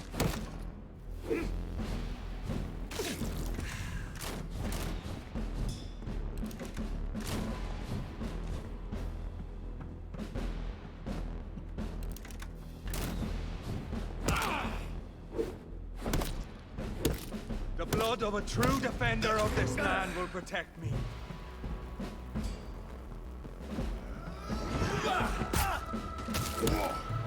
Your poisonous bite is useless on me.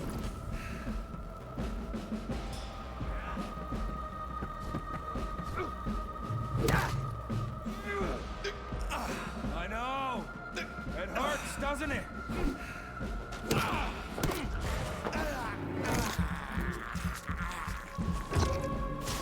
I'll pin you down.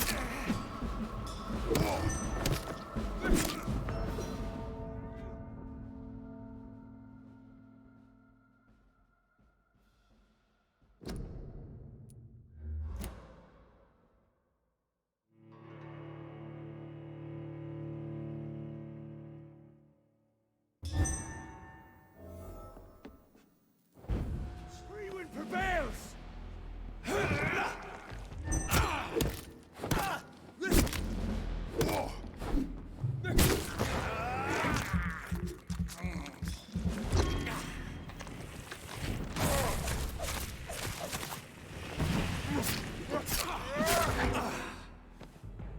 Close your eyes! This is going. Show some style. Fight like a man.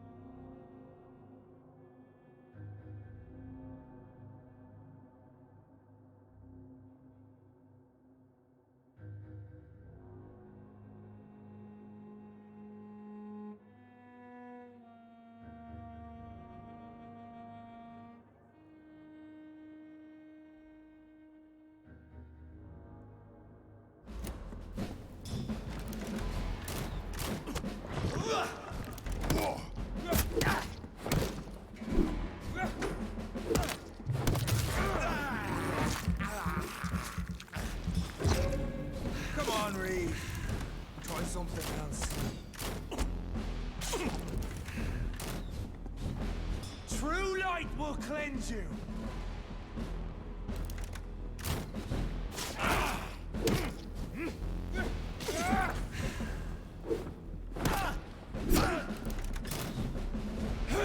Your poisonous bite is useless on me.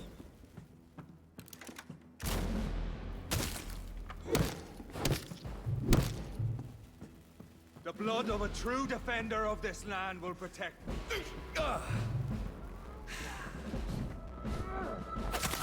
If you're so innocent, why does simple light burn you so much?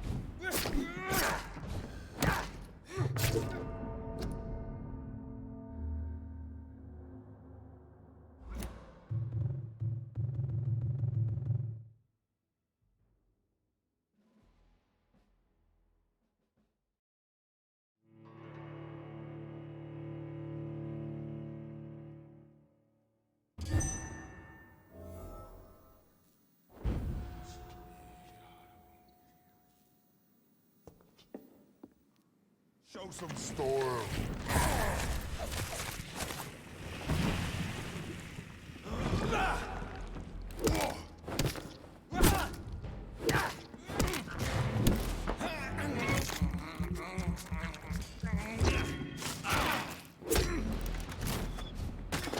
I know!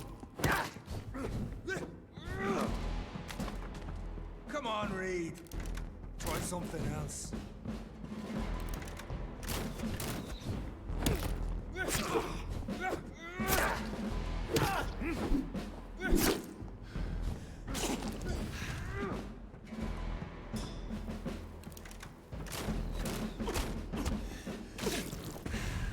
Your poisonous bite is useless on me.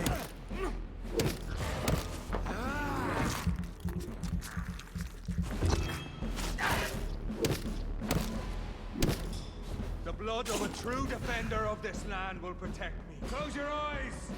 This is gonna hurt. I'll pin you down!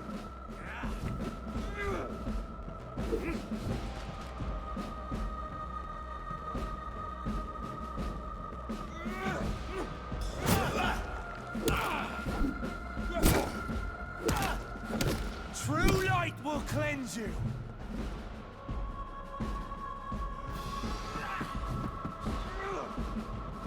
Show some style. Fight like a man.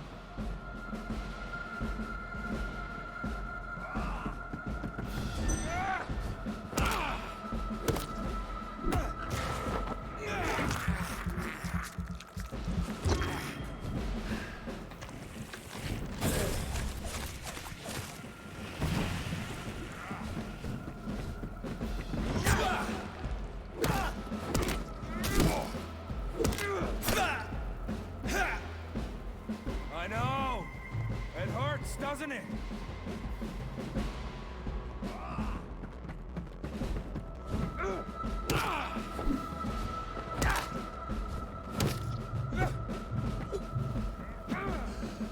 Freeman, if you're so innocent, why does simple light burn you so much?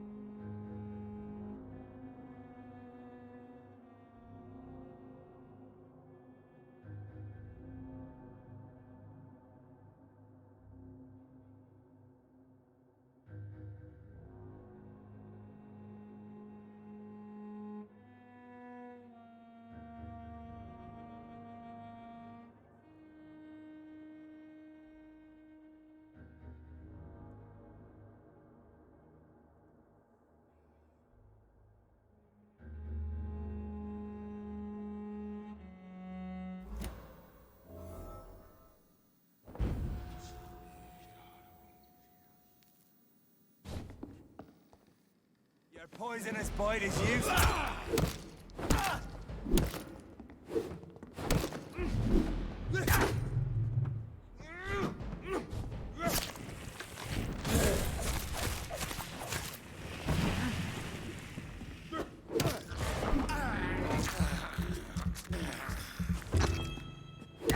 True light will cleanse you. Or pin you down.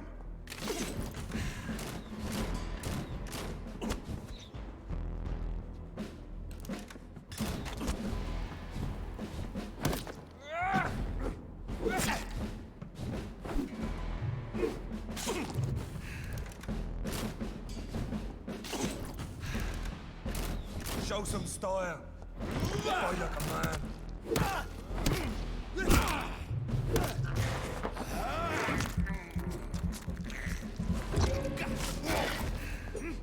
If you're so innocent, why does simple light burn you so much?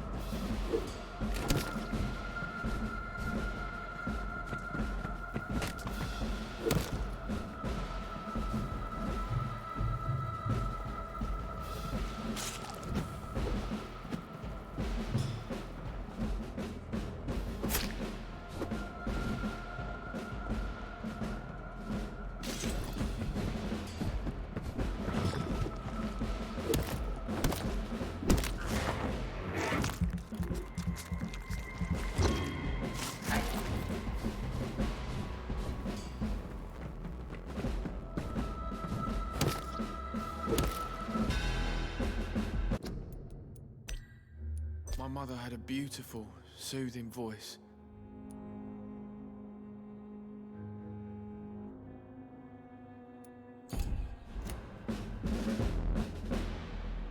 We are the guardian of justice. Priwen shall prevail. You can't accept the fact we're not enemies, can you? We always have been, and we always will be. Of all the evils that threaten mankind, your kind are the worst.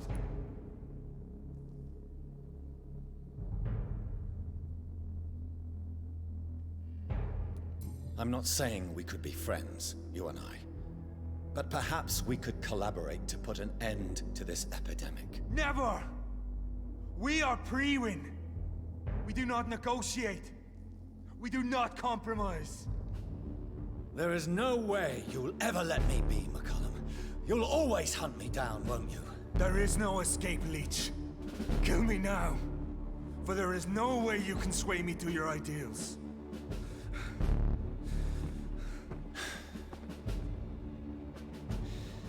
That's where you're mistaken. What do you mean?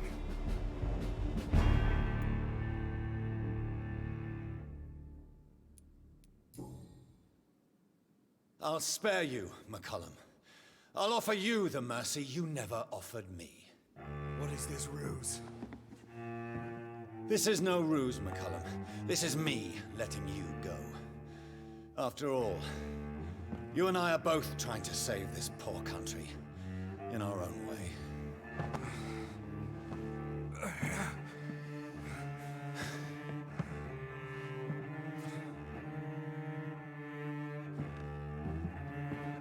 I'll kill you, Reed. Next time we meet, I'll end you. See? Progress already. You called me by my name. Until the next time. Goodbye, Hunter.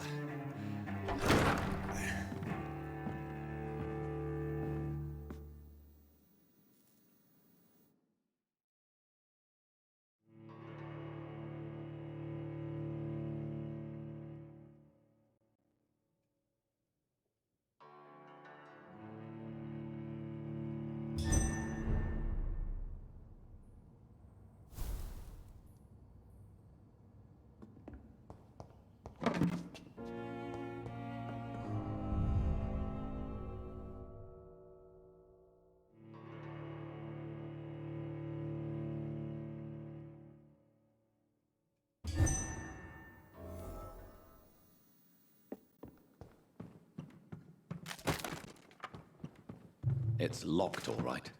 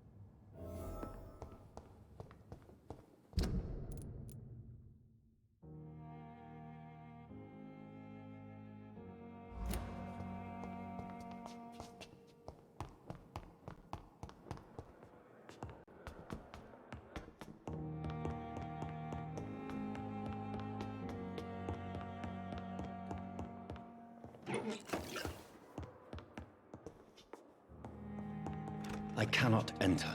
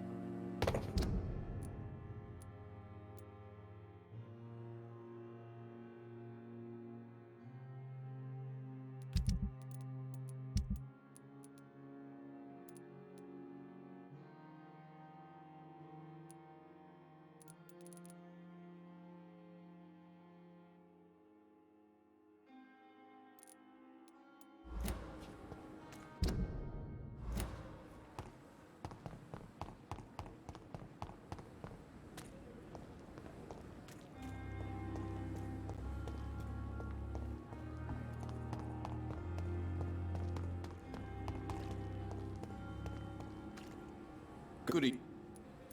Wise choice.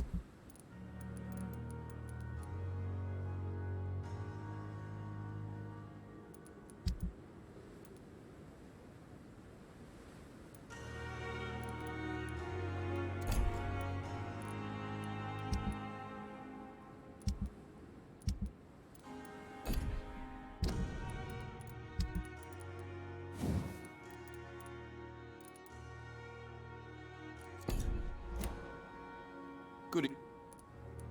Wise choice.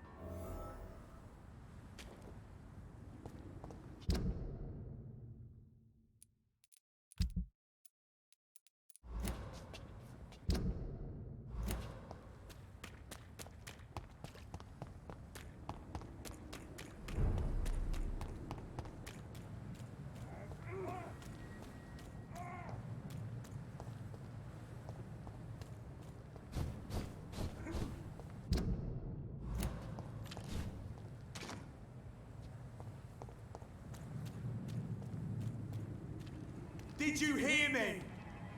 Over there! There's one of them vermin!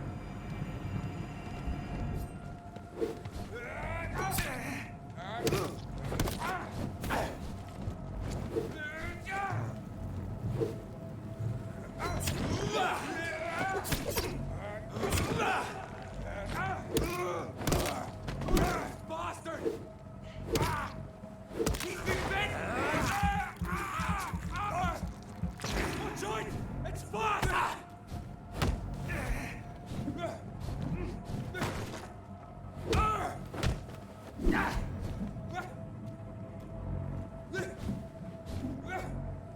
Crawl!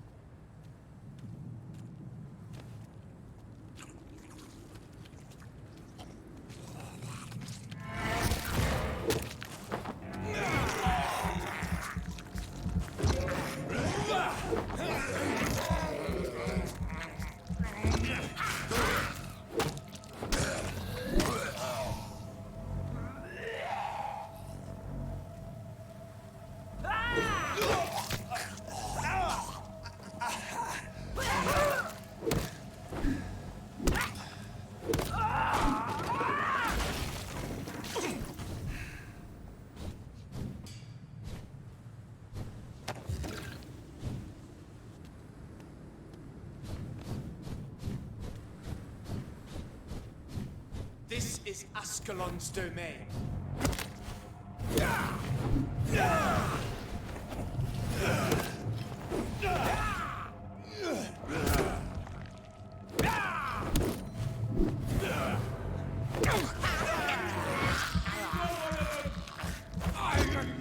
Die, trick!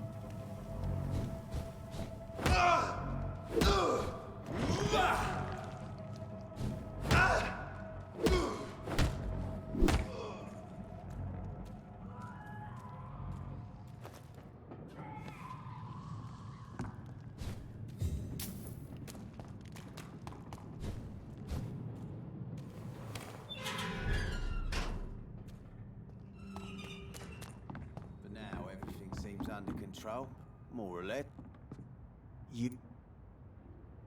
Do you need Yeah. So fair enough, Doctor. Goodbye. Good. Hello.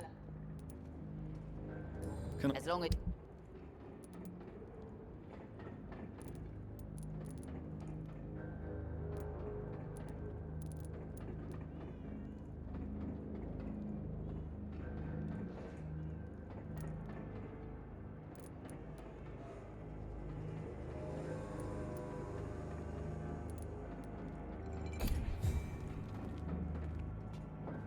The sewer dog's fault, they say. Then the gangs, the epidemics, everyone's throwing the blame.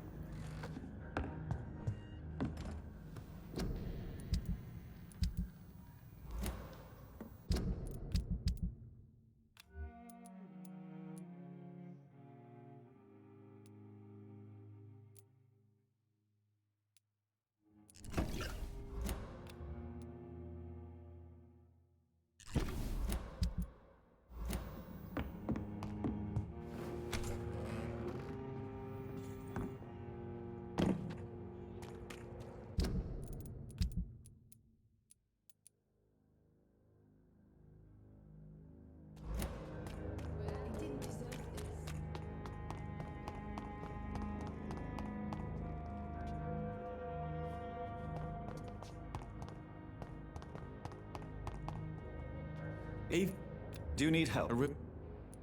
A real doctor. I don't know what to say. Thank you.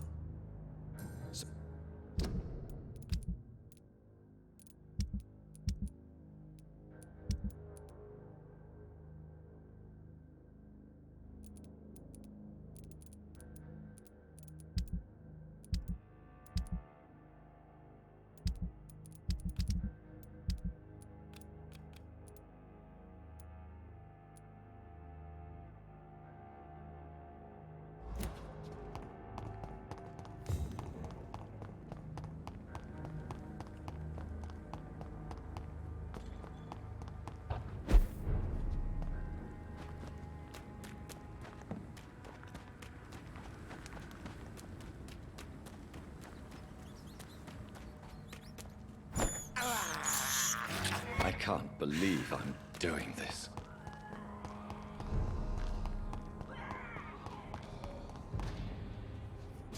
Cross the leash, boys!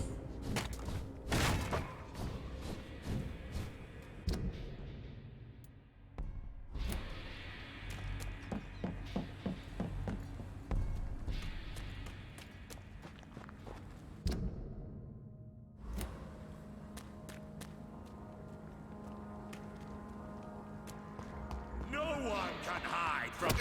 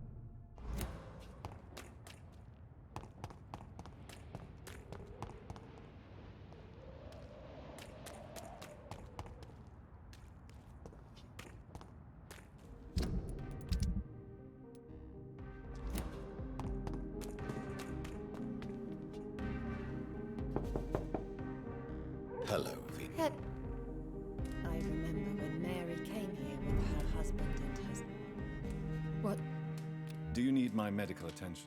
It would appear that old... And Thank you. Have you any recent news of Aloysius Dawson? It's not such a bad thing for rich people to remember that money can't protect them from disease and death.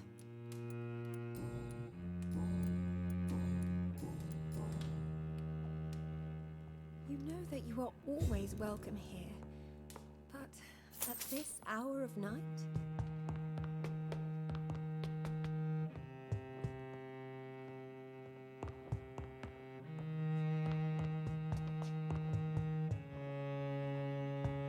It's locked. It's locked.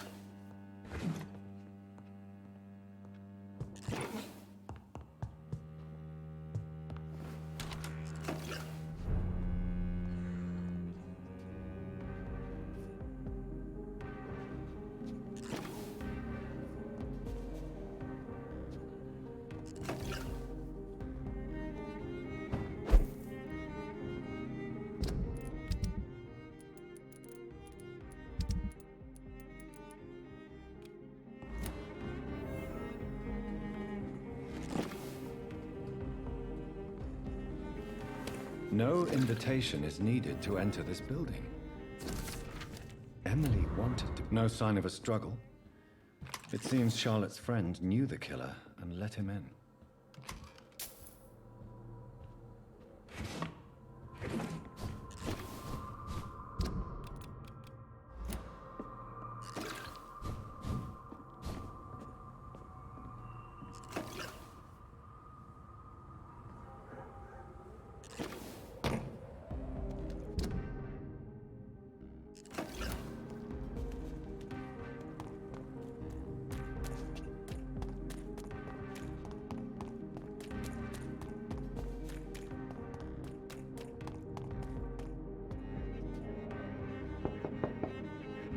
Hello, Venus. Hello. Know that you are always welcome here, but at this hour of night?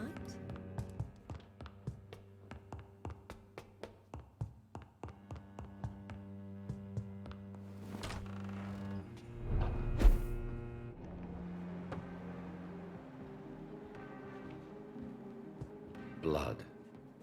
I should follow the trail.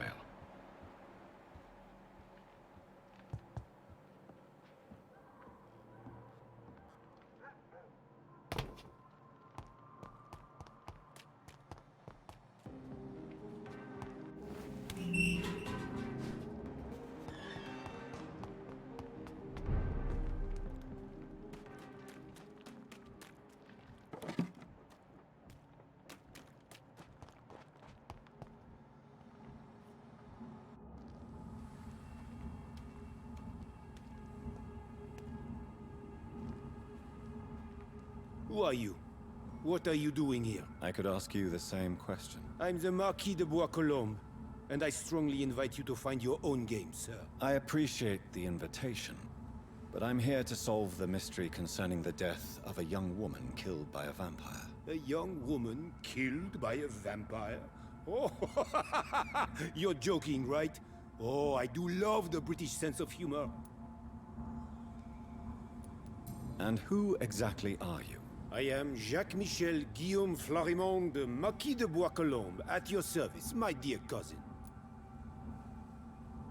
You're French, but your English is quite good. I was born in France, sir, but I consider myself a traveler of this world. So many countries, so many tantalizing tastes. Dear cousin, are we related? We could be of the same blood, my dear. I tend to consider all Econs as family, don't you?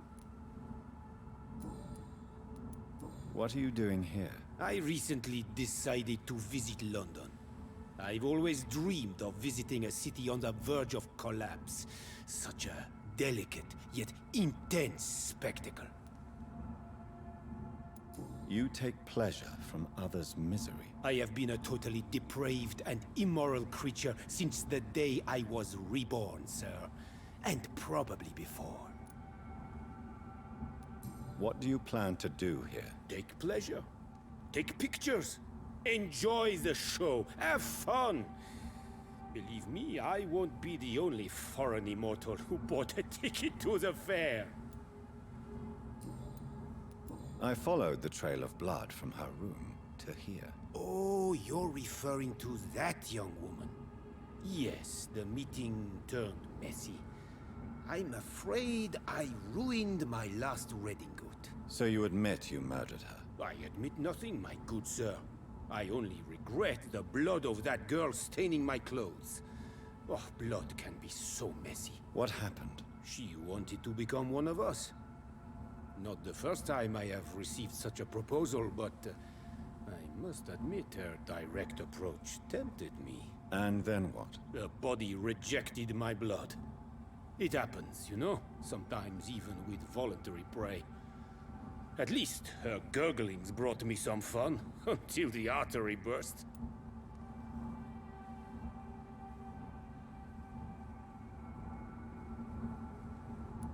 I believe you, sir. Emily's diary confirms your statement. Oh, Emily was her name. Quite charming. Well, mystery solved then. Yes, I suppose so. You can go. And so can you. Farewell, sir. May you enjoy the spectacle of this fallen city as much as I do.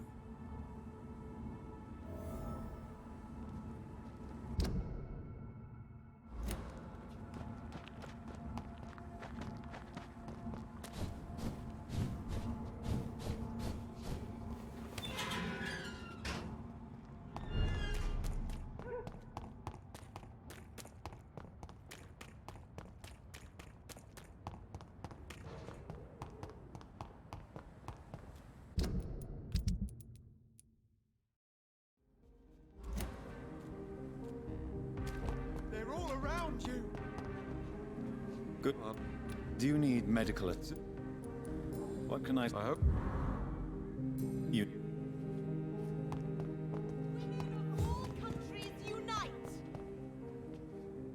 Good evening. And good... Do you need my... I am... I have found out what happened to your friend, Emily. I can handle the truth.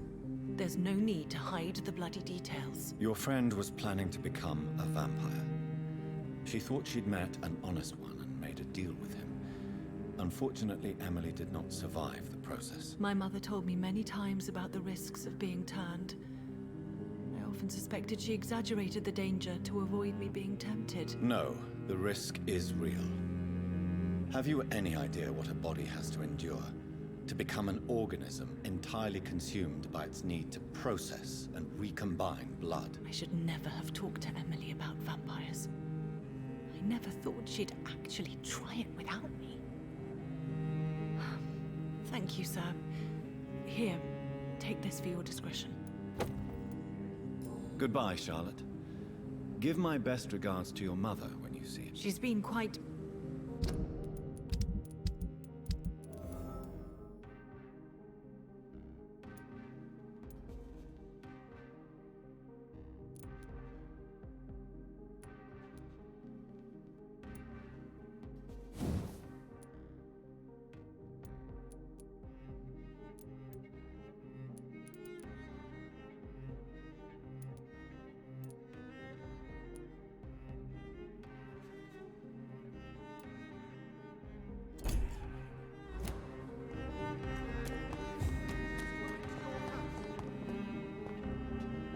Good evening, Miss Teasdale.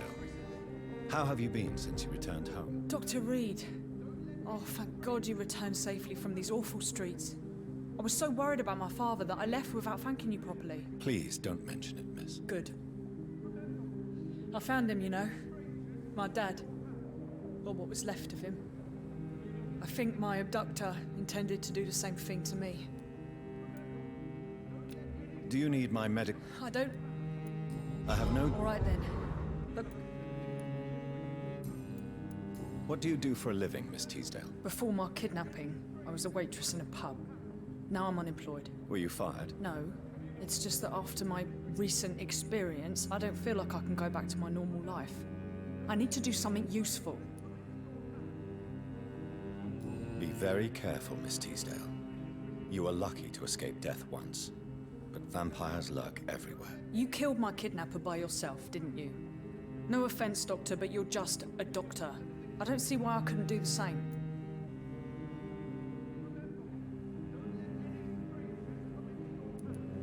What do you intend to do? Dad always told me, Louise, if you want something, don't stop until you have it. I did my research and I found it. Ichabod Throgmorton, professional vampire hunter. I'll be his apprentice. What can you tell me about this area? I've never really liked this part of town. It was where my father wanted to live. I won't remain here much longer. What exactly don't you like about it? People here are contemptuous and elitist.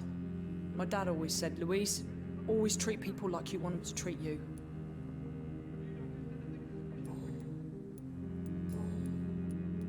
Louise, tell me what you really think about your father's sacrifice to save you. I'm proud he went after me.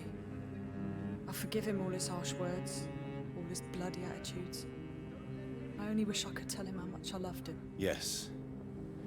It can be traumatic, not having the chance to say goodbye to those we love. Yes, Doctor. And there's no treatment for that type of pain, isn't that right? That may be the last thing my father taught me. Louise, what can you tell me about the vampire who captured you? The little fucker claimed he'd fallen in love with me. That he wanted to spend eternity with me. Not a bad idea. At least that's the way it seemed at first. Really? Did you consider accepting his proposal? Well, immortality. Not a common wedding gift, is it? I think he just wanted to have his way with me. Can vampires even fuck, Doctor? What? Well, I really can't answer that. Since they are creatures of blood, physically speaking, I suppose an erection is possible, but...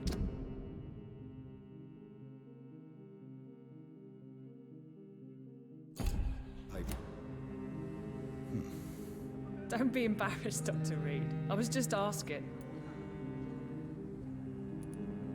You seem to cherish your father a great deal. Dad was the best. He kept an eye on me, but let me make my own mistakes. Louise used to say, mistakes are the best teacher. You would have liked him. I'm sorry you didn't have the opportunity to say goodbye. That's all right. He's buried in consecrated ground now. Nothing bad can happen to him. What can you tell me about Aloysius Dawson? Never heard of him. Really? He's very well known in London. Throughout the country, even. He a big shot or something? Never interested in politics myself. All words and no action. Goodbye, Miss Teasdale. These leaflets were telling the truth all along.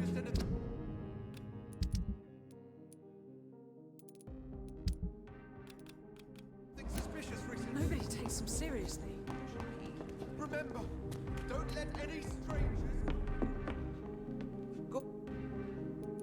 I'm...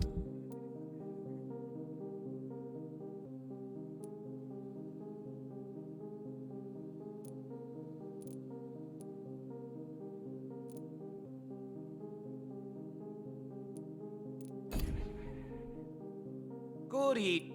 Do you need... You would... Don't... I cannot imagine the pain these... Goodbye,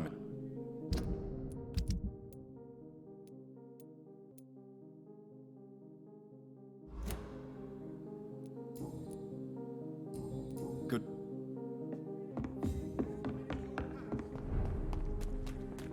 Have you noticed anything suspicious?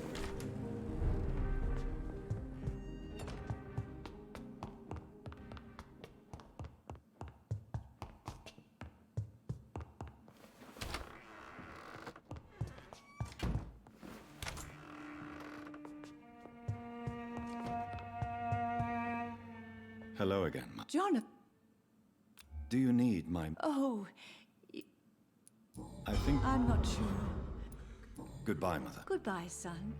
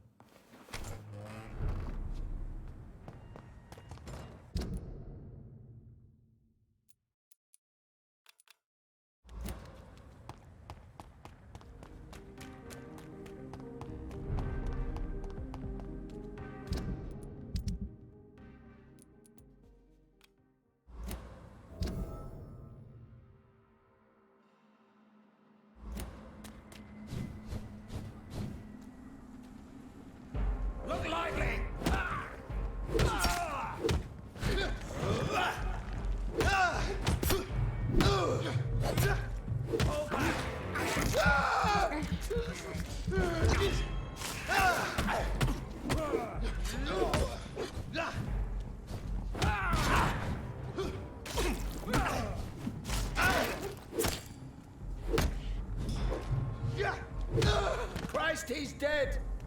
Stop, Vampyr!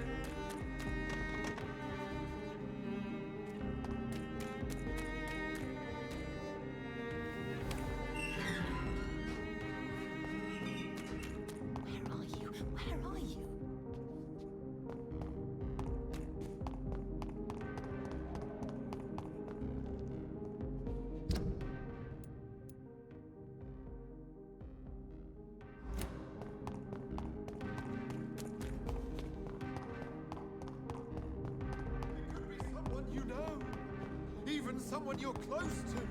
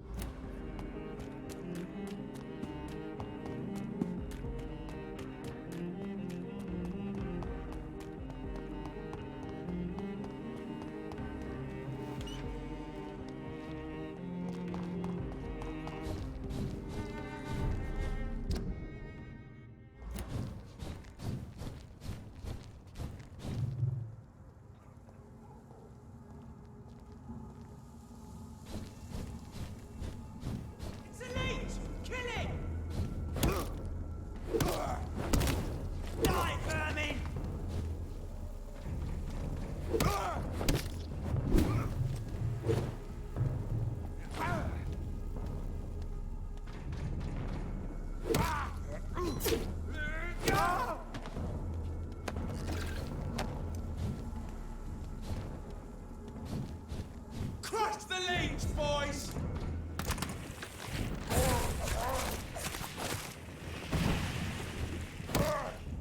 Over there! There's one of them vermin!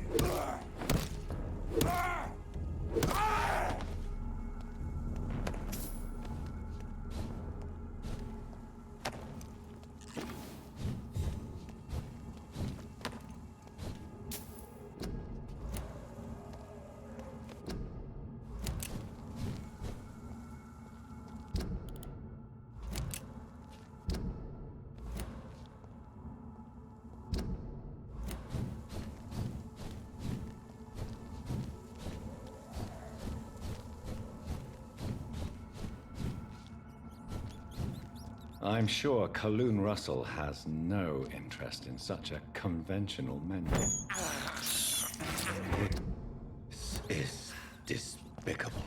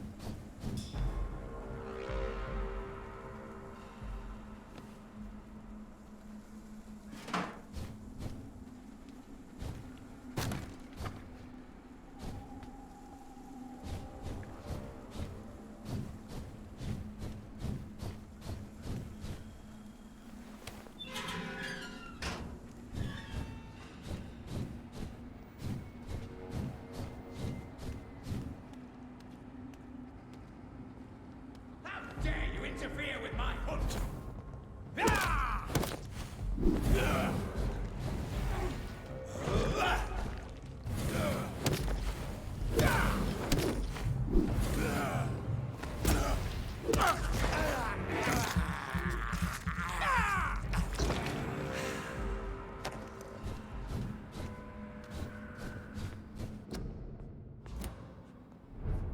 A restaurant where the guests are blindfolded before being seated. Intriguing.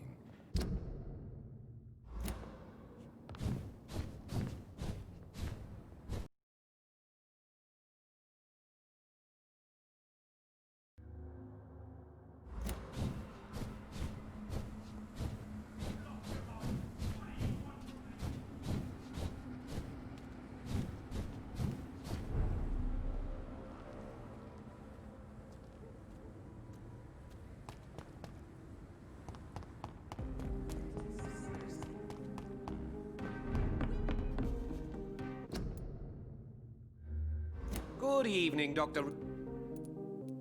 I have found a restaurant that could satisfy you, Mr. Russell.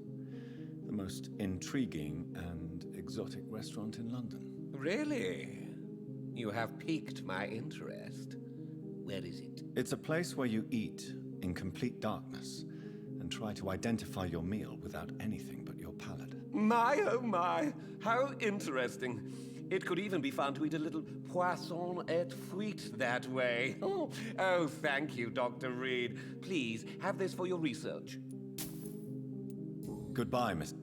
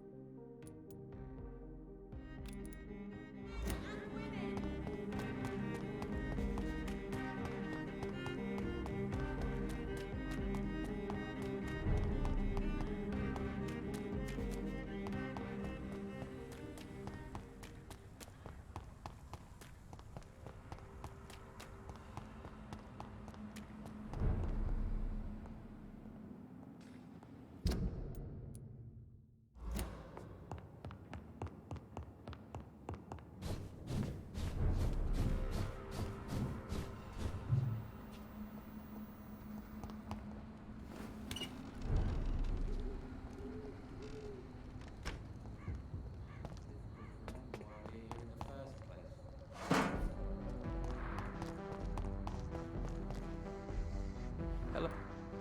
Do you need my... Indeed. You have... Sounds so easy. Goodbye.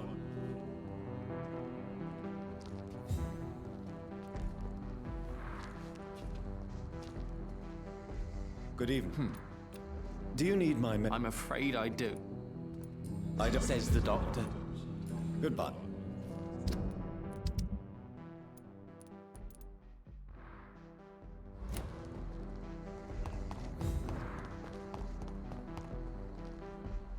Doc?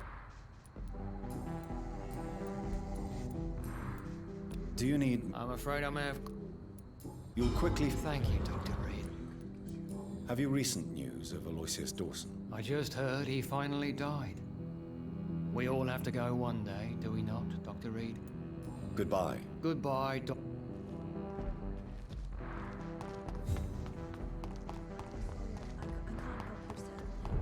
Perhaps you should talk with someone else instead. I hope you can... Good... You... Do you... Oh... I'm... It's...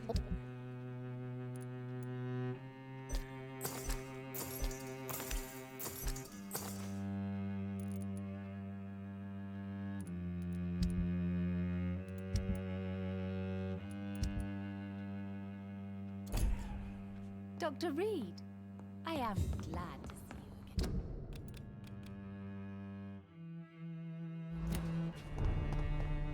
The Spanish flu is not the only hidden killer around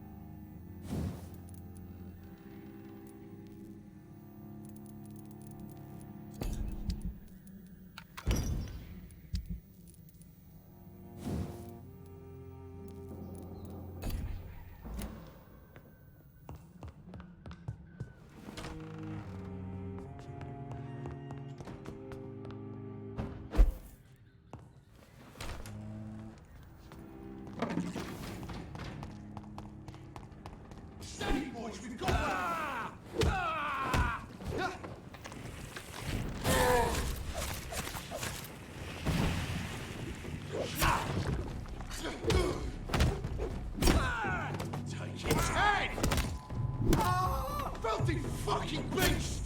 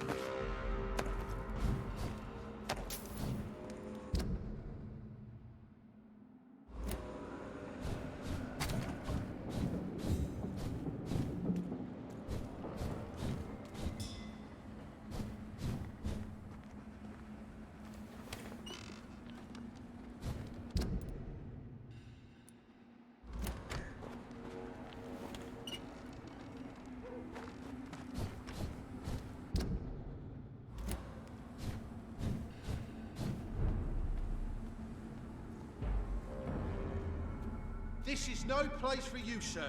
Back in the grave!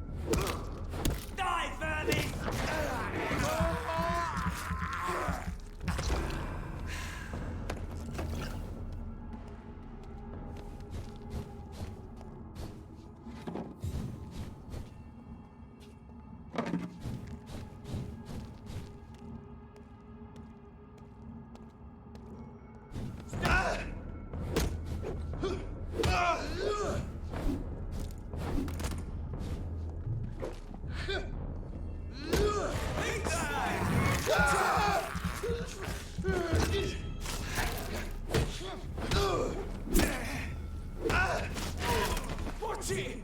It's a killer!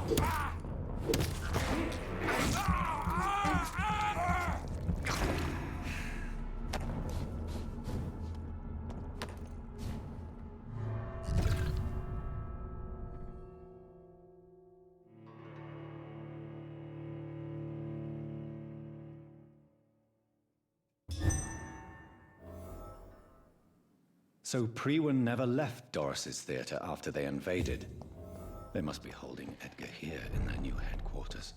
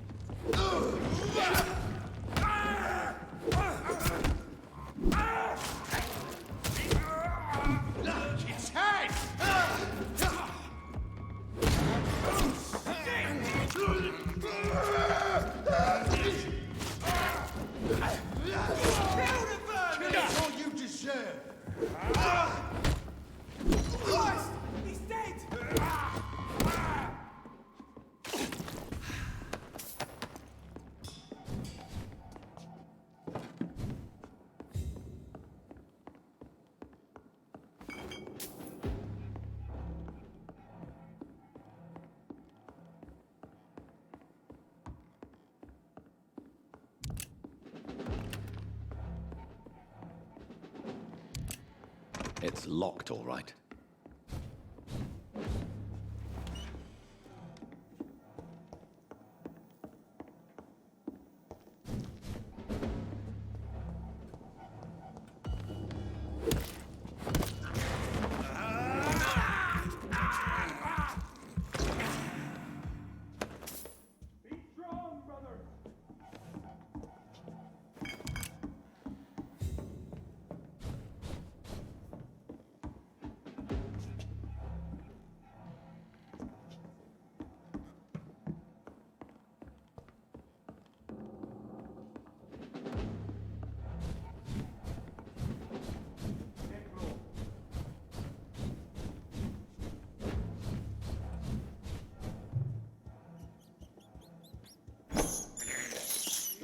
I have this thirst for blood.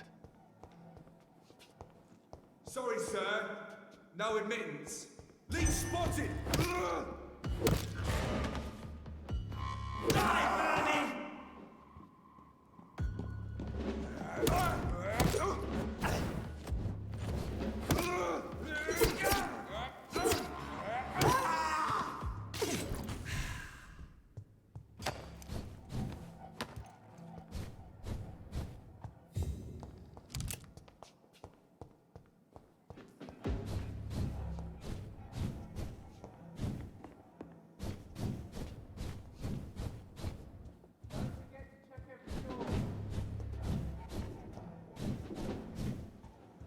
Over there!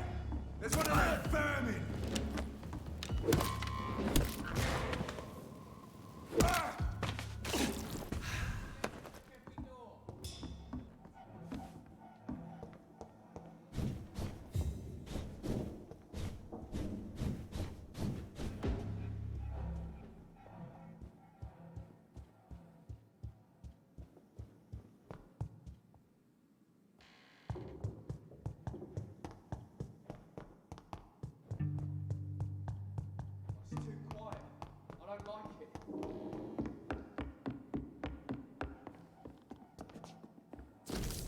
Doris Fletcher was about to become a disaster.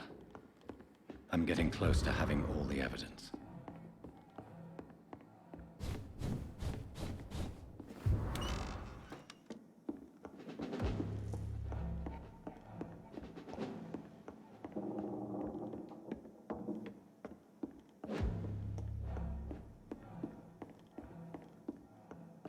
It's locked.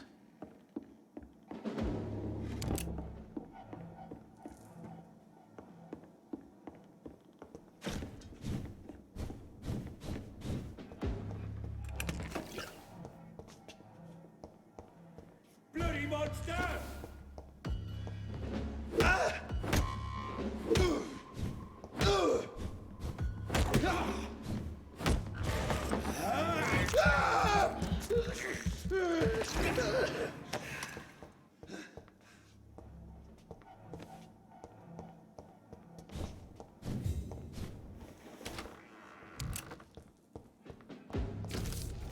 Blood of a pure heart, garlic, blood of a king. I don't understand. Perhaps this is what McCullum drank. I had better keep that in mind.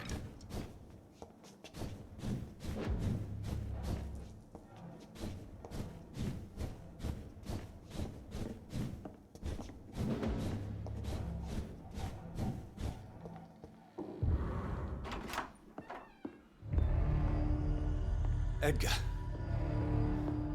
Edgar, can you hear me? Jonathan, is it really you? Easy. Easy. Save your strength. I'm getting you out of here.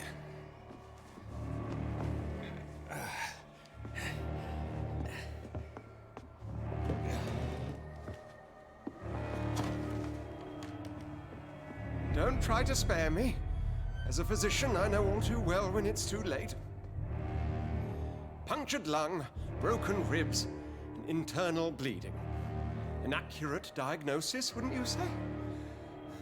Edgar, what happened? They wanted me to confess. Beat me black and blue. Jeffrey McCullum ambushed me at the Pembroke Hospital. He was convinced you and I were responsible for the Skal epidemic. I never imagined that self-righteous fanatic would dare to attack us in the open. What became of him? To prove him wrong, I let him go. Really? Are you sure that was the wisest course of action? Time will tell. The most intriguing part of his accusation was that you and I were the pawns of some ancient vampire. William Marshall. Yes, they tortured me to make me confess the same nonsense.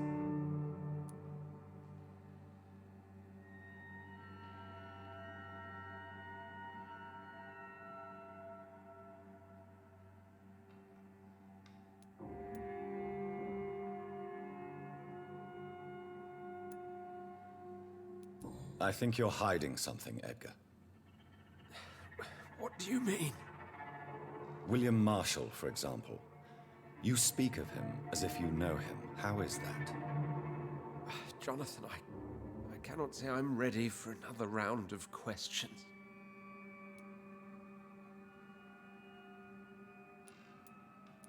Why would the Guard of Priwen believe you and I created the vampire epidemic? Maybe due to our profession. Because I offered you shelter in my hospital. What can you tell me about William Marshall? Not much. History paints the story he was the greatest knight who ever lived.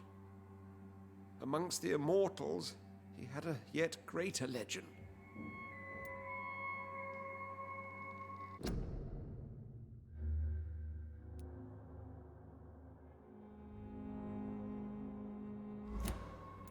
Why is the Guard of Priwen so obsessed with him?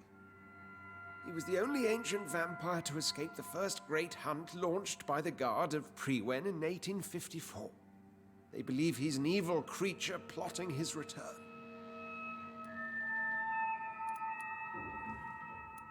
Why would he deserve such a reputation? I cannot say. The Brotherhood of St. Paul's Stole has next to no intelligence on him. All I know is that he's supposed to be the oldest of all the British vampires. While investigating the epidemic, I read some of McCullum's findings. I think you have some explaining to do. I have nothing to hide, Jonathan. Nothing at all. Do you know Doris Fletcher's real name? No, I'm afraid not. Her real name was Doris Jones. She was the daughter of Harriet Jones. What do you want me to say, Jonathan? Do you remember when we suspected Sean Hampton of killing Harriet Jones? Yes. The terrible episode that came as a shock to us all. Harriet Jones faked her own death. When I found her in the sewers, she confessed she wanted everybody to pay for what happened to her. That woman was extremely bitter, full of hatred and festering anger. Doris Fletcher visited her mother at the Pembroke Hospital. That's how she first got infected. I know nothing about that. Miss Fletcher once came to visit the sick. That is all I know. No, Edgar, there is more. Doris Fletcher was Harriet Jones's daughter. They exhibited the same symptoms: blind hate and strong physical mutation. What does this sad story have to do with us? Do you know where we are? Doris Fletcher's theater. This is where that hateful creature plotted to spread the epidemic across London. I only briefly met Miss Fletcher once when she visited the Pembroke Hospital. You say it was to see her mother. She seemed like such a sweet and graceful woman. My point exactly. The disease turned her into a bitter soul, driven by vengeance just like her mother. A symptom of all the infected patients. Certain diseases are known to produce similar effects. Rabies, for example. And rabies is not the devil at work. Come on, Edgar. Don't you see the pattern here? The epidemic, the link between Doris and Harriet, the suspicion of McCullum. How could I? I never saw Harriet Jones again after she fled the hospital. Doris and Harriet shared more than a hidden family bond. They were the embodiment of the epidemic and are linked to the Pembroke Hospital.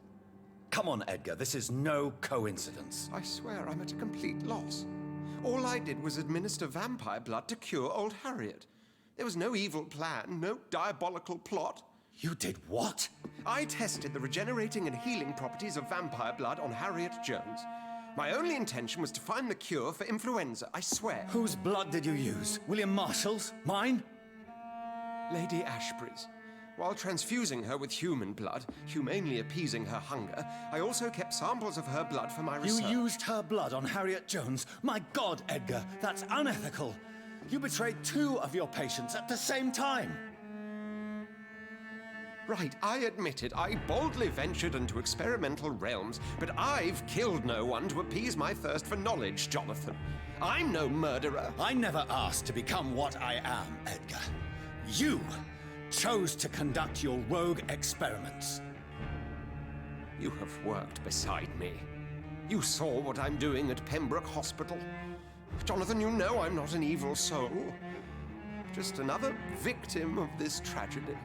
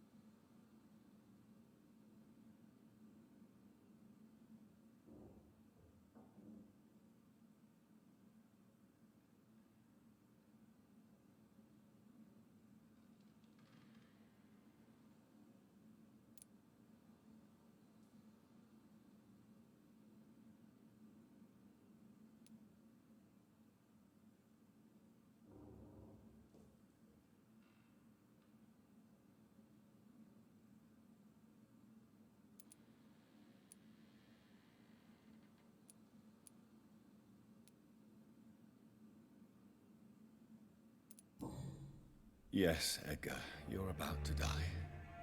I won't say it's fair, but I can't say you don't deserve it. Your words hurt deeply, Jonathan. They come from a friend. I helped you, remember? Yes, I remember. The second I saw you in that bar, I knew we would accomplish great things, you and I. I thought you were a vampire, until you brandished that cross.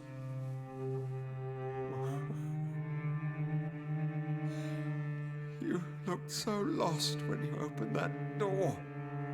For a few seconds, I thought you were there to kill me. I think we were both afraid. And now, I feel true fear.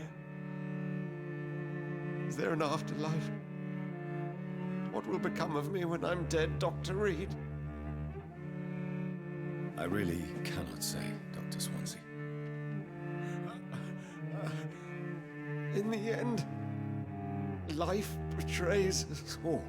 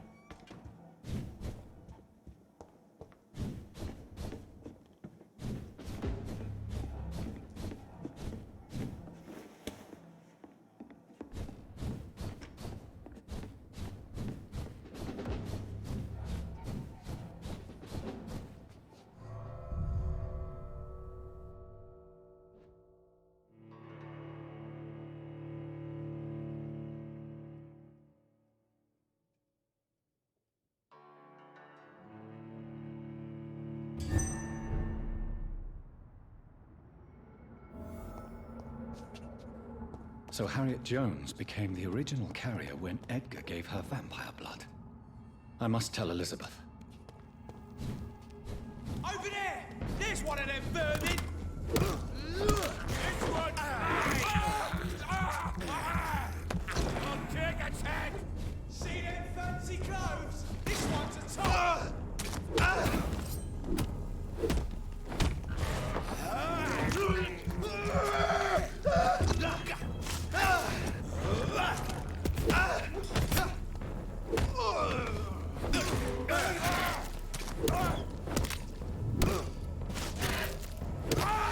Filthy piece of shit!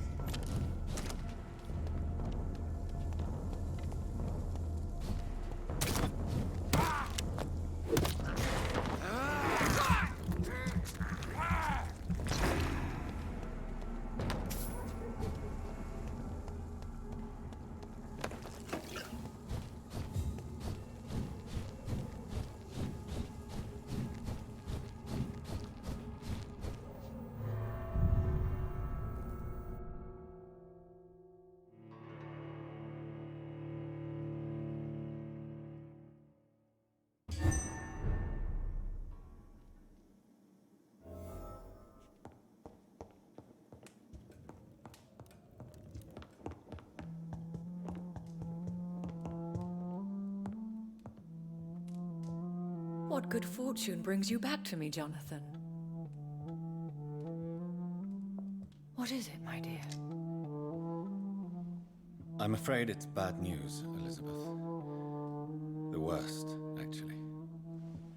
Please, speak up. Edgar is no longer in McCullum's grasp.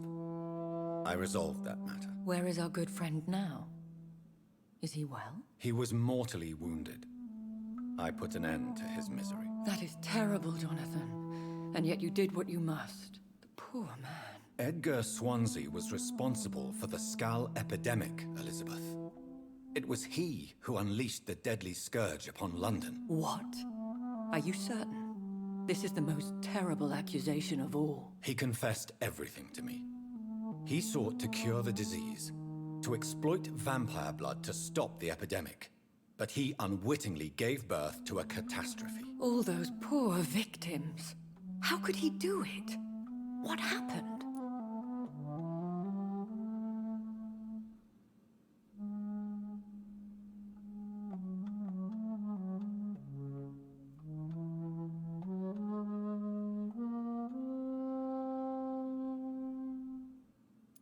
Edgar gave no heed to ethics. His theory could have been proven to be correct, but he abused the confidence of his patients to test it. I must say I'm shocked, Jonathan. Who would have thought it? And the poor patient. Let me guess. It was Harriet Jones, was it not? Yes. That explains how Doris Fletcher was infected, and how she became an Icor. She secretly visited her mother at Pembroke. Then we have no choice. We must act quickly, Jonathan. We must return to the sewers and put an end to the threat poor Harriet embodies. I have one more matter to discuss with you. Harriet Jones was the primary case, but... do you know what a healthy carrier is? There is a tone in your voice that frightens me, Jonathan. What are you trying to say? It was your blood Edgar used for his experiment on Harriet Jones. What?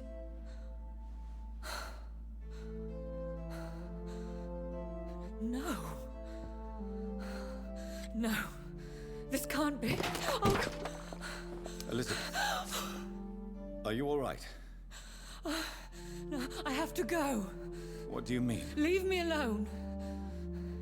Save the city, Jonathan. Save what can be saved. Elizabeth, I need answers. Why did your blood Stay cause away this? from me. Please. I swear I never was your Wait! enemy. No! Elizabeth!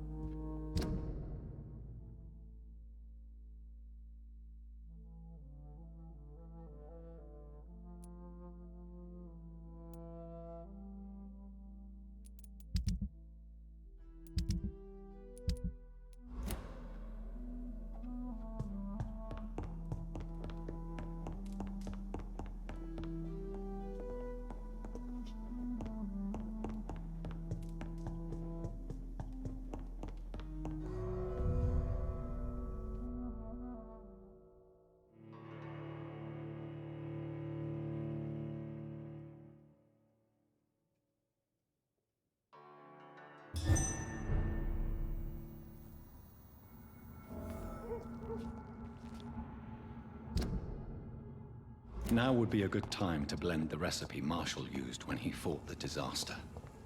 I think I know where to find what I need. This one's...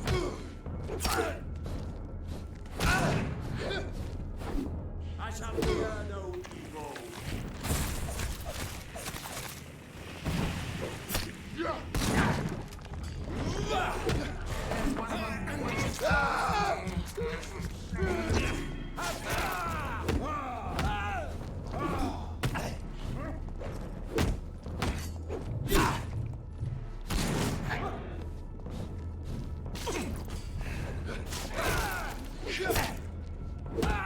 I'll kill it!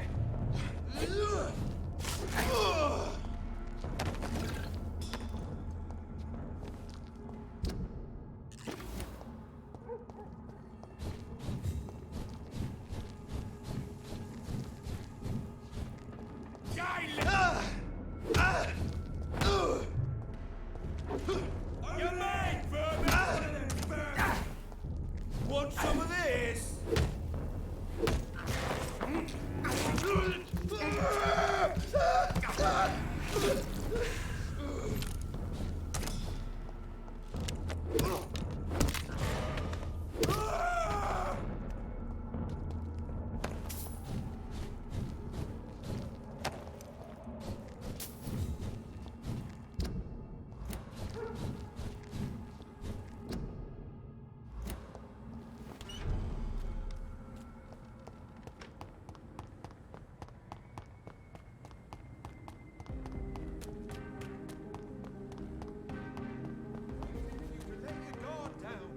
Whose blood could be purer than that of William Marshall?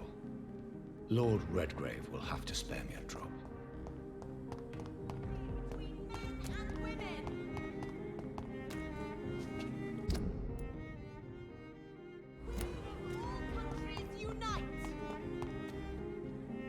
Good evening, Miss Ashton. And good evening. Goodbye. She's been...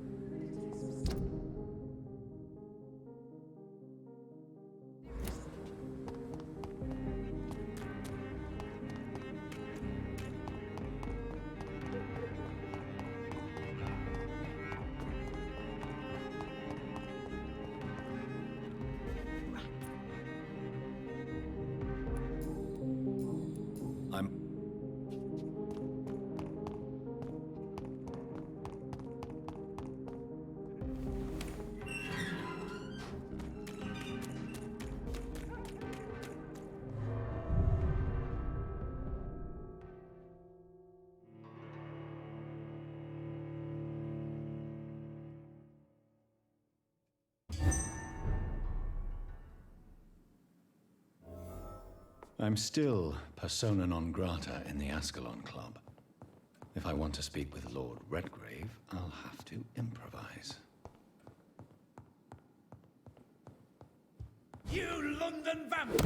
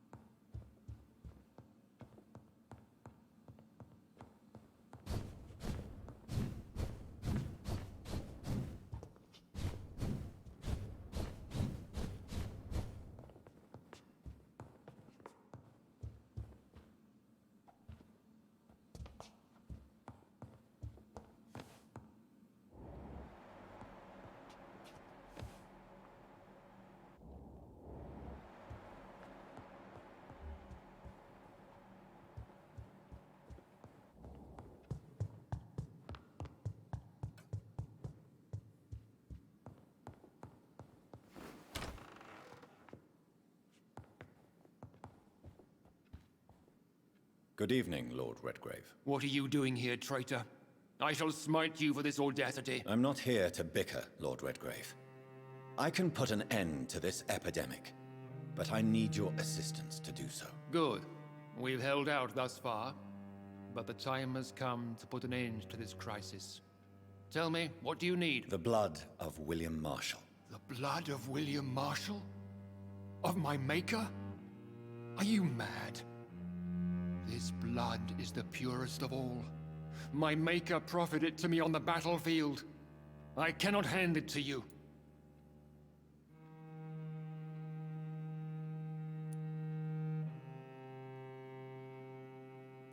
This is more important than the club, you or me. This is London's last hope. I see. Well, in that case, given the gravity of the situation, I suppose I can spare you a drop. Thank you, my lord. If you manage to save this city, you'll prove yourself a veritable servant of the crown. So Godspeed, Dr. Reed. Our fate lies wholly in your hands.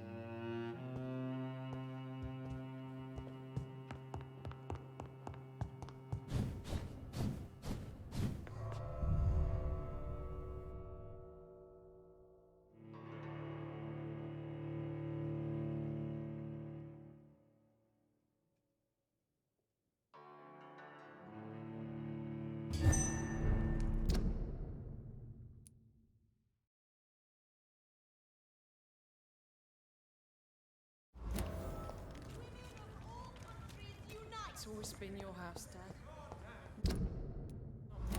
Support the equality between men and women.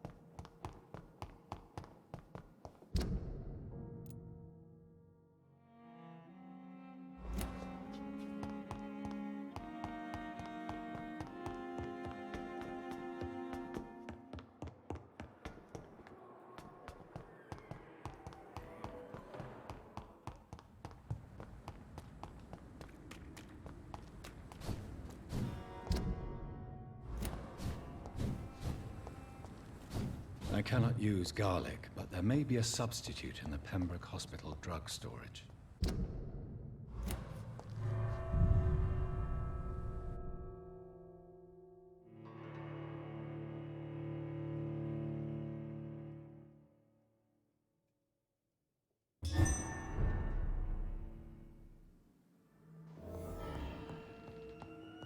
I'll put it in!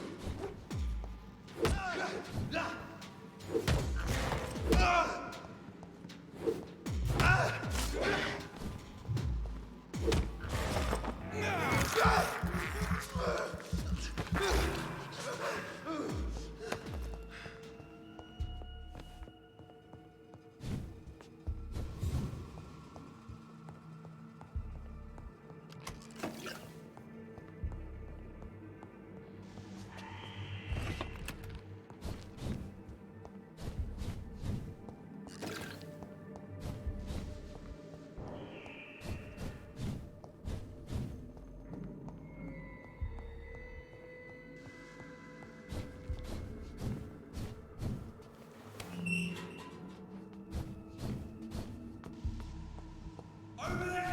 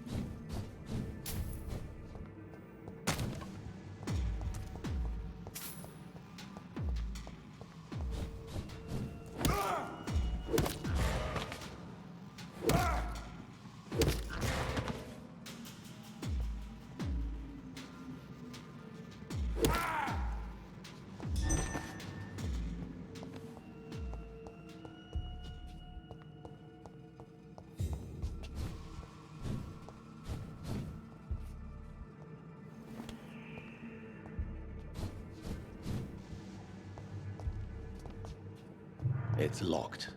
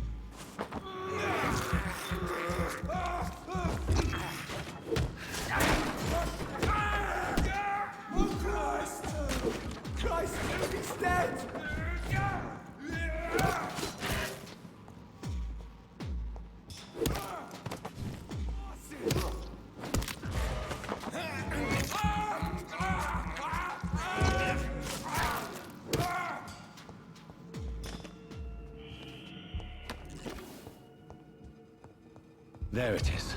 Insulin. Much more efficient than garlic against blood poisoning and sepsis, and much less dangerous for me. Thank you, Dr. Polescu.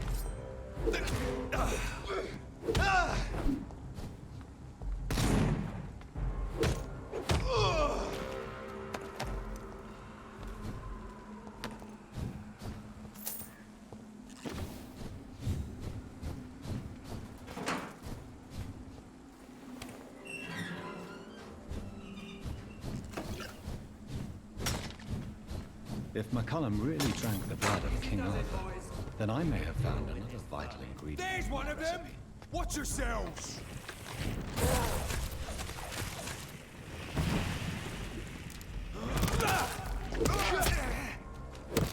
Steady, boy! Bloody leech! Got one of them!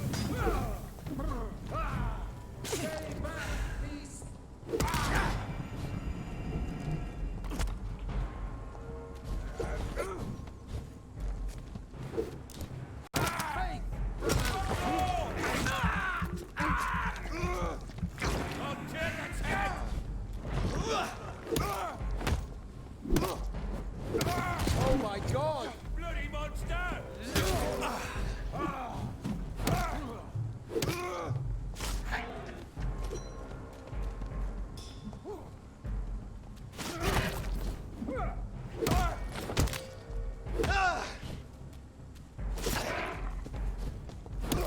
Filthy murdering bastard!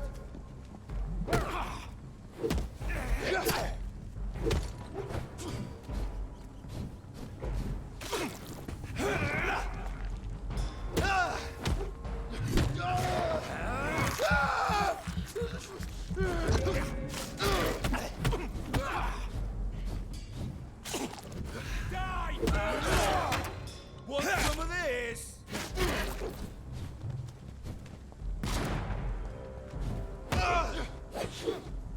Stop, vampire!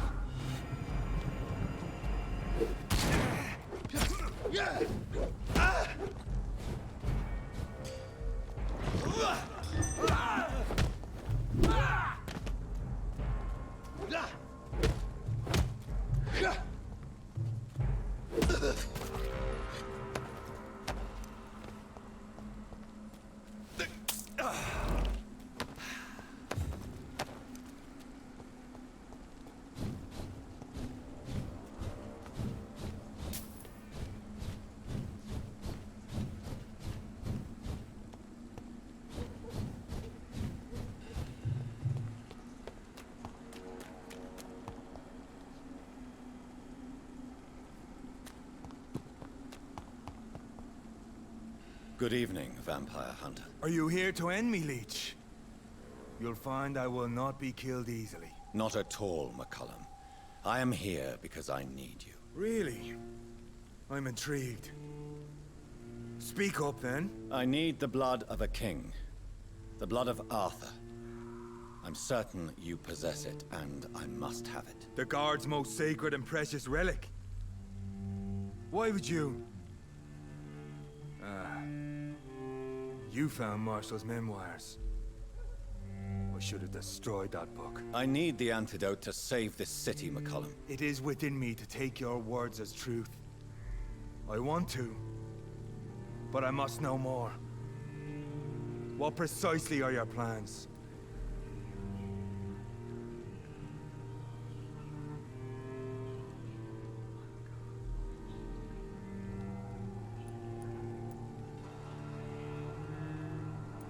A creature called a disaster is about to be unleashed. It falls upon me, as once it did Marshall, to stop it before the whole country is ravaged. I should have destroyed that book. And yet, I wish I could join this battle alongside you. But this crusade is not mine to fight. Do you not understand? We wanted the same thing from the outset. A means to end this vampire epidemic. Not enemies. Maybe that is so. Take it then. I see no other hope for this city. If this is some trick, you will be damned, Dr. Reed. Thank you. Can we speak more? Indeed. Why not? Why are you here? The man who raised me after the brutal murder of my parents. He's buried here. Were both your parents killed by vampires? Yes. And yet worse. My father returned to Dublin a vampire and tore out my mother's throat. And who was this man? Carl Eldritch. One-time leader of Prewin. You killed my father in front of me. Helped me hunt my brother Ain after teaching me how to kill leeches. What will the Guard of Priwen do now? Will you stop the Great Hunt? Yes. But we shall continue to protect innocents from beasts like you and your red-headed friend. Like me? I am indebted to you for sparing me at Pembroke. But this won't always be the case. I'm no coward like those St. Paul's Stowe brothers. How long have you known Lady Ashbury? Where is she? And what will you do to her? We saw you meeting her, so of course we investigated. But she is gone. Our scouts reported she has sold some paintings and departed for an unknown destination. Adieu, vampire hunter. Until we meet again, blood drinker.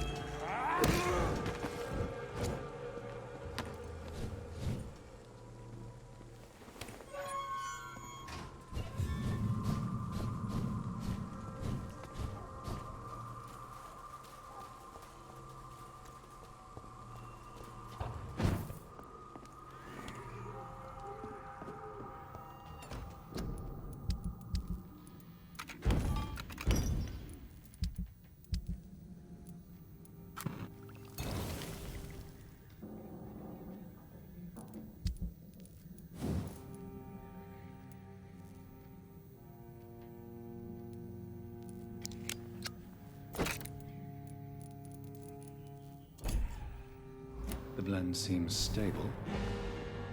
Time to go and find Harriet in the sewers.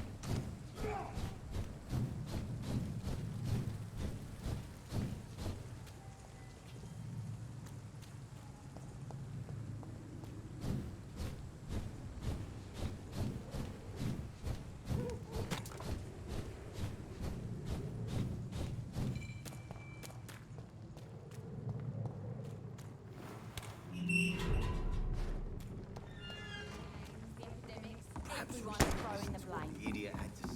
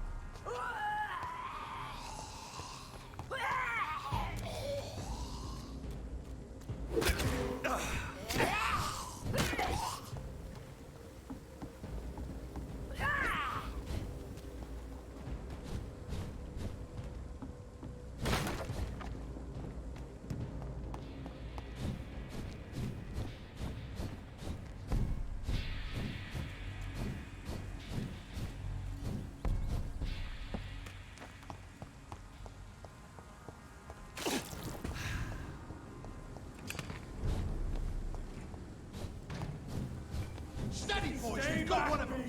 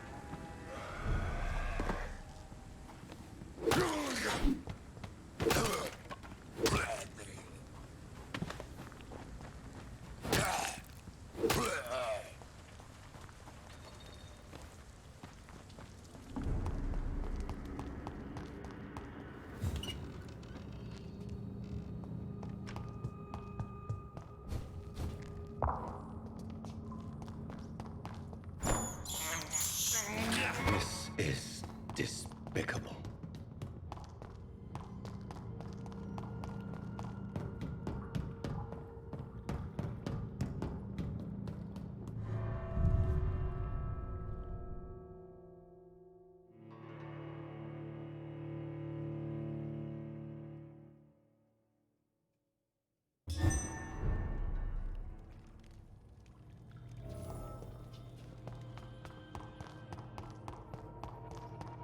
This place has been ransacked. They've all been slaughtered. Pre-1?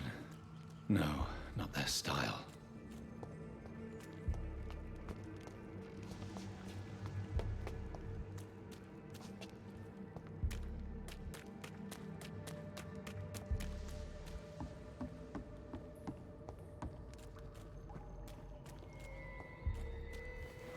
Where has Harriet gone? She must have left a trail I could follow.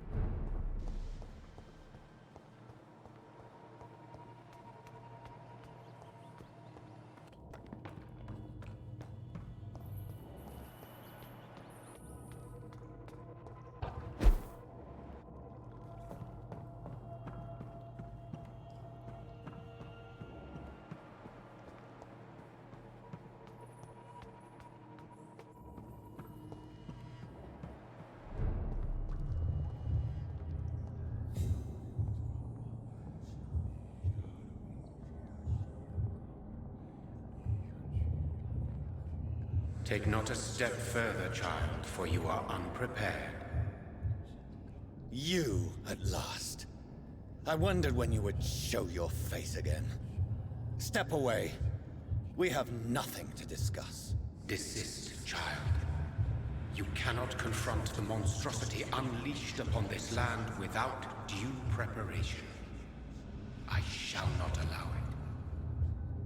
All right. But no more riddles. Enough of the obscure songs and prophecies. I ask questions, and you answer them. My words have been as clear as crystal lakes, my child.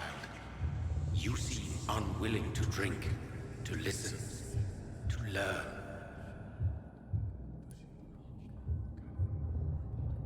Why did you choose me? Only you could provide a modern, scientific answer to this ancient, mystical threat.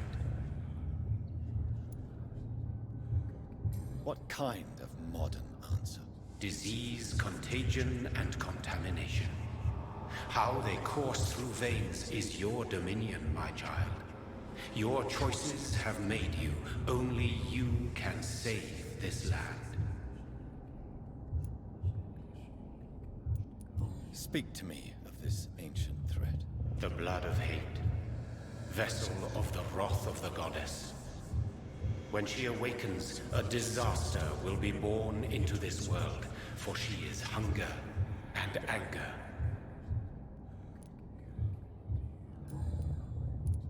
What is your true appearance? I do not understand. This is who I am. Blood? You are made of blood. Surely you are joking.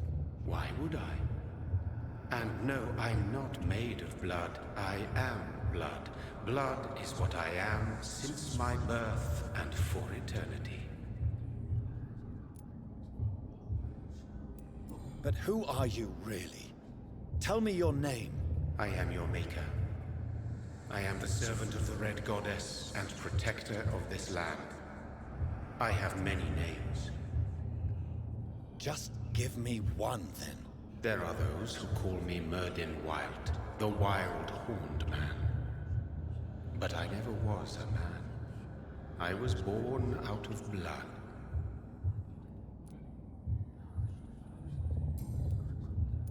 I'm here to stop Harriet Jones. She is the original carrier. The well from which this corruption flows. I have heard you, but be wary. Harriet Jones's mind is no more. She has metamorphosed into an apocalypse. Born from, drenched in, and driven by the blood of hate.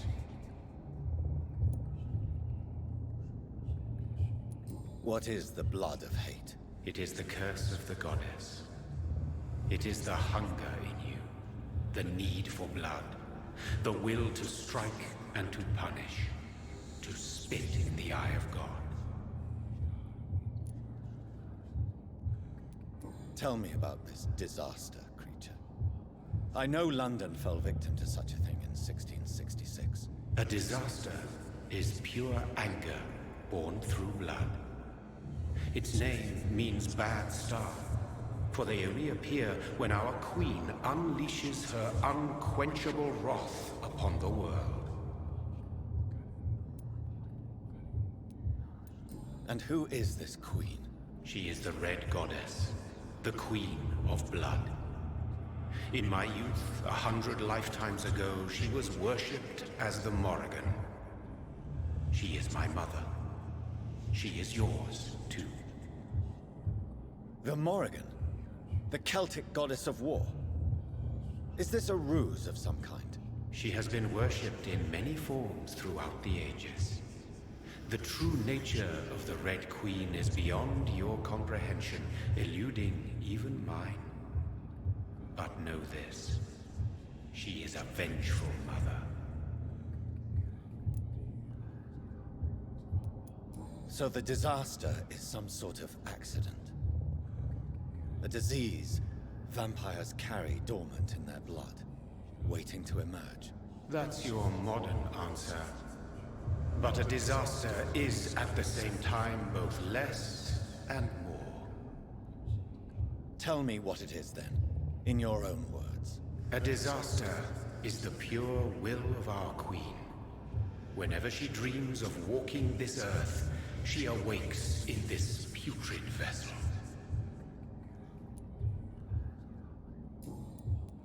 I only wish to know how to put an end to this epidemic. To perform an act so noble, you must protect yourself from its poisonous kiss, my child. I know. McCullum used such a serum when trying to kill me. However, I have produced a more efficacious version of the antidote. Your final task awaits you at the end of these tunnels. I've known for ages you were worthy of this challenge, my champion, Bittersweet. What will happen thereafter? What future awaits me beyond these dark tunnels? Your fate, my child, and the fate of this land. A disaster is about to enter this world to smite us all and teach us humility. You are our final hope. Will it be over then? Once I've defeated this creature? Yes. The threat will dissipate like so much smoke, for you will have purified its source. And then what? What will become of me? How would I know? I am no god, and your fate is in your own hands. For you are our champion. You tricked me. My sister died for your schemes. I have brought suffering and tragedy into this world. I am not, nor will I ever be your champion. Very soon you'll come to know that sacrifice is sometimes necessary. I understand the grudge a child bears towards his father and mother. Be brave, my child.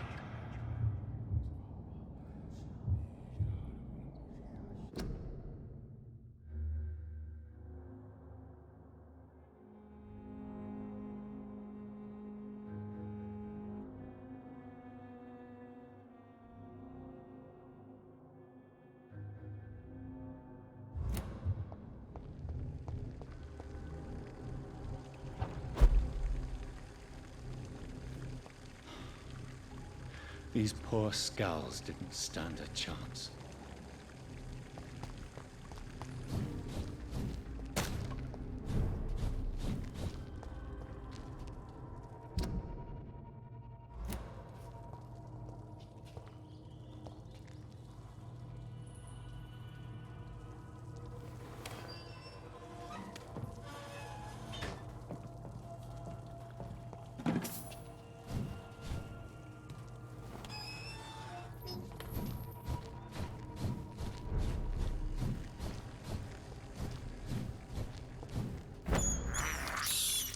I can't believe I'm doing this.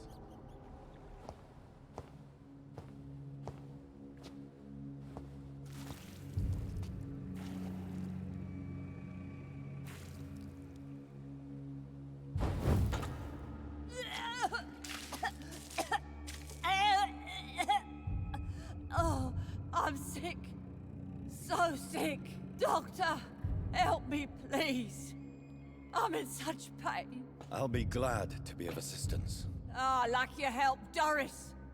Liars! All of you!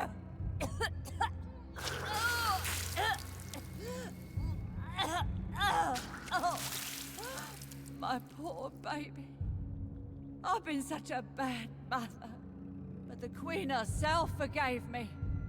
Gave me another chance. Harriet, you must stop all of this. I can't let you infect anyone else. How dare you interfere with the Red Queen's plans, Doctor?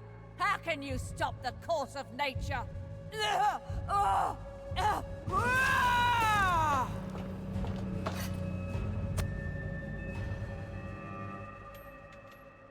took my daughter from me!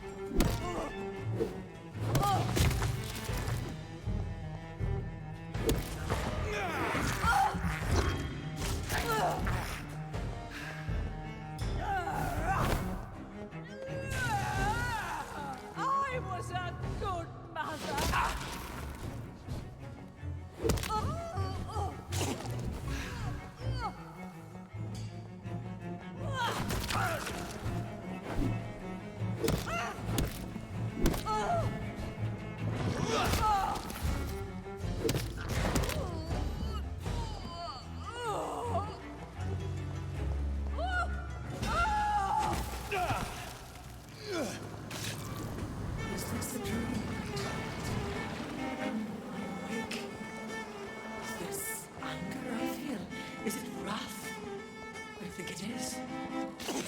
How infinitely, how intensely, how irredeemably are you all going to suffer now? Oh!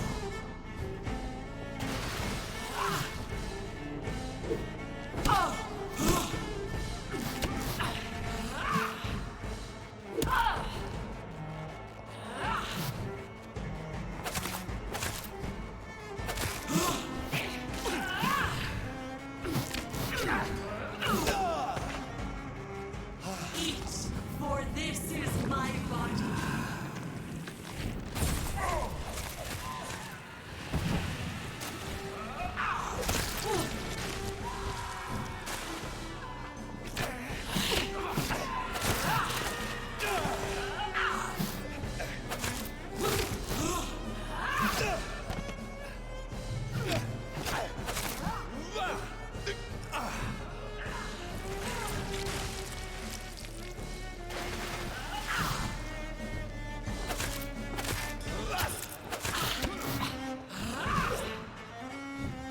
Blood, feed me, give me their lives. Oh!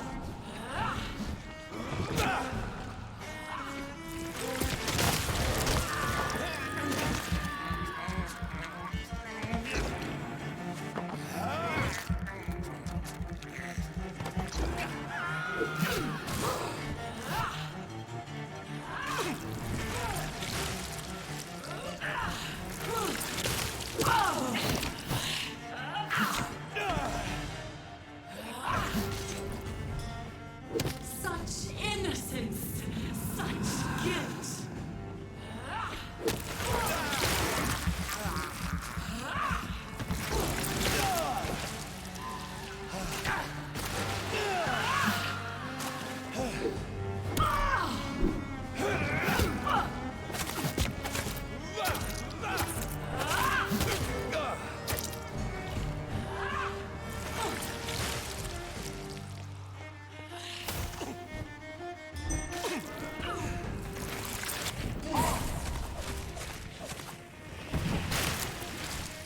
Feed your mother, child.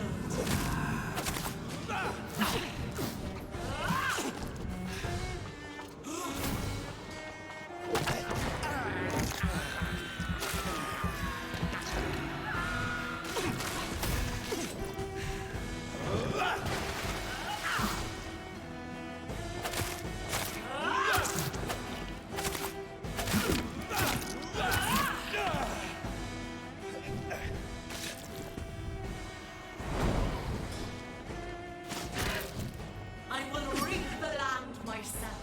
Abundant the harvest. For this is my body.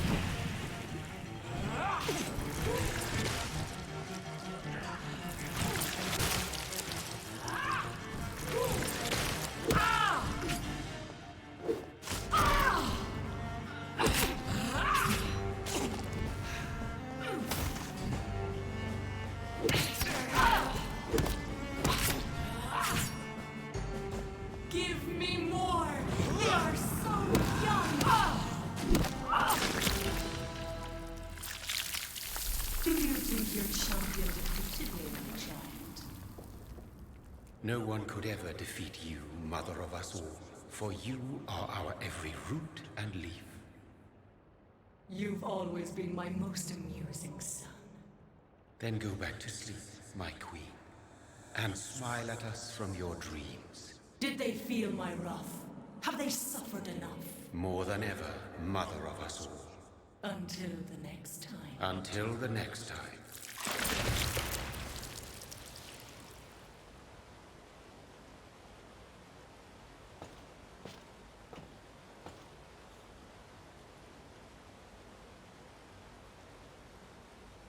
So it's over then, young Ekon. You have put an end to this terrible menace. Old Bridget? What are you doing here? This is my realm, Ekon. This is Suaskal territory. But they were all massacred by the monstrosity that Harriet became. Others will come, engendered by deceitful vampires. I don't mean you, of course.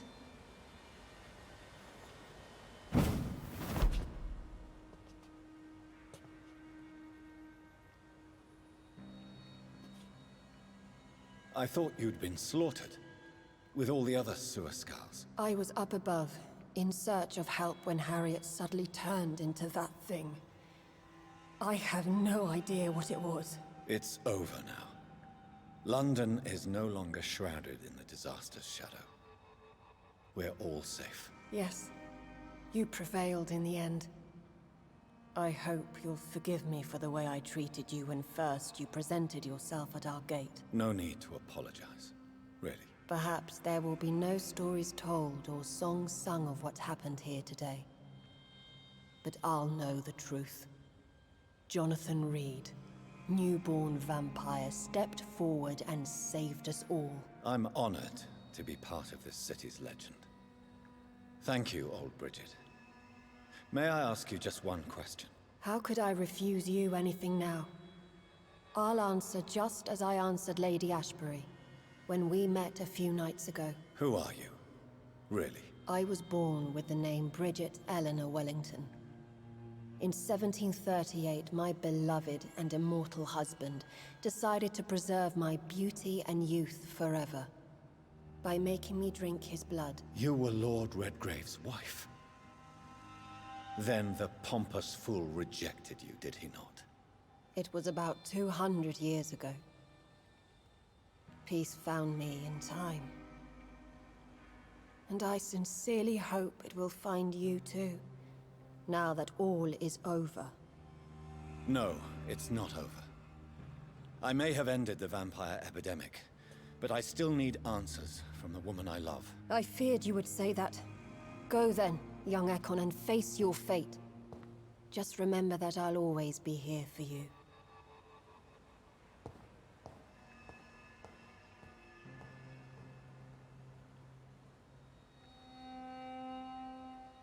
London has been cleansed.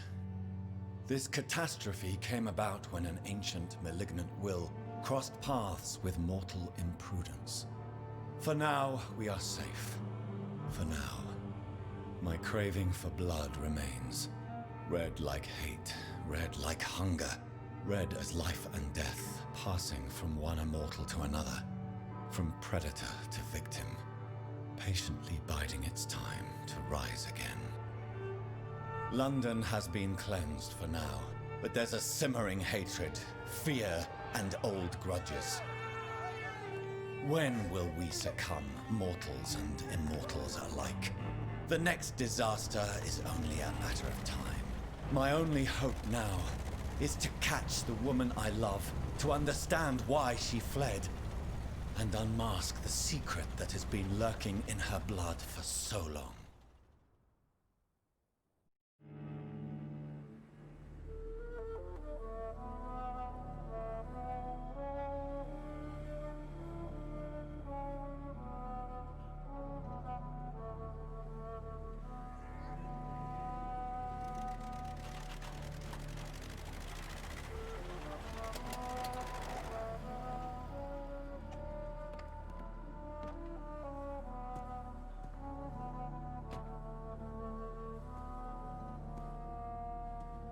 Well, this is it. Lady Ashbur's domain. Why am I not surprised it's not on any maps? I'd better hurry.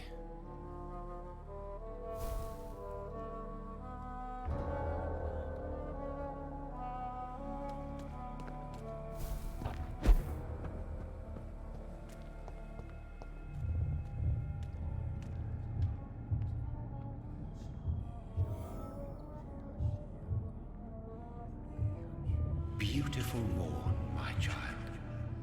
It looks like dawn is here at long last. Can't you just leave me alone? Your precious queen has been sent back to the bottomless pit from whence she came. The nightmare is almost over. I am here to say goodbye. The sun's warmth exhausts me. Soon I will rejoin my queen in her endless sleep. It is over. You did well.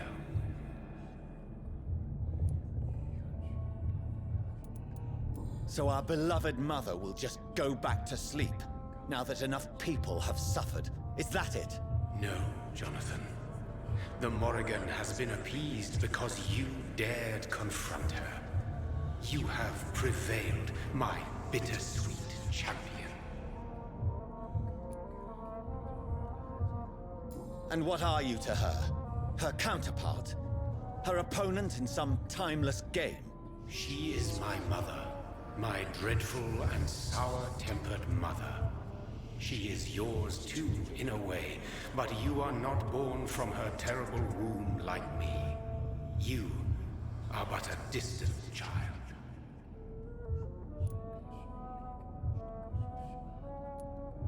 What does she seek? Revenge? Retribution? She seeks nothing, since she only dreams of it.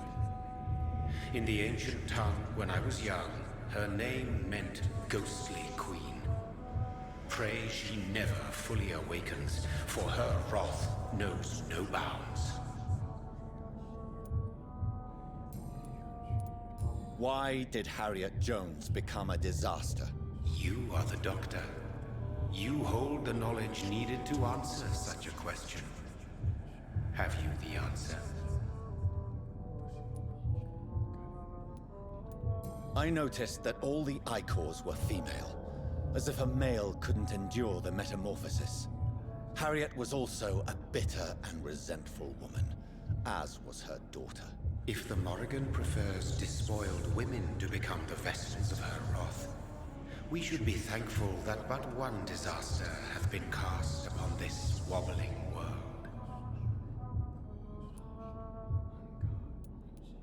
Icors seem to carry various diseases. They did not merely turn people into skulls. Their presence alone spreads death. Who knows whether the Red Queen awakens when cursed mortals endure such epidemics, or if the contagions emerge like a curse as she awakes. This is not over. I am here to find the true origin of the blood of hate. 'Tis unwise to interfere with a tale rooted so deeply in the suffering of others.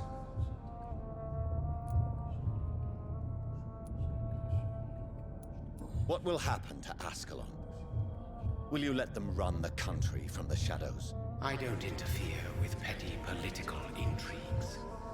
Ascalon was built upon the lie of a lineage. Such a deceit cannot last forever. But Lord Redgrave definitely possessed Marshall's blood. Untainted blood from the greatest vampire knight. Really? I wonder how he managed to acquire it. Perhaps I should retrieve this artifact before going back to sleep. What will become of the vampire hunters? They will never stop searching for William Marshall, for he escaped their two great hunts. Remember that you too are now on their dark list.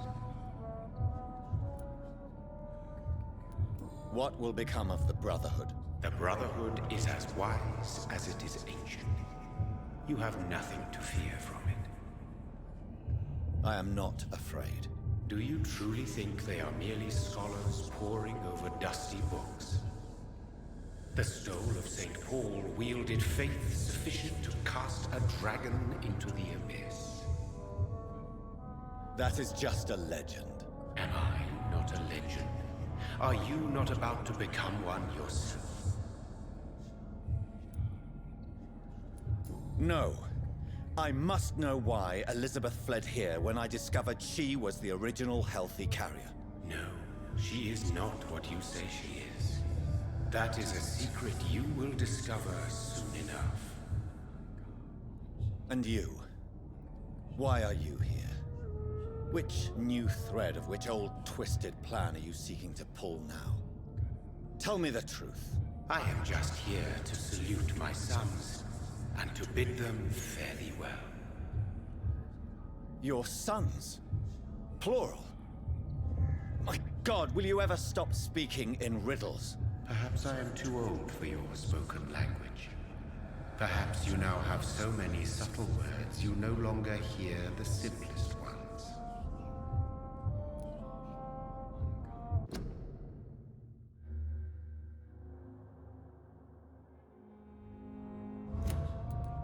Tell me about William Marshall. Why is his blood so strong? He is not stronger than you, only older. You are strong, Jonathan Reed. A champion of your time, chosen to defeat a threat spawned of this generation.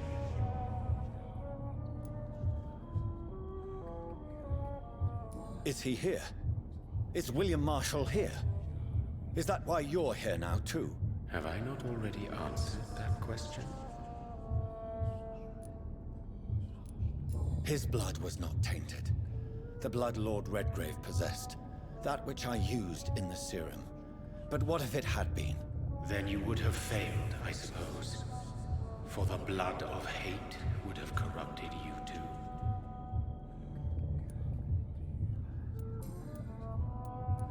When he fought me, Geoffrey McCullum used a serum made of King Arthur's blood. Since then, I have discovered that it was vampire blood. Whose blood was it? You just said it. It was the blood of a king. The blood of the champion I chose to save this land in its time of greatest peril. King Arthur was also your progeny. Why am I not surprised? Yes, he was. But he failed in the end. And for centuries the land suffered his defeat. Who are your sons? Why do you bid them farewell now? You are my son, as is William Marshall. This is madness. How many have you created? Who else? Shakespeare? Isaac Newton? Alfred the Great? Francis Drake? Thomas More? Guy Fawkes? My progeny is scarce, for I rarely feel the urge to protect this land anymore. But yes, one of those you named is your immortal brother. Maybe you shall meet one night. So that is all we are to you? Puppets you create to defeat some threat born from a dreaming devil? No. You are my sons. I am proud of you. I mourn when you fail.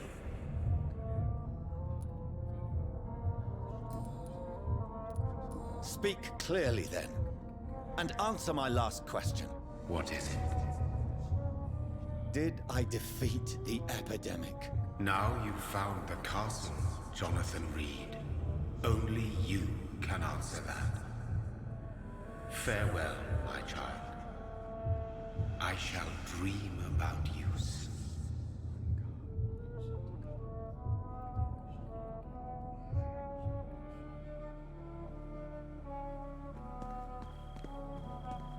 I cannot enter. The castle walls look decrepit. Maybe I can find a way to sneak in.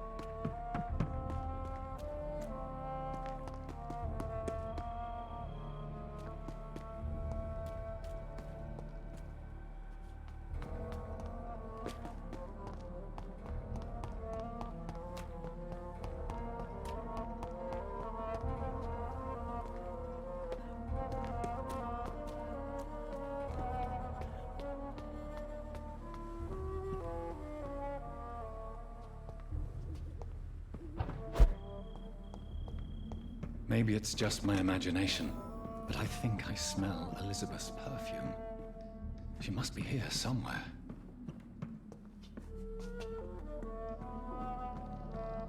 It's locked, all right.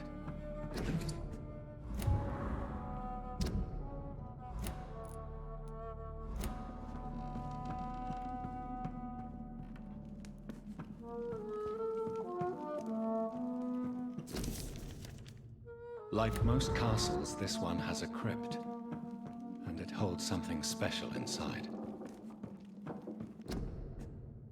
Elizabeth, my love, you allow my portrait to watch over you while you sleep. I'm flattered. This castle is falling apart.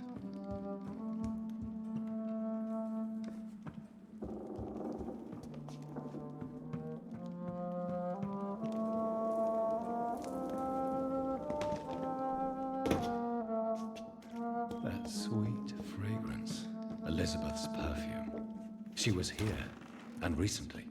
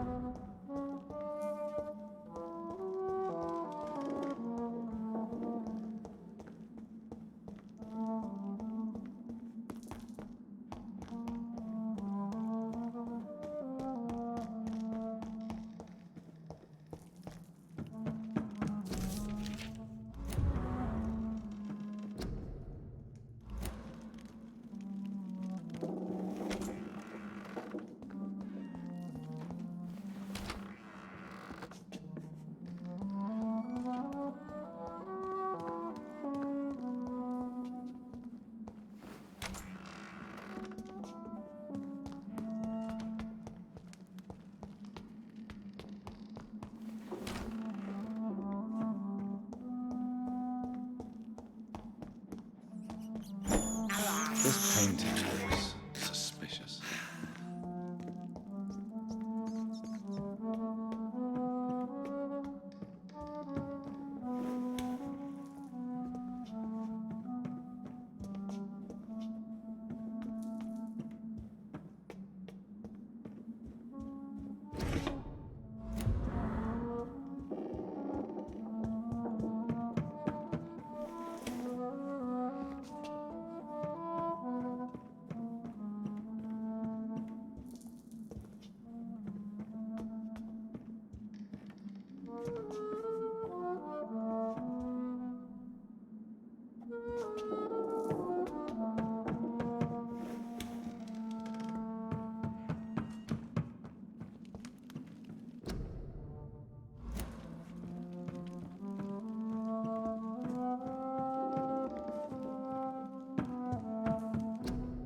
Elizabeth, my love, you allow my portrait to watch over you while you sleep.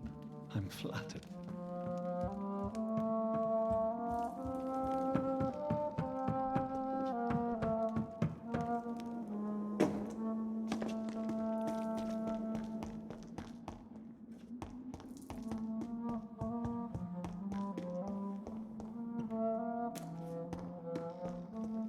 What are these symbols? I can feel a mechanism, but it doesn't work. Here's another switch. I should keep looking. What are these symbols? I can feel a mechanism, but it doesn't work.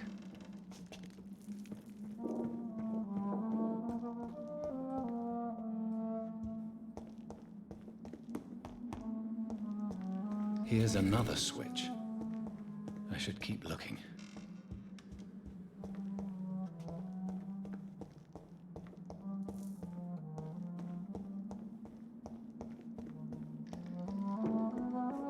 What are these symbols?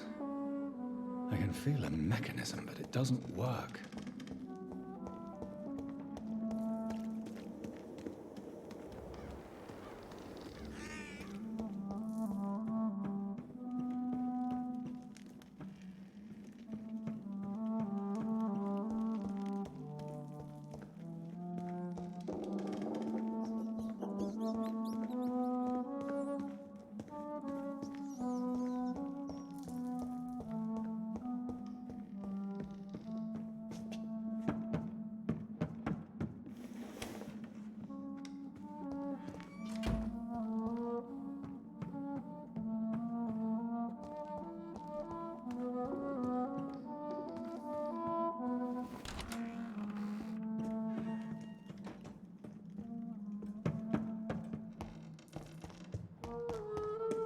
Voila.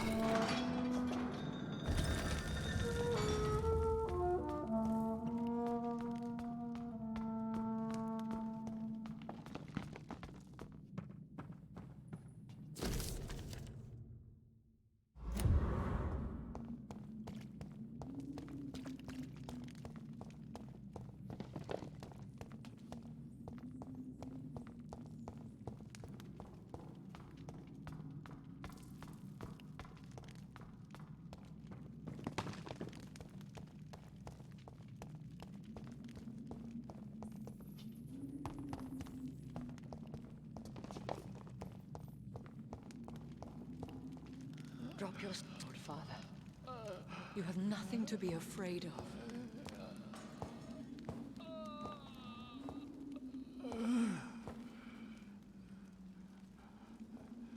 Shall we abandon this then?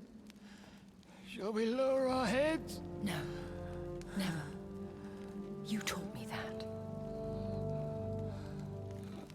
Blood is approaching. Old but young. How strange. Shall I drink it? Smite it? No, Father. He is a friend. Please, rest. I'll take care of it. Caution, Elizabeth. Deceit runs through these veins. I know, Father. What took you so long, Jonathan?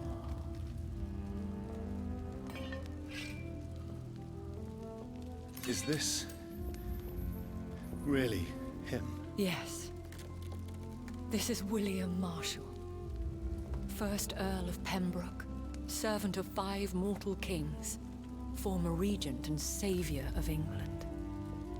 The greatest knight who ever lived, according to some. And you called him father? For he gave me eternal life, and much more. I have so many questions, Elizabeth. You always had questions, Dr. Reed. Now that I stand before you both, in this vault, I know not where to begin. We still have a few minutes left. Where are we? What is this place? This is the Ashbury estate. I inherited the title when I purchased the castle. Is this your retreat? Something of a secret place? It's more of a sanctuary, really. This is where I take care of my father. Ever since he became unwell. Are you not afraid someone might discover you here? It's not that hard to find. Do not assume that I would hesitate to silence anyone who tried to reveal my secret. Fortunately, it has rarely come to that. Why did you flee here? When you told me I was the healthy carrier, I had nowhere else to go. You mean you had to return to the real source of this scourge? Yes, to end it, once and for all. Will you go back to London? No, Jonathan. I do not intend to. And what of your daughter? Charlotte is a strong, independent woman who's about to come into money. I took care of everything. Now it's time for her to shape her future. I have destroyed the disaster, this creature that Harriet Jones had become. The epidemic is no more, and London will recover. In time. Yes. You did well, Jonathan. You truly saved the city. Yes, we did. Despite all obstacles. I'm truly convinced we did it together, Elizabeth. I cannot bear knowing I was the cause of all this. Through the use of my own blood. No. This catastrophe was the result of unethical experimentation. And the will of a creature so inexplicably evil, she exceeds all the terrible wonders I have seen since my death. But it was my blood all along. My corrupted blood of hate. The poisoned blood of my father. A healthy carrier. That's all I am. Why are you hiding William Marshall here? How could I not take care of him? He sacrificed himself by giving me the only dose of antidote he had. He gave you the antidote? Yes. And in doing so, he knew he'd have to be confined here. And yet he volunteered. That's how great a man William Marshall was. And still is. What do you do for him? I visit him as often as possible. I paint the landscapes he will never see again. I feed him with my blood. You feed him? You barely sustain yourself on the weak blood of the dying, yet you give him your blood? After he saved me from the blood rage, I swore I would never kill to feed. He said the same.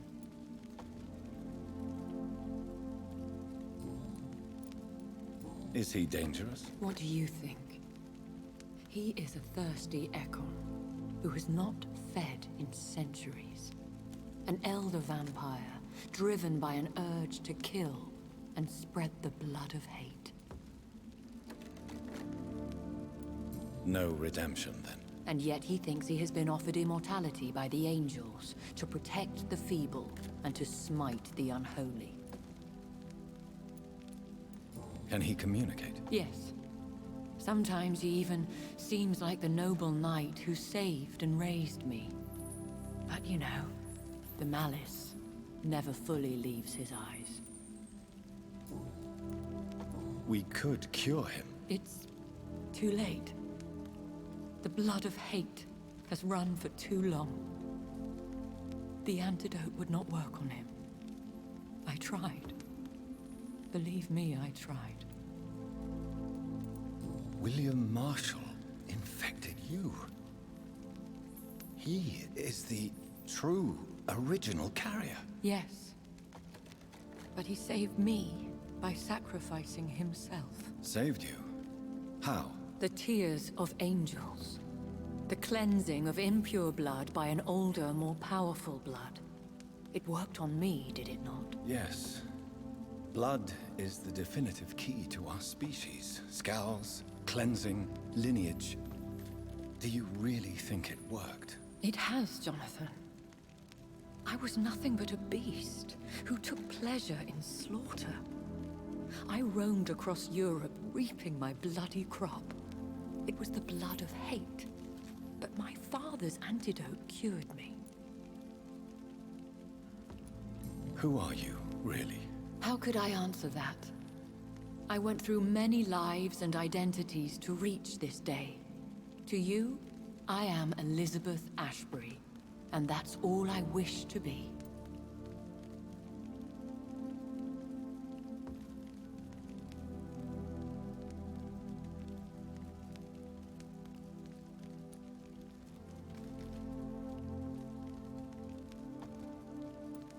I understand.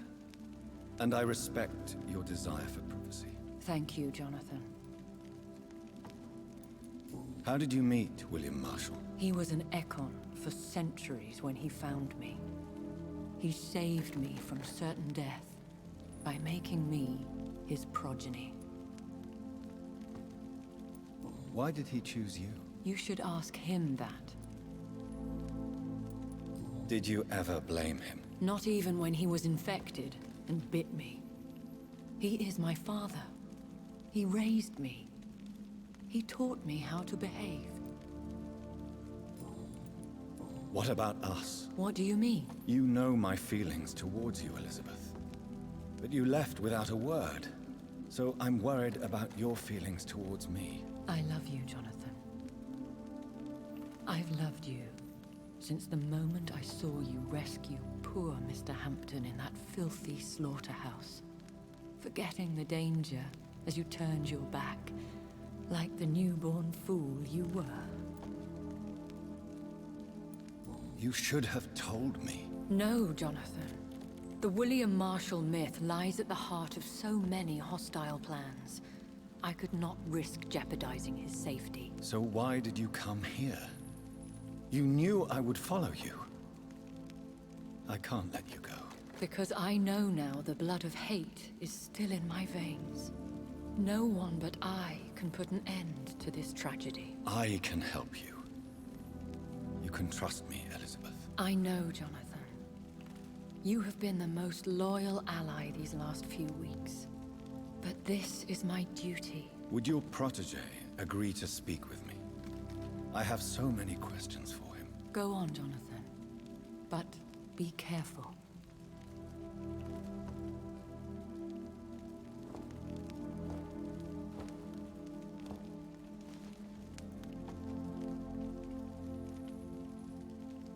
Yes? Sir William. My God. You really are William Marshall.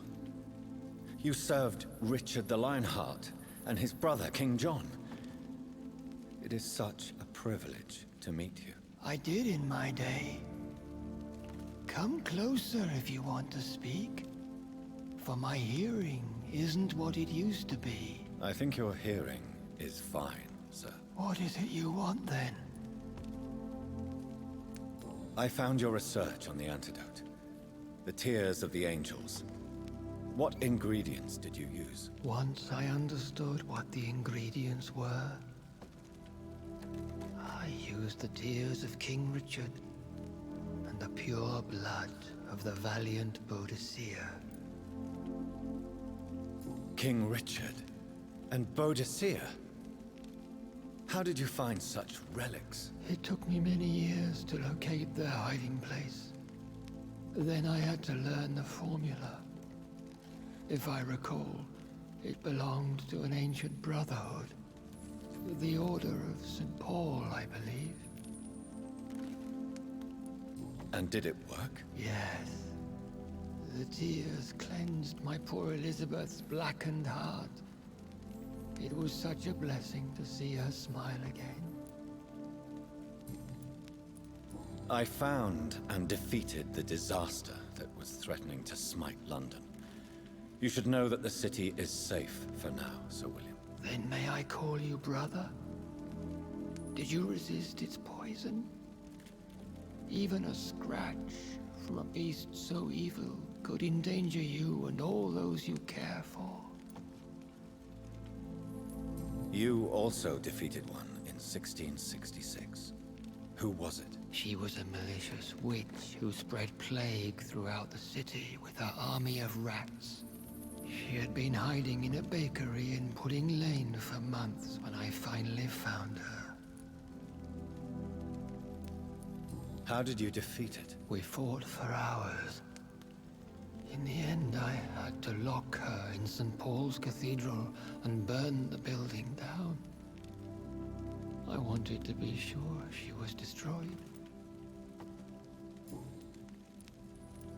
The blood of hate. How does it affect you? Do you feel it now? The blood of hate? Yes. Nothing more than a sneeze, really. A sneeze held for so long, you could blow a fortress down if you released it. I would like to ask you about vampires. Vampires? What about them? Considering your experience, please tell me what you know. They are terrible creatures. I have seen and fought many in my time. Foul temptresses with sharp claws and shrieking beaks. I have never seen such a creature. What are you talking about? Of course you've never seen a creature like them. Vampires are deadly, swift and implacable. Where did you encounter such creatures? The last time I saw one was in a Celtic temple near Salisbury. A terrible and god-forsaken place full of ghosts and pestilence. Can we speak about the Morrigan? The Red Queen? What of her? You met her, did you not? Just once. But she never ceased to sing to me. I love her song.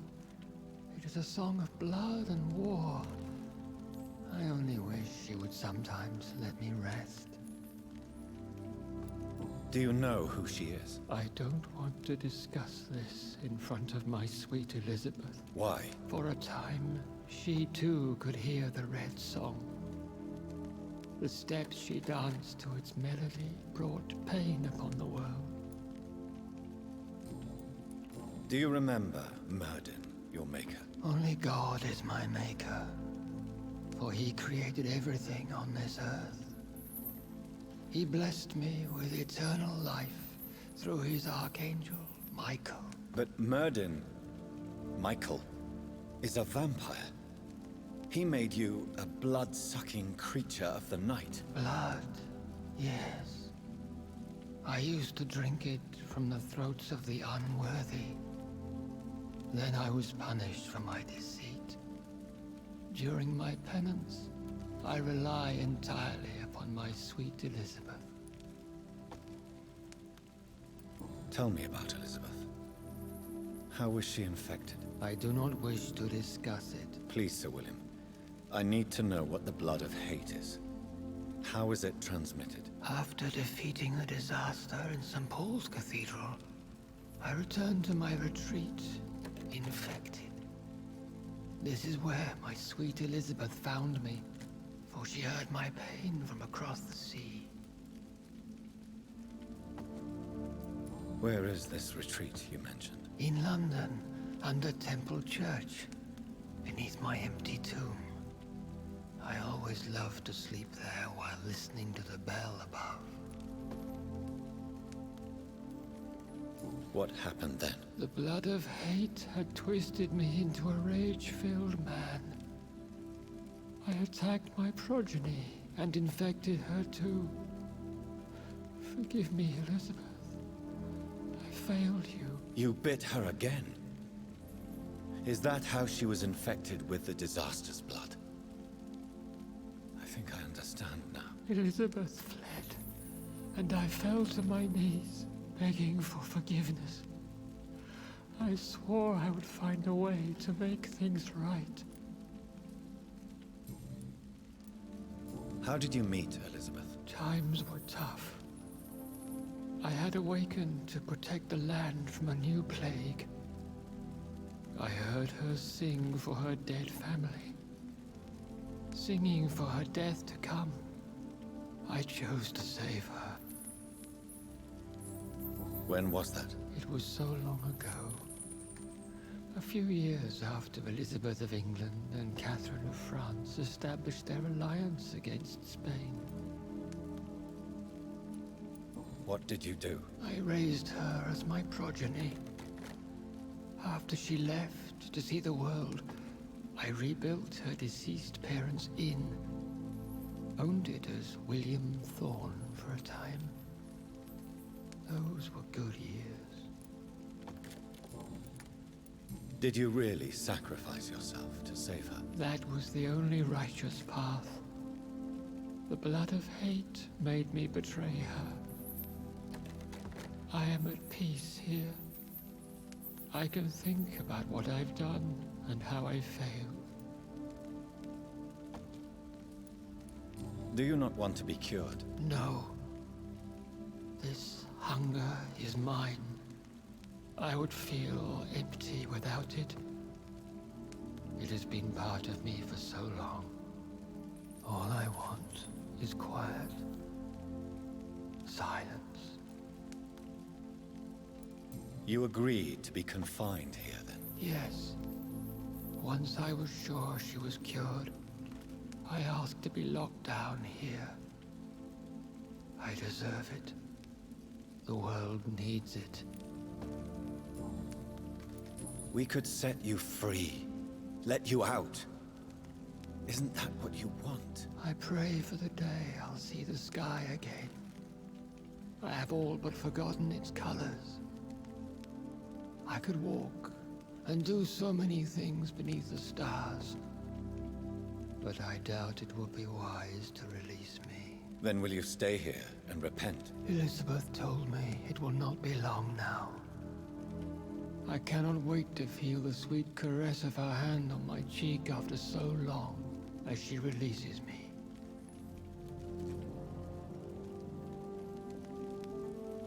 Has the time come? Yes, Father. Why not unleash me then? To see the sky a final time? You already are the sky, and all its stars. I'm not defeated, for I welcome the sword you bear, for it is mine. You were never defeated, my lord.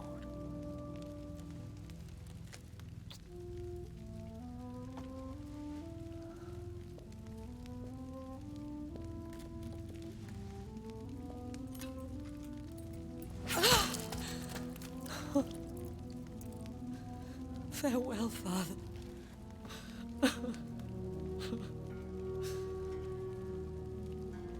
And to you also, Jonathan. What do you mean? I can't stand what I've become. This healthy carrier, as you put it.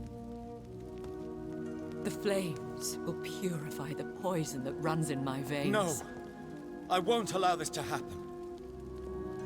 I am death, Jonathan. Wherever I go, I can't stand it. I am Dr. Jonathan Reed, champion of Myrddin, chosen to save England from the vampire epidemic. I could cure you. What do you mean? We are creatures of blood, Elizabeth. Everything about us is in our blood. With time, I could perfect the antidote William Marshall gave you. Trust me, for time is on our side.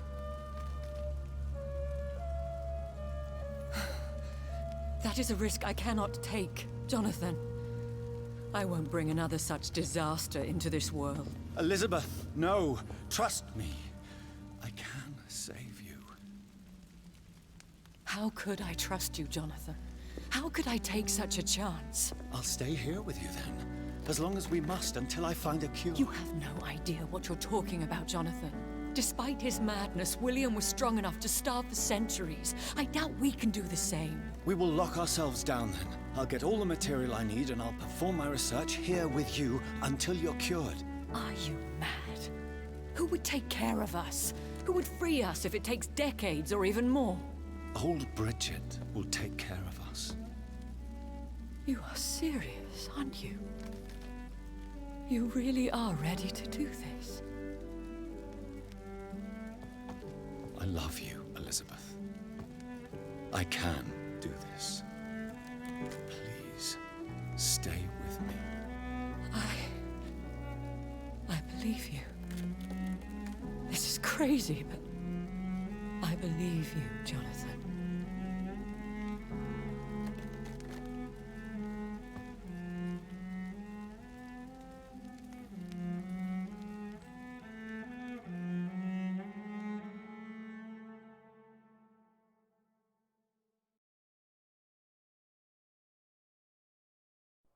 One prayer for the summoned, called by this song. Child born from darkness, whose path ye must find. Now the song is sung, and your path chosen. England is safe, for you have prevailed. I bid you farewell, my champion bittersweet. You found yourself a newer quest, and so I leave you to it. My queen sleeps once again, and I'll soon join her slumber, until alas she rises, woken by the hunger never fed.